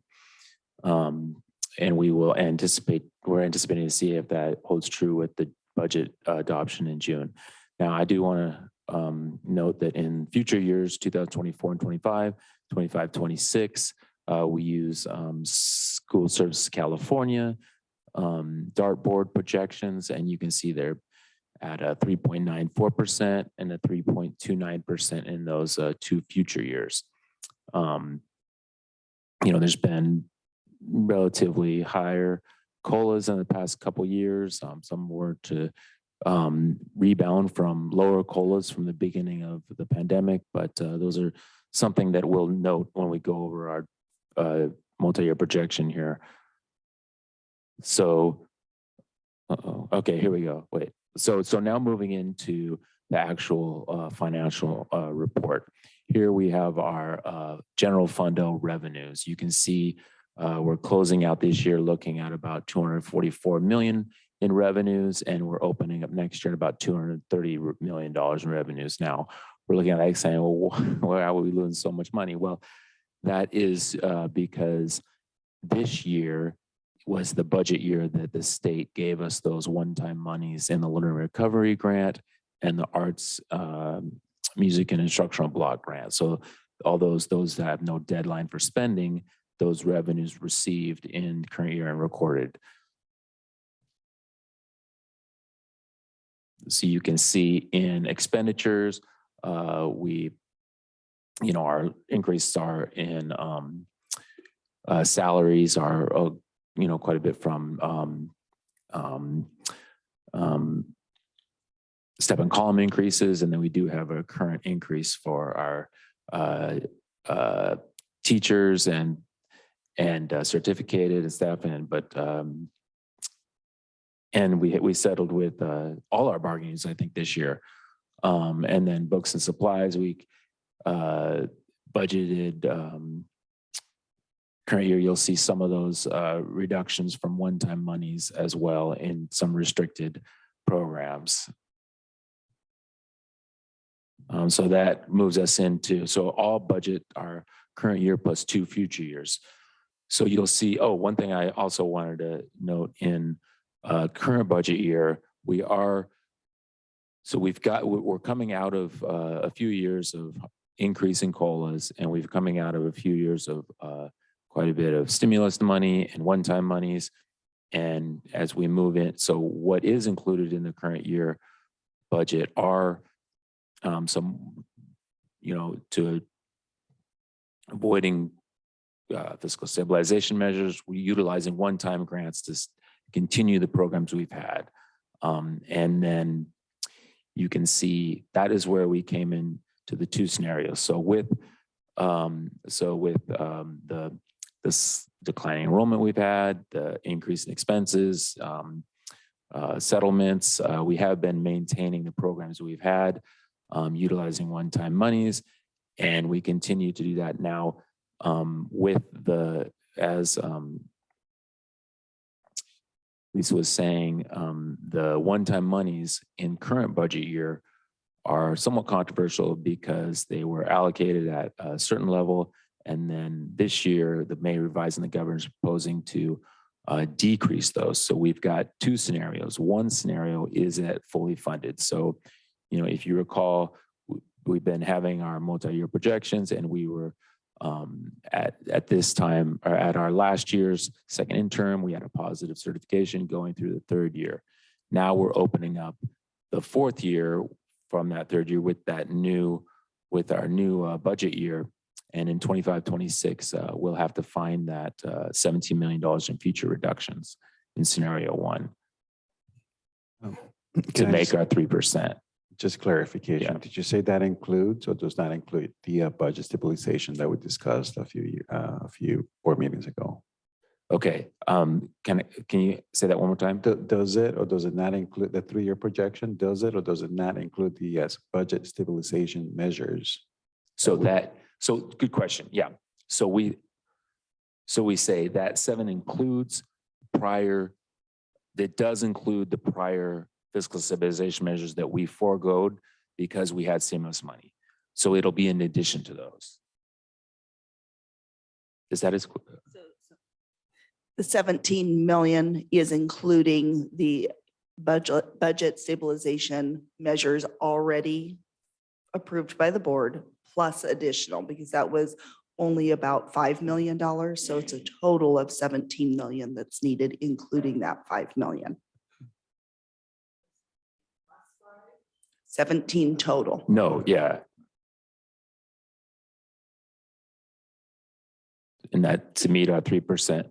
Then in scenario 2, this is where we're losing 32 and 50% of the arts instruction music block grants. So we've been planning up until just this May, and then we were shortfelled that money, which equals, 10 good, what is it, 23 million was the full funded amount. Now it's about half that at 12 million. So we're going to have to now find an additional savings of what, like 5.5 million. And then, but if we make those cuts early too, it'll be easier. If they're ongoing, we can get double that for the third year. So that would be only another 14 million in the third year.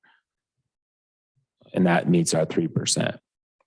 So, with the COLAs going down, who knows what's actually going to happen in the future years with the COLA, but it's kind of a similar story with the charter schools.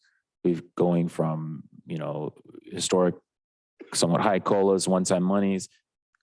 We also had increase in costs, so now we're going to kind of have to reevaluate our priorities and realize the loss of that one-time money that's ongoing and kind of the more future COLAs that aren't as robust as they have been. And then our other funds that we have, here's their ending balances. I can go into detail, but we're familiar with those and they're looking pretty good. So with that, I'll turn back over to Lisa. So right now, the predictions are really flip a coin as far as whether there will be a recession or not. That's, it's about a 50-50 chance according to UCLA forecasts as far as whether there will be or not. Nobody is predicting a deep recession like what we saw, 15 years ago now, I guess. Wow. But excuse me, there are predictions of a possible small recession. None of the projections for the legislature or the governor's budget project a recession. So we'll wait and see what that looks like. With the areas we still need to monitor are obviously staffing shortages, being aware of employee negotiations and making sure that we are maintaining our salary schedules as well. We don't know, obviously, what education funding will look like in California, other than we have our Prop 98 guarantee, but you never know if they shortfall us, as Joel mentioned. The other thing with that is there's the what we now call 8820 money, which was the arts and music block grant. We did not, that's to be received in 23-24. There are no funds for 22-23, but there's a 3-year spending timeline on that. We still don't have the complete guidance. So you'll just see that in that ending fund balance in our restricted funds. So that's where you'll see that at this point, it is not budgeted because we don't know how we can spend it yet. Obviously, our enrollment and attendance rates. So we definitely want to encourage attendance for many reasons. We do need to, we've been working with our charter schools, talking about really stability, just as we are experiencing, downturn in our revenues. Some of the programs that are currently being operated, we have very low unduplicated pupil counts, as was mentioned earlier.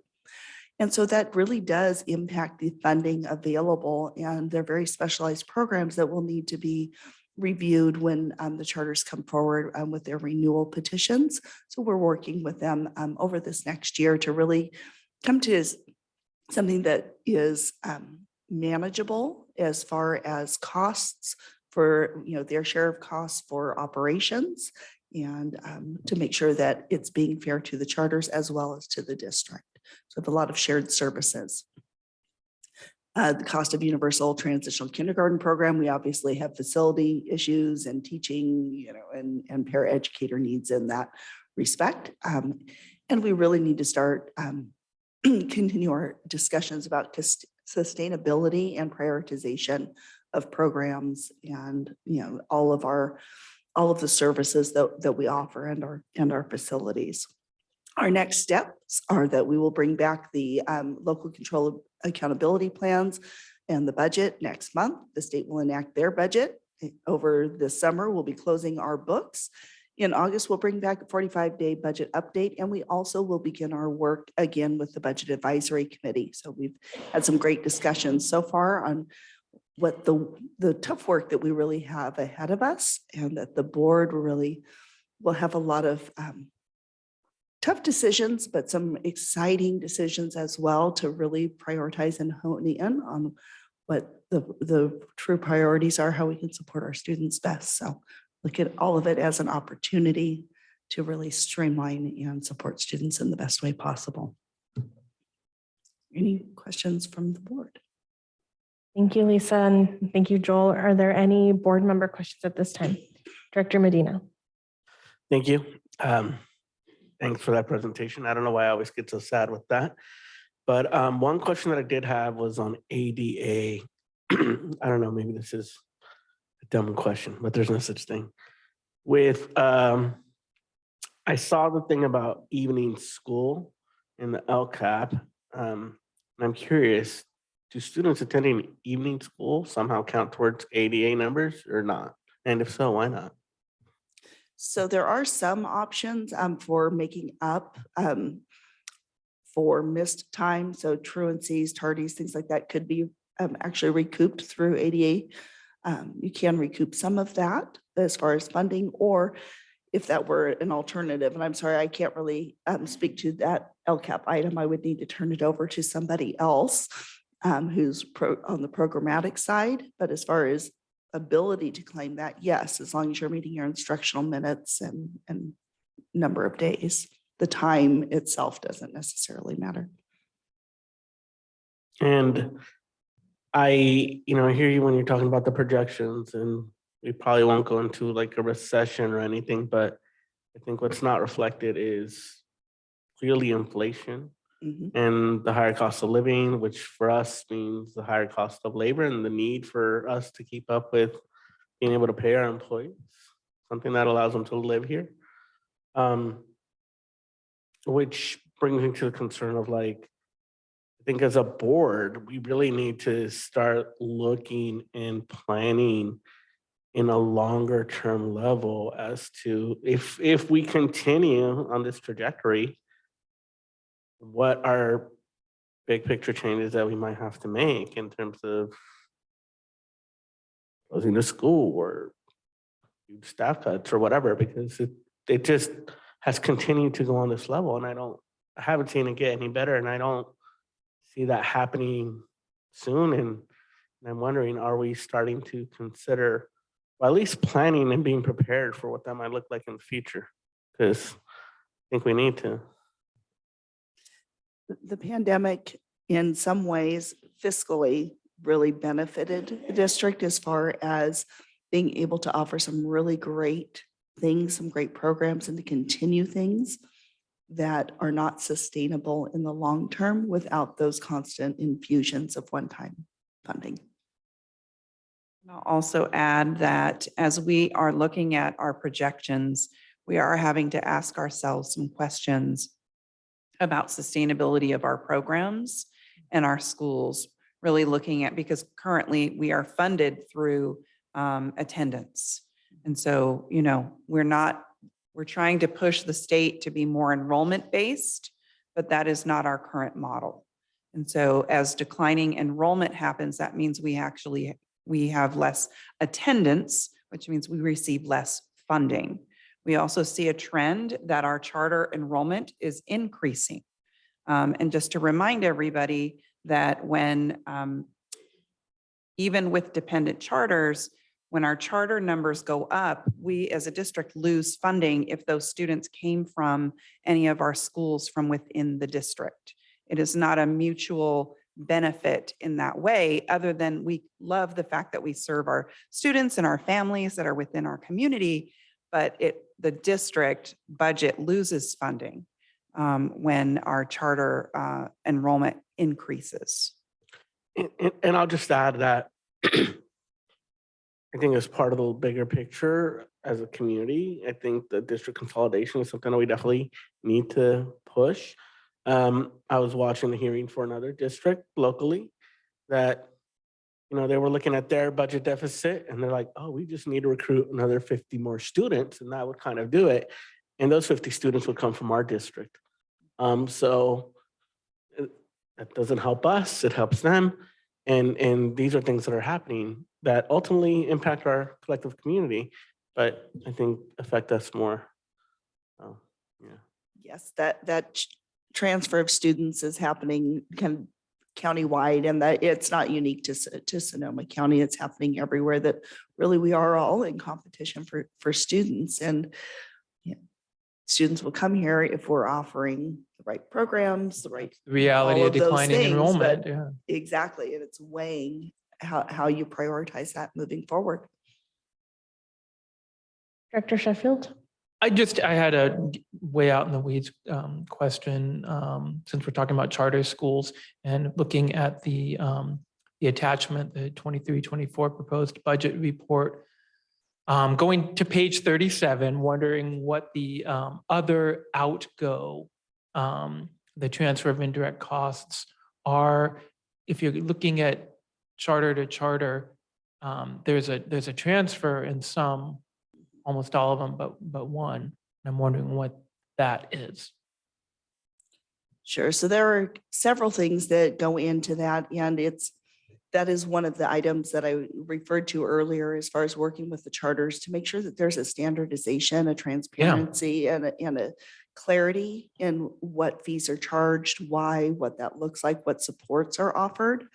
In the past, my understanding is that we've carried forward kind of what we've always done. And there were reasons that was put into place. However, it maybe isn't as transparent and clear. Some of the items that do affect that would be CCLA specifically, the merger with Cook, and the fact that we have the newcomer program there. Those are programs that are actually district programs that are done through the charter. So that affects really what those charges should look like. So that's one of the items we want to look at to make sure that it's very transparent and that there's a logic behind what's charged on both sides, rather than it just being a back end journal entry transfer when we close the books. As we've done it in the past, we're looking at processes and working with our charters to determine how we can do that in a better, more transparent way. Thank you. Mhm. Are there other board member questions? Director Flores? Thank you. And this is more for a comment for Superintendent Turnell. Superintendent Turnell. In terms of enrollment, it sounds like there's a couple of bills trying to do that at the state level, but it also sounds like Prop 98 has enshrined and 88 in it.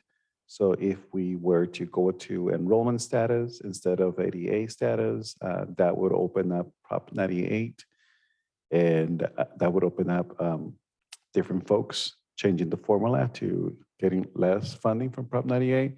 So it sounds like a lot of those bills are not going to pass because of that. So just so you know, so we can't hold our breath on that, because it sounds like ADA will be what we're stuck with in the future, right? Yeah, my understanding is that that's been that has not moved forward into appropriations, and the other Prop 98 is supposed to be our minimum, but instead it really has turned into our maximum. Other board member questions? Okay, at this time, I will open the public hearing for the 2023-24 budget.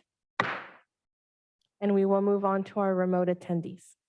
If there are any members of the public joining us virtually via Zoom who would like to make a comment, please raise your hand at this time. President Manieri, there are no hands raised. Thank you. And actually, I do have a blue card, but I'm not sure if this person is still in the chambers.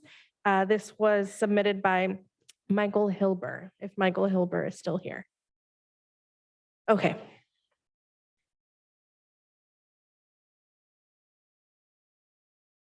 With that, we will close public hearing for 2023-24 budget. This comes back to the board for any further discussion. Okay, thank you for your time. Thank you. Item E9, this is an action item, second reading of updated board policy 6146.1, high school graduation requirements, special education. And I will hand this over to Executive Director of Special Services, Steve Mazzara. Thank you, President Manieri, board members, and Superintendent Trinnell. We bring back to you tonight for action item CSB updates to our board policy 6146.4, which brings into alignment with Assembly Bill 181 the ability for students that are eligible for the alternative assessment for California state testing to be on a state minimum 130 graduation requirements. We brought this back, we brought this 2 weeks ago as a read. This is our second reading. There have been no inputs or significant changes to us, so we bring it back for an action item to you tonight. Thank you, Director Mazzara. Are there any board member questions on this item? Okay, we will move on to public comment. If there are any members of the public joining us virtually via Zoom who would like to make a comment on E9 only, please raise your hand. President Manieri, there are no hands raised. Thank you. This comes back to the board for any further questions, discussion, or a motion. I move for approval of second reading, updated board policy 6146.1, high school graduation requirements, special education. Second. Thank you. That was moved by Director Sheffield and seconded by Director De La Torre. Roll call vote, please. Director Rao. Oh, excuse me. Director Sheffield. Aye. Director De La Torre. Aye. Director Rao. Aye. Director De La Cruz. Aye. Director Flores. Aye. Director Medina. Aye. President Manieri. Aye. Thank you, Director Mazzara, for your time. That passes. Item E10, approval of memorandum of understanding reached with Santa Rosa City Schools and the Santa Rosa Teachers Association regarding secondary co-teaching. And I will hand this over to Assistant Superintendent Shepard. Thank you, President Manieri, members of the board, Superintendent Trinnell, Santa Rosa City Schools community. As President Howe stated earlier, I'm happy to present this MOU for co-teaching. This was a joint effort that our teams met a few times. And so we're happy to present this to you for your consideration. I do want to point out a slight error in the financial impact. The stipends are now $3,000 per co-teacher. So that is a change. It's not 4,000. So I apologize for that error. And with that, I'll take any questions that you have. Thank you, Mr. Shepard. Are there any questions from the board? Okay, we will move on to public comment.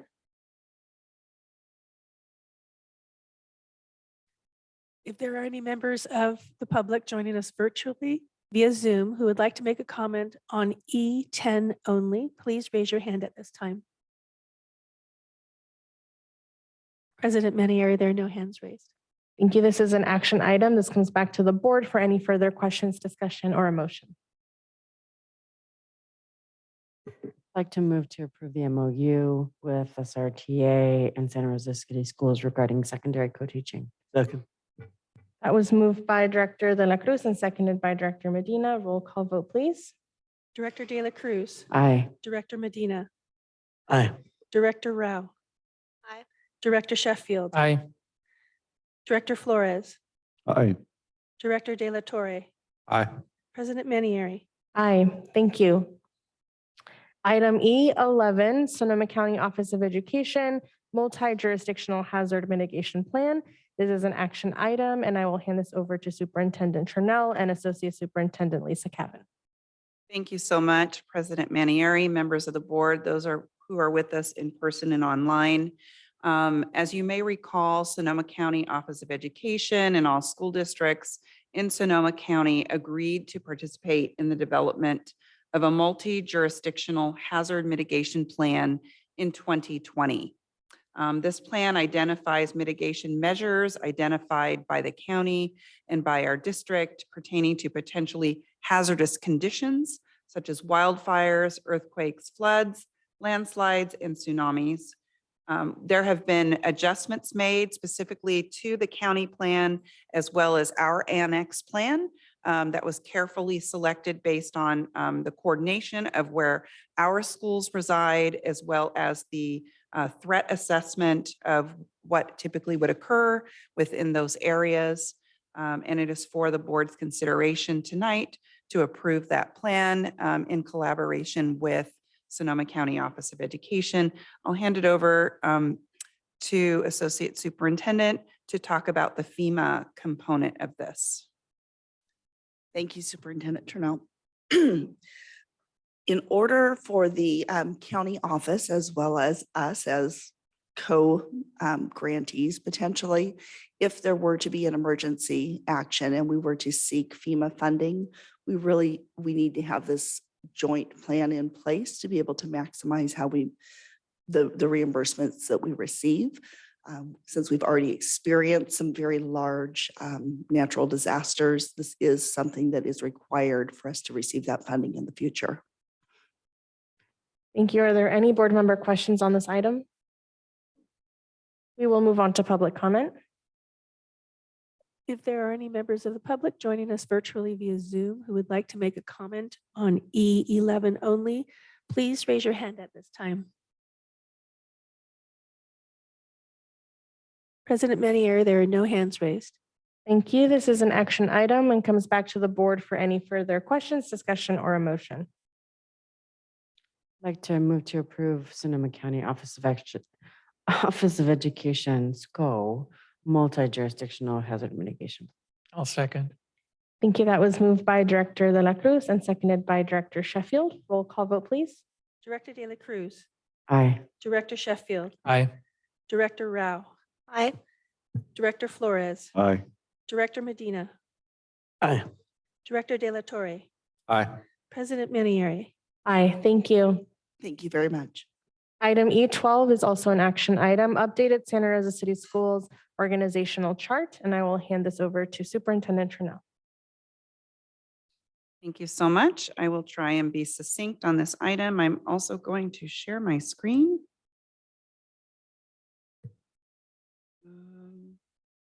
Find what I am sharing.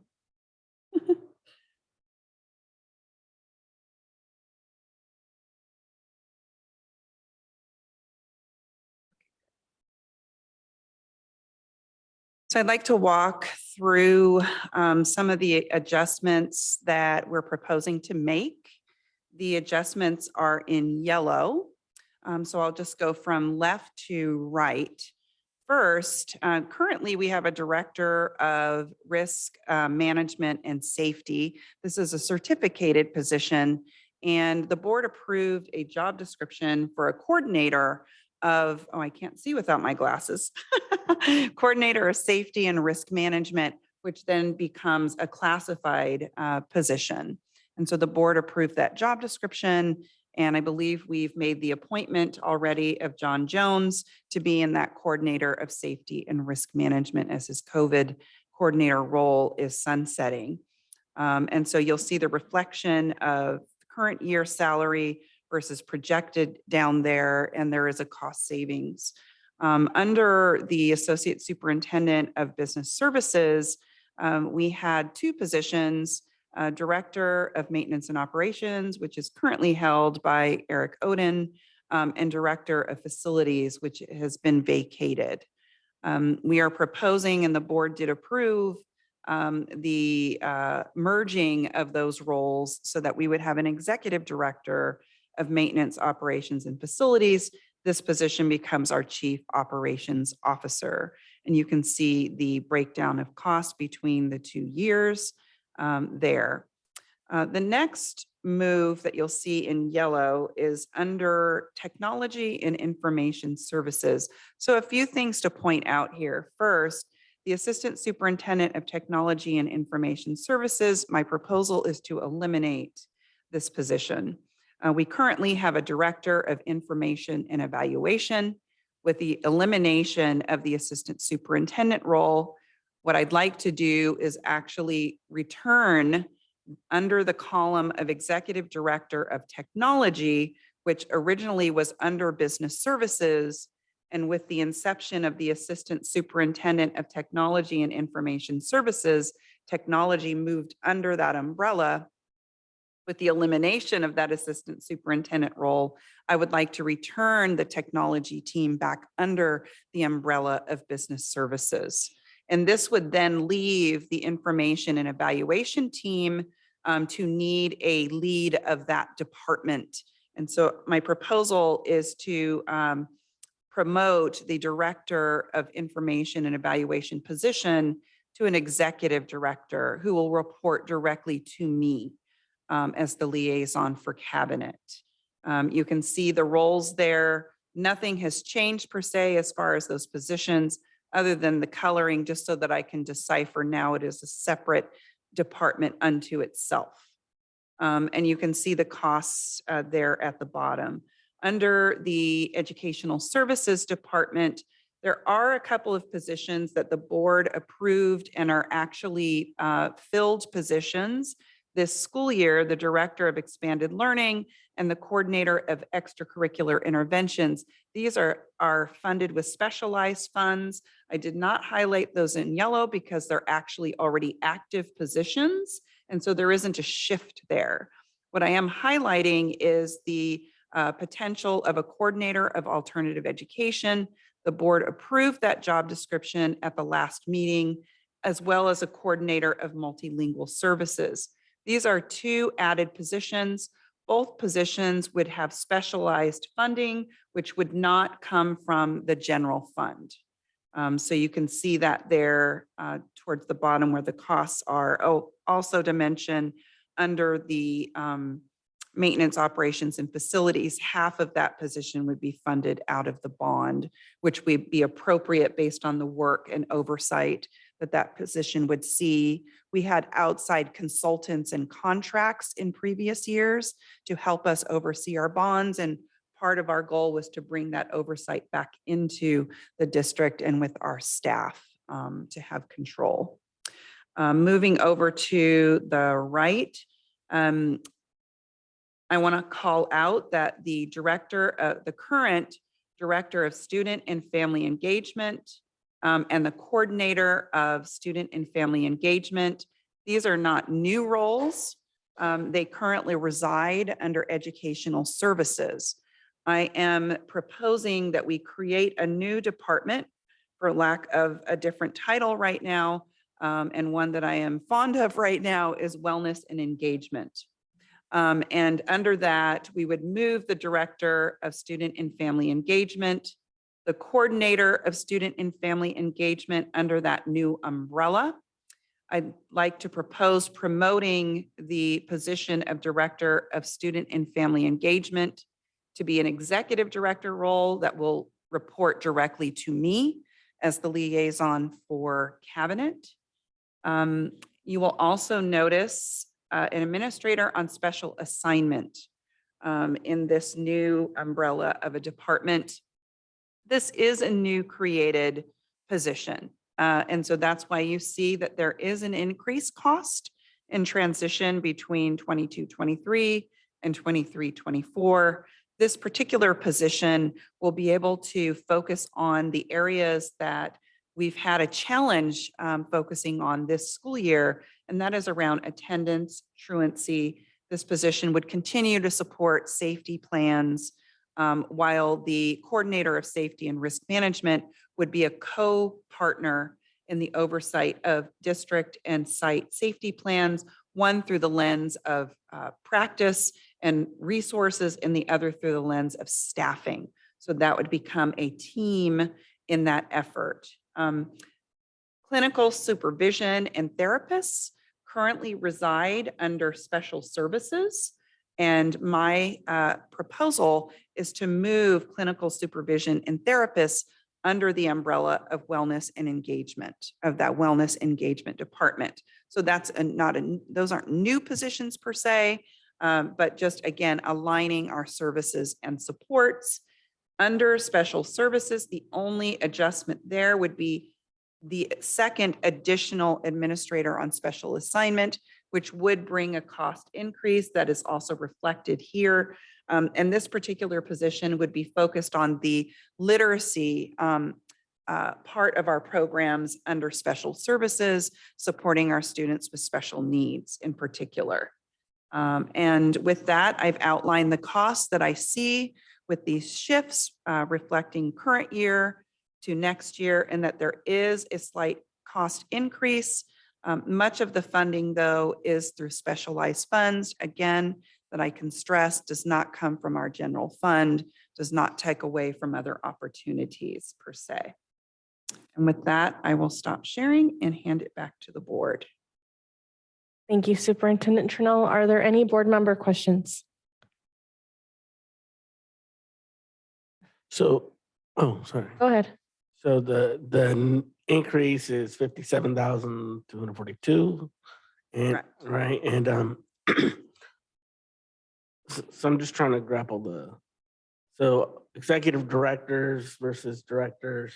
Executive directors will always report to some sort of superintendent, either yourself or an assistant or associate. Not necessarily, but in this case, because I'm creating two departments unto themselves, there is no assistant superintendent or associate superintendent for them to report to. So they're going to report directly to me. So I'll have direct oversight supporting the executive director of information and evaluation services, as well as the wellness and engagement department.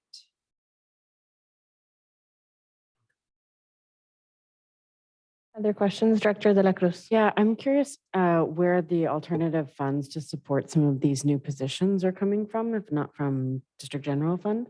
So down here, you can see the alternative ed coordinator position is actually proposed to be funded through Sonoma County Office of Education through differentiated assistance funding that they would provide us. They also fund our math TOSA position, and we're hoping that will continue. I believe we're working through the MOUs. And then the coordinator of multilingual services will be funded out of our Title III funds. So again, not from general fund.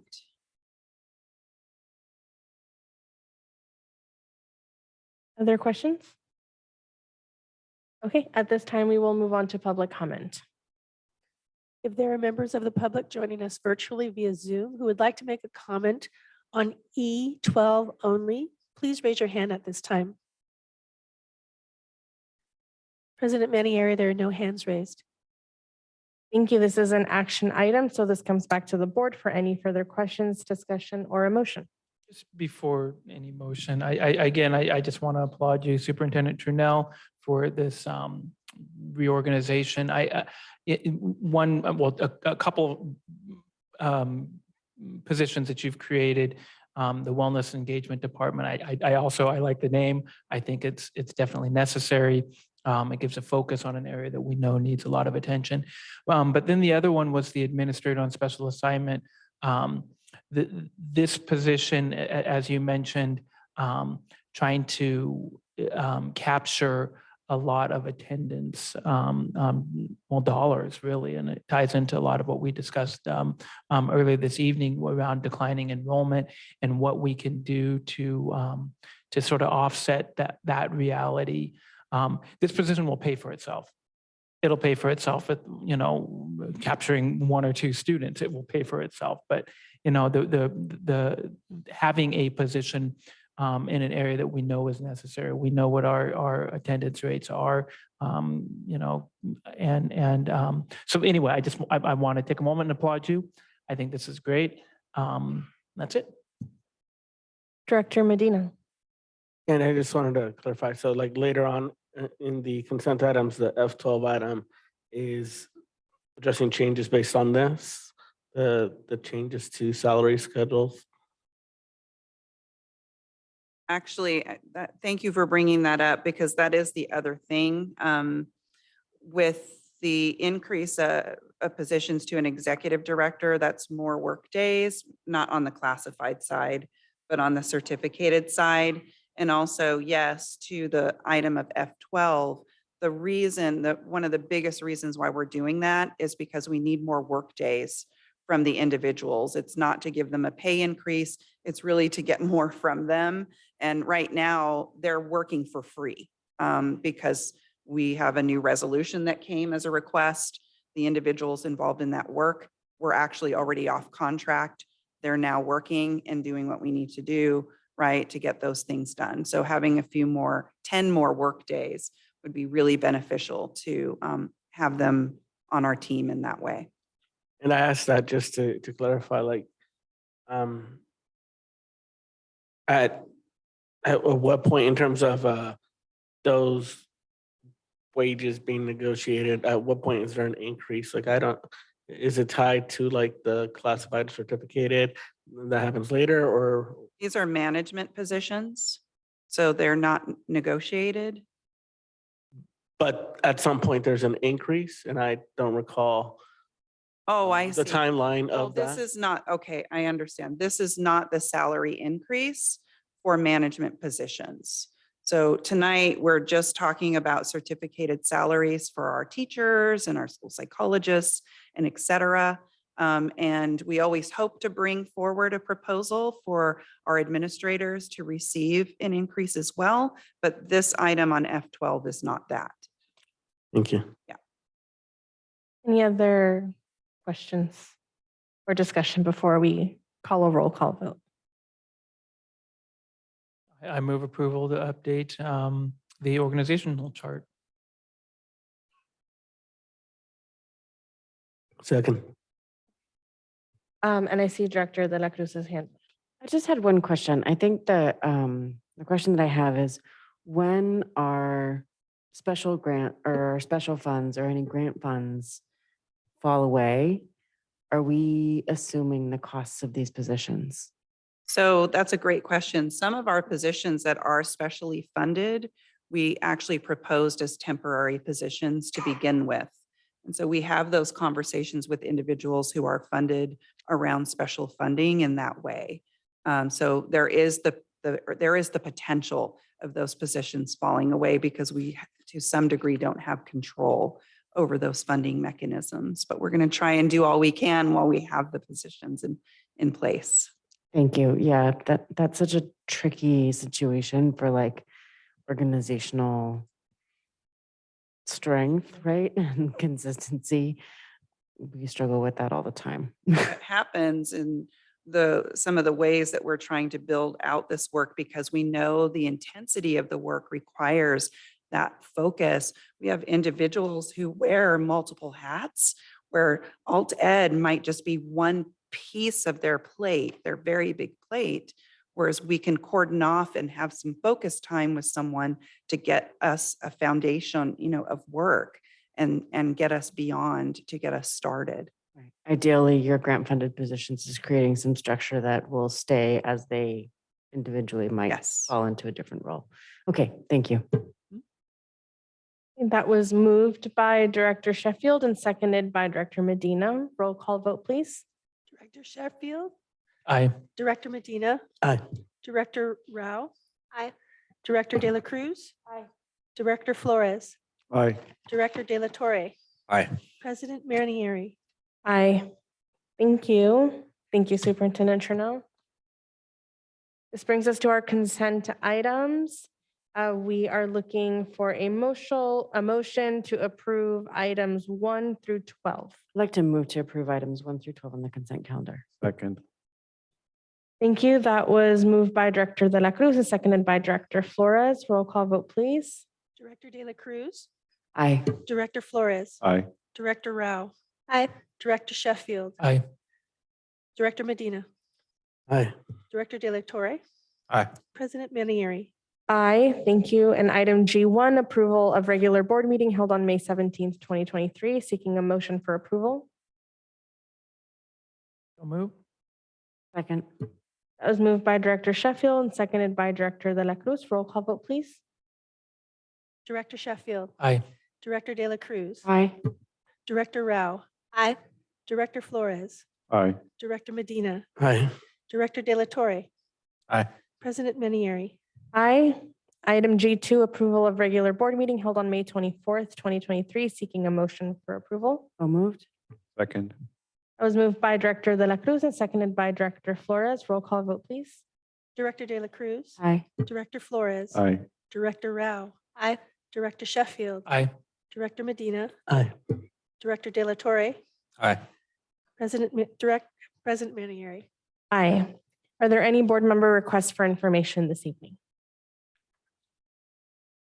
Seeing none, I will just bring everyone's attention to our I items, our information items listed in the agenda packet.